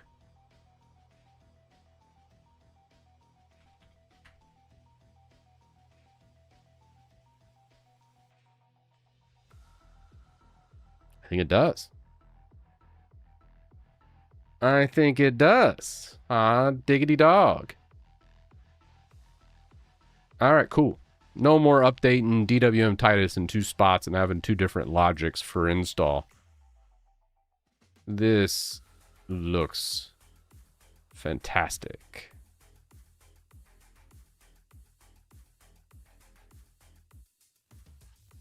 Oh, yeah. Have it been 4 hours? Oh, dude. I didn't realize it's been 4 hours. Time flies when you're having fun. Anytime we have like a hardware stream, it always drags out to be a 4 hours or so. All right, now we got success. Now, reboot should have my wallpaper that I love with a sign-in, right? Let's see. The moment of truth. Although I think we might have to redo that snapshot because SDDM still might be going here. Yeah, SDDM still going. LightDM didn't take over. Yeah, but it should still kick to the desktop just fine. And it does. Bam. Sweet. All right, cool. We fixed it. All right. Now, I know you guys said, do not commit to main. I will listen to you this time. We're going to call this DWM Titus Revamp. Revamp to use nested install from DWM Titus repo. Let's publish that branch to origin, shall we? Let's go ahead and create a pull request. We're going to call this a bug fix. Description. Fixes DWM Titus install issues. Testing. Tested it. Impact. I don't know. Why do I have so many of these stupid... Oh my god. Whatever. Remind me to fix the pull request template on Linutil. That's just too much crap. Yes? Yeah. You need some?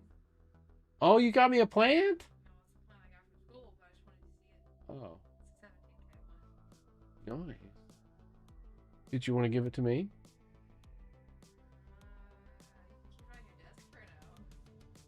You're the sweetest daughter ever. You're my favorite daughter. I know, well, semantics. All right.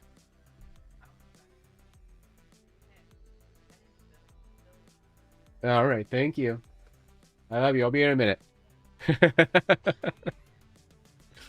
All right. Sweet. Well, let's go ahead and merge this. Feeling okay, Chris? Yeah. All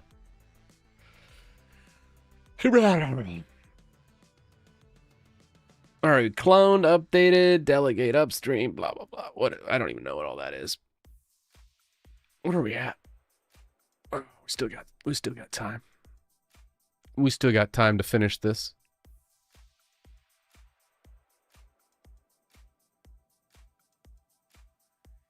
Oh, we do got some linting errors here. Let's see what we got. Shell check log.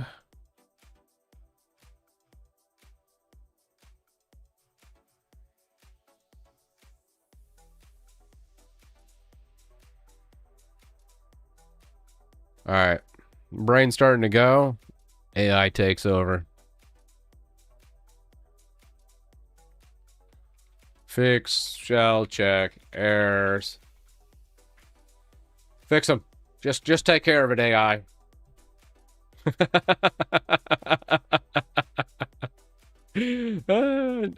Tuesdays and Thursdays are the live streams. I've been pretty good about sticking to Tuesday, Thursday. Doing it 2 days a week's really nice. Usually leaving. Sometimes I'm like, I want to do longer or more streams, but then I'm like, then I burn out anytime I like crank it up. So then I'm like, oh, but I also want to kind of keep to at least doing a video a week on YouTube. Oh, all right. We fixed our shell error. Let's see what it did.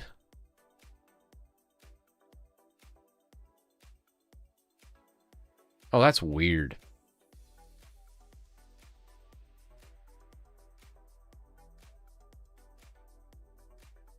If then or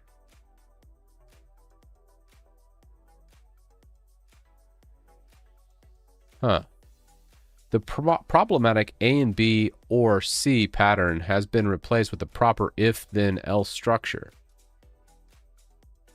If both succeeded, then it does nothing. The colon is a no-op. If it fails, it prints an error message and returns 1. This is the correct and idiomatic shell pattern for this kind of error handling. It should pass shell checks SC 2015 error. Fix is complete. Does make it harder to read, does it not? I feel like this is more succinct. I don't know, Chad, am I crazy? AI takeover. Yeah. I'll install Pop OS. That's true. I should ask it. Hey, what distro should I install? That'd be great. It'd be like Pop OS. Although I do have it scraping my YouTube videos, and I've made enough. Like, I've done an article about Pop OS sucking, and I've done a video on Pop OS sucking. So I'm hoping that's enough fuel to hopefully make AI go, maybe I don't recommend Pop OS. It did nuke my system one time, Scotsman, remember? That was pretty funny. I think I did, like, accept all commands and then just let it run wild with sudo. Yeah, I don't know. I understand this is probably the proper way of doing it, but to me, this is just much more readable.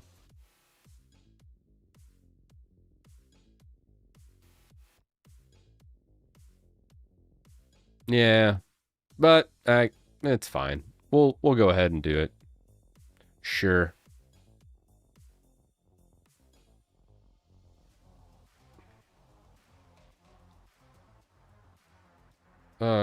Commit to this branch. What? Trying to commit to a protected branch. What you talking about, Willis? This isn't protected. This is a brand new branch.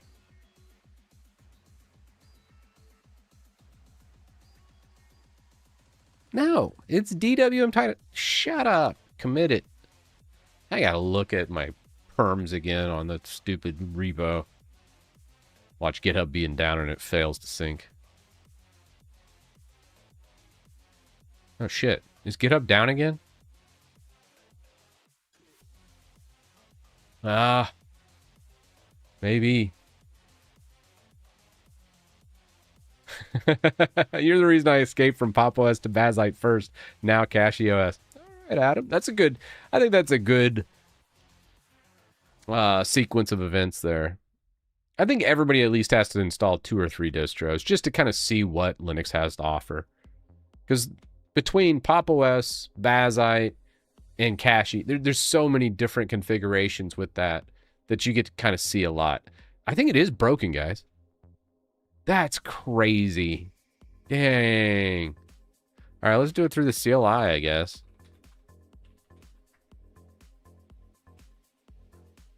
Okay, yeah, that worked.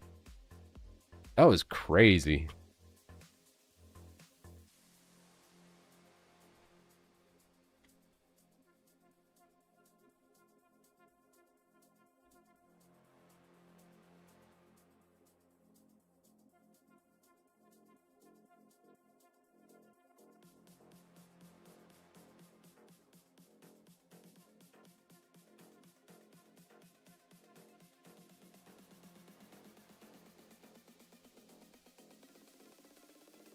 That's fine, actually.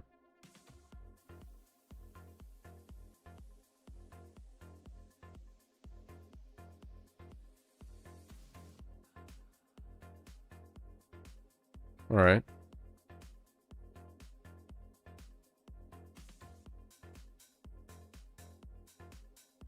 Cool. All right, let's see what the shell check gets. Yeah, I think it was just something with VS Code. We wanted to get to Z today. Man, we just didn't get there. Didn't quite get there with old Z. It's okay. Because I'm really just not digging VS Code lately. And Z just hit 1.0 release. All right. We got all the linting checks. Everything looks gravy. Yes. Yes, indeed. Squash and merge that. So DWM Titus will be fixed. We can delete this branch. All right. You know, I think Abs was still working on the game launchers. I was going to go ahead. Let's make a new version. Let's first publish a new version. I think the latest release dev branch, the pre-release. Oh no, 407 was the latest. This one's no good. The 514, that was last week, actually. Let's delete that one. Now, let's go Linutil. We're just going to go all CLI. And let's go publish.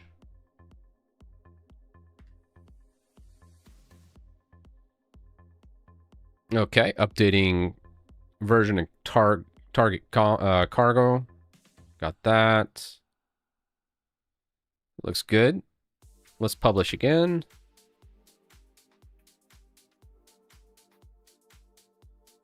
Should go through, lint everything, test, reorg everything. I have sort scripts that are built into this as well.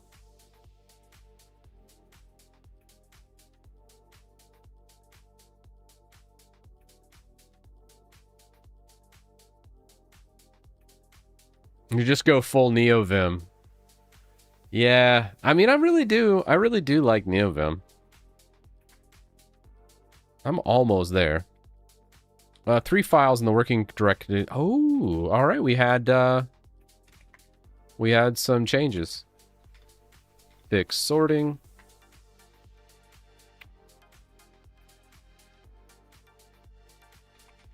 Git push.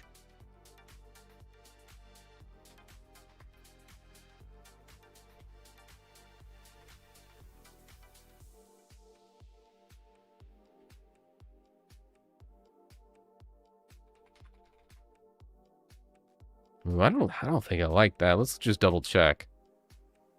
I think it's fine, but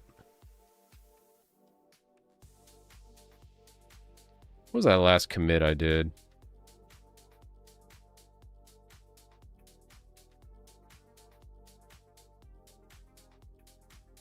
Okay, this is changing the order of a few things.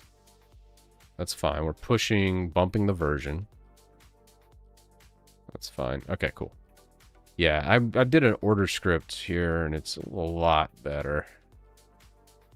All right, that looks great. So yeah, fixed sorting was fine. I also just want to look at that merge at the end, that last commit.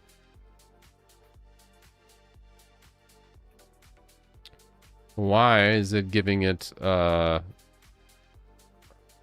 that's, oh no, it's just the DWM. Yeah, that's all good. It's all gravy.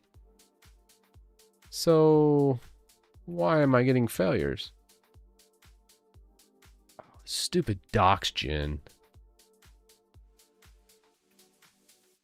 I gotta kill some of these workflows. Remind me to redo the workflows on this stupid thing. All right.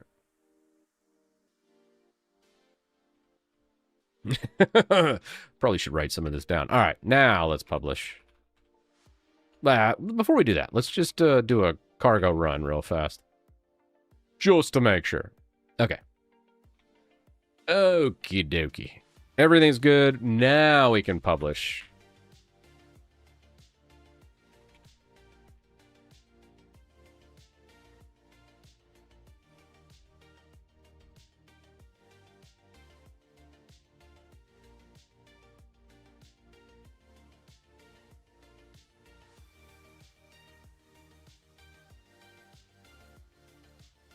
Why do you publish to crates.io? You can download with cargo. So you can actually install Linutil with cargo.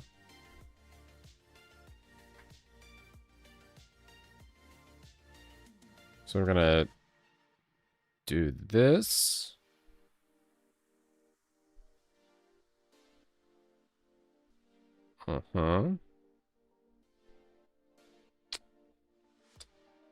Perfection. I like to see some green.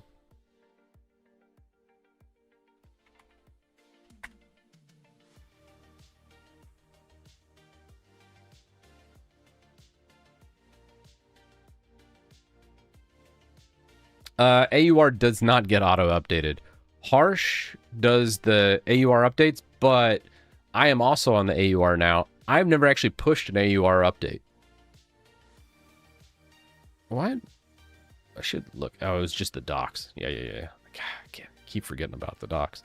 I need to clean up those workflows. I keep saying I will.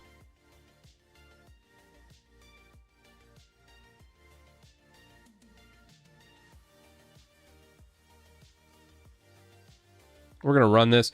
I'm going to delete the old dev branch since there's so many issues with DWM Titus. It's just not worthy of a stable release. So it's going to get 86th. Oh, I already did. Never mind. All right, let's see this build out.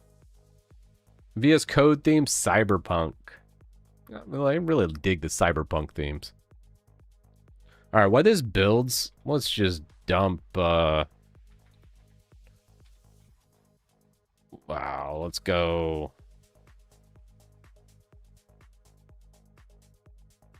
Oh, this is hiding...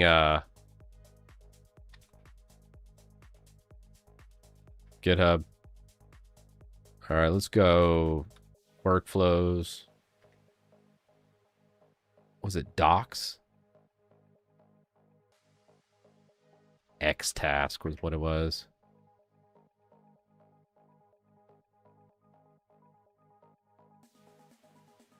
So what was this doing? Run cargo X task docugen.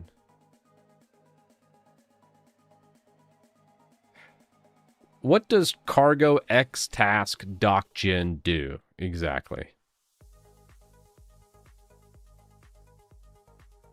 Is it worth doing?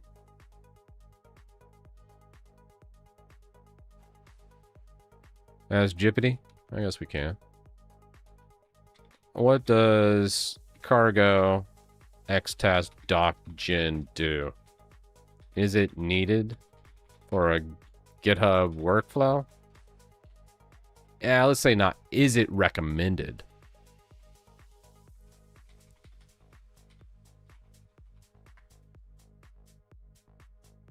Yeah.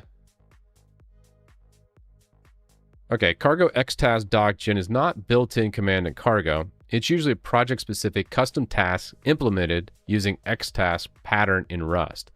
The general idea of cargo xtask is to create automation commands in Rust instead of shell scripts or makefiles. So xtask docgen runs the workspace xtask binary, executes the subcommand docgen, and docgen actually depends on the entire repository. A common implementation does this under xtask, run that. So for us,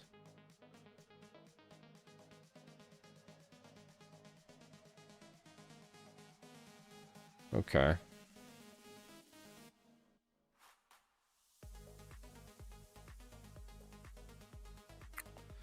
Short answer is yes.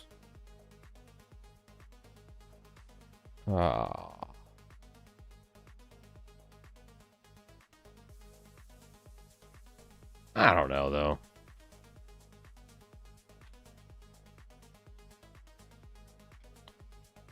I'm going to have code.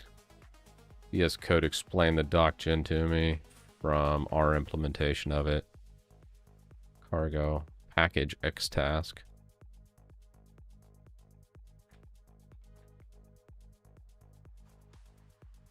Look at xtask docgen workflow and explain what it does in this repo. I'm just not sure. It constantly fails a lot of the time. It's just kind of annoying to me. So let's see what it actually does.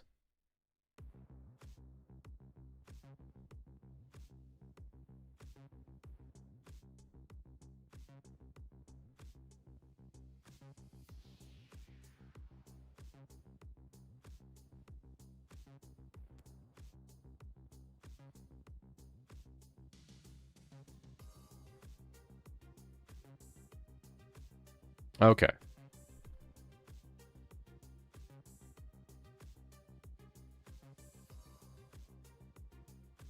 Okay, entry command and run.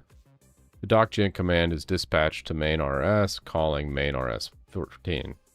The output target is hard-coded docgen user guide walkthrough. The markdown starts with the generated file banner and walkthrough title and docgen. We moved away from this for the most part. I don't think we need to do this at all anymore because we're using Hugo and other things.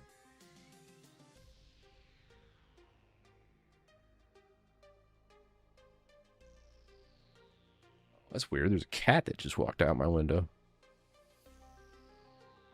Yeah. Move to a Hugo Docs workflow. We need to remove all cargo xtask docgen references. Yeah, I think Scotsman did most of the docs work. I just don't think this xtask is worth it anymore. I think it's like some kind of automation for the documents, but more often than not, it fails. It kind of screws things up, and I think it's just going to cause more harm than good.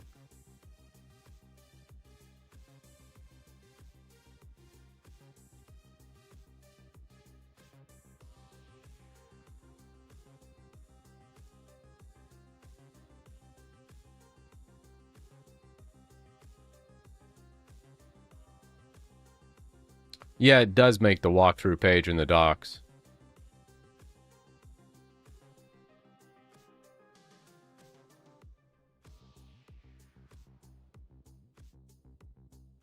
But at this point, I'm kind of like, shouldn't we be the one to update this anyways? Because this is not doing a very good job. Hell, it put like DWM Titus and web browsers and Ghosty and all this. It looks like it's doing it wrong. And half the time the damn task fails anyways.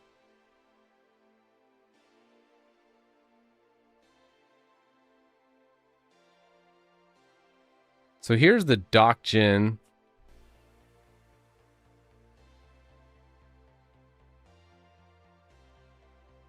I don't know. What do you think, Scotsman?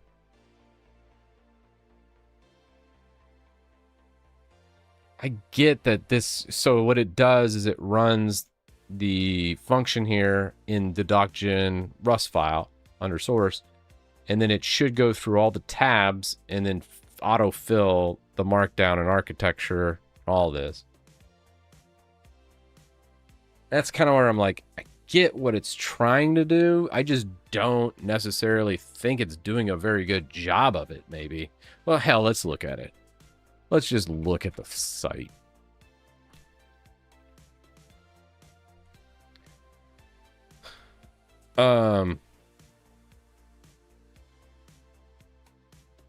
That's fine. But would it be under user guides probably?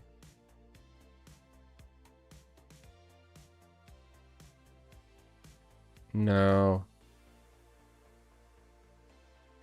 This actually looks pretty good, but walkthrough. Yeah, here's the walkthrough.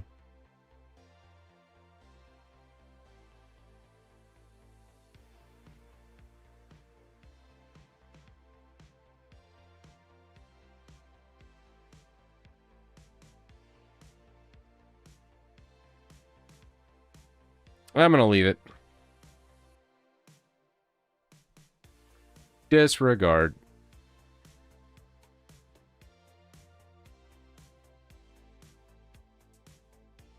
I'm gonna think more on it.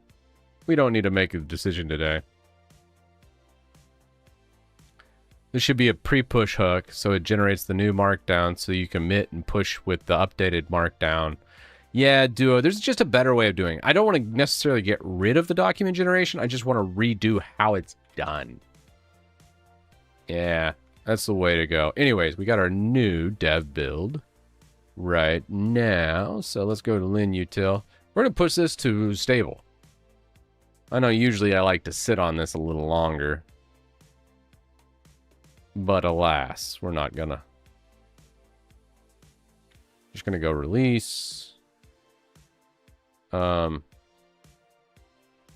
Starfield game mods added to gaming. We're gonna put this to latest update. And then I wanted to test it.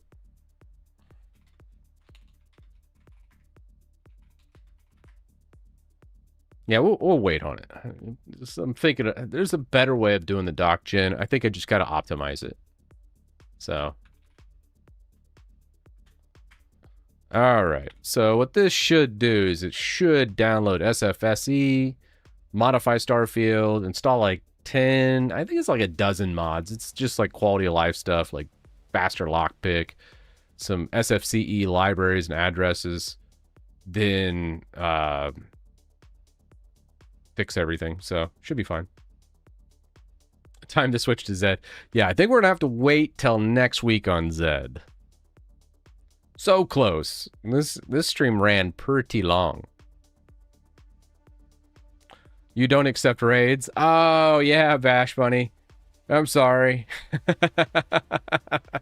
Yeah, I took that down a couple months ago. It was just a little distracting on the streams, and a lot of times I'd be like in the middle of recording a video or something, and then a raid would come in, and I'd be like, damn it, now I gotta re-record.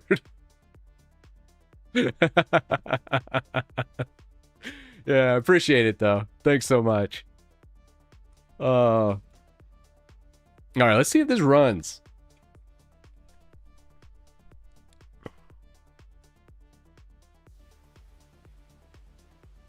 I'm hoping it does. Yeah, as far as raids on Twitch, I used to get them quite often, and I appreciate all the community over there, and I get a lot more followers and things like that. But at the end of the day, like a lot of my streaming is more from a supplemental type situation. So it's like, hey, ooh, oh, fail. Oh, I hadn't launched the game yet. It hasn't built those libraries. Oh. Dang, okay. Let's go. You know what? This would be close to like a Fallout 76 setting.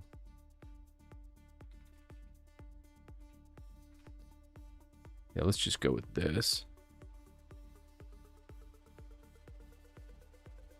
And compatibility. Let's go with Proton 9 on Starfield, actually. All right.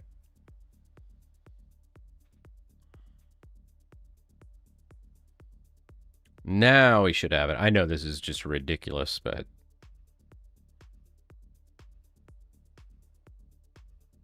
Stop the workflow for the doc gen. Yeah, I think just revamp the workflow is what I need.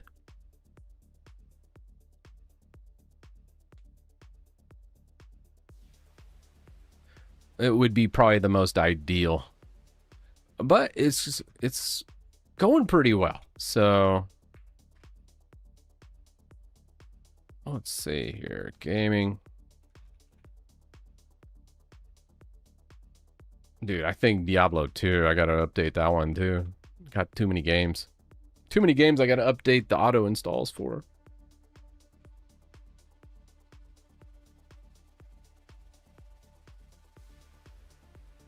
Should launch.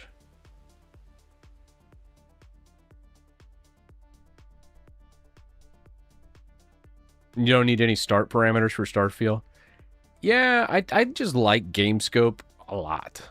It seems to fix a lot of bugs and stuff I have with Bethesda games running DWM.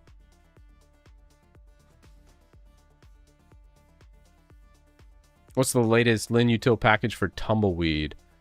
I don't know. So typically, no matter what distro you're on, you could just fizzle it. You could do a curl, fizzle, Linutil, or do it direct from. Do it directly from.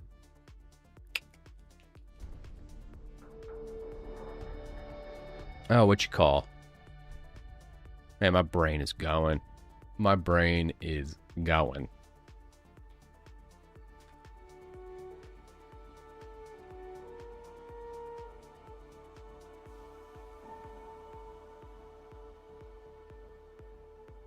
Oh, we got shaders building.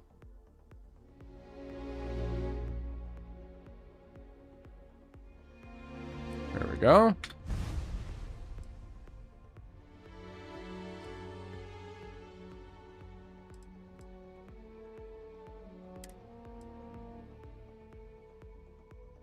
I don't know what happened. Downloading and playing with creations. Okay, yeah. Redeem my credits. Whatever that is. Alright. Alright, close. Alright, cool. Now we're going to quit. And... I'm going to actually take off Mango Hut. Well, I'd leave it on. Doesn't matter. I do need to turn off that auto record, though. That's going to fill up my hard drive like no other. What is that? Actually, let's go in Vim. Let's grab 18.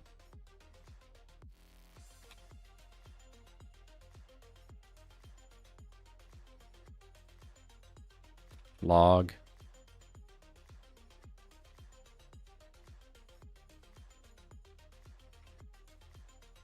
All right, we're going to go 0 on that.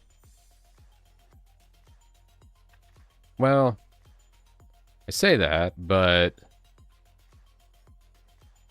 left shift F2 to drop logging. I don't want to auto start log.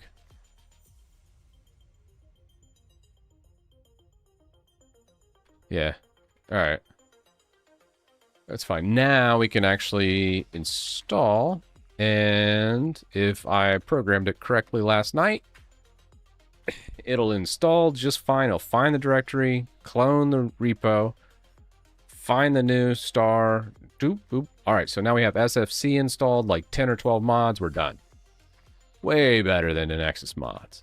So then now when we hit play, this should automatically switch the binary to SFCE, use the loader, have all the mods installed. And any second now.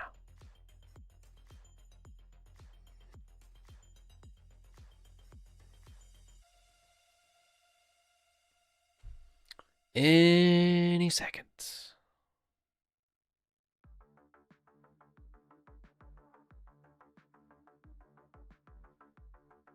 Any minute.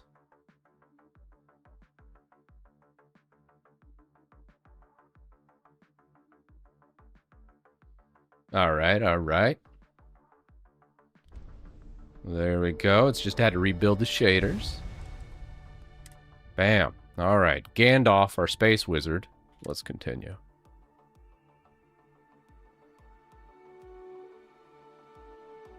I do like the soundtrack to Starfield.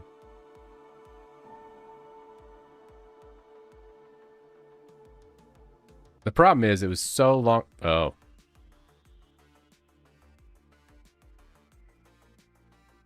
Well, in theory, it was close. It was close to working. There's probably a mod or two in there from the last update that probably broke it. But it pretty much worked. All right, guys. I think we're going to call that good enough.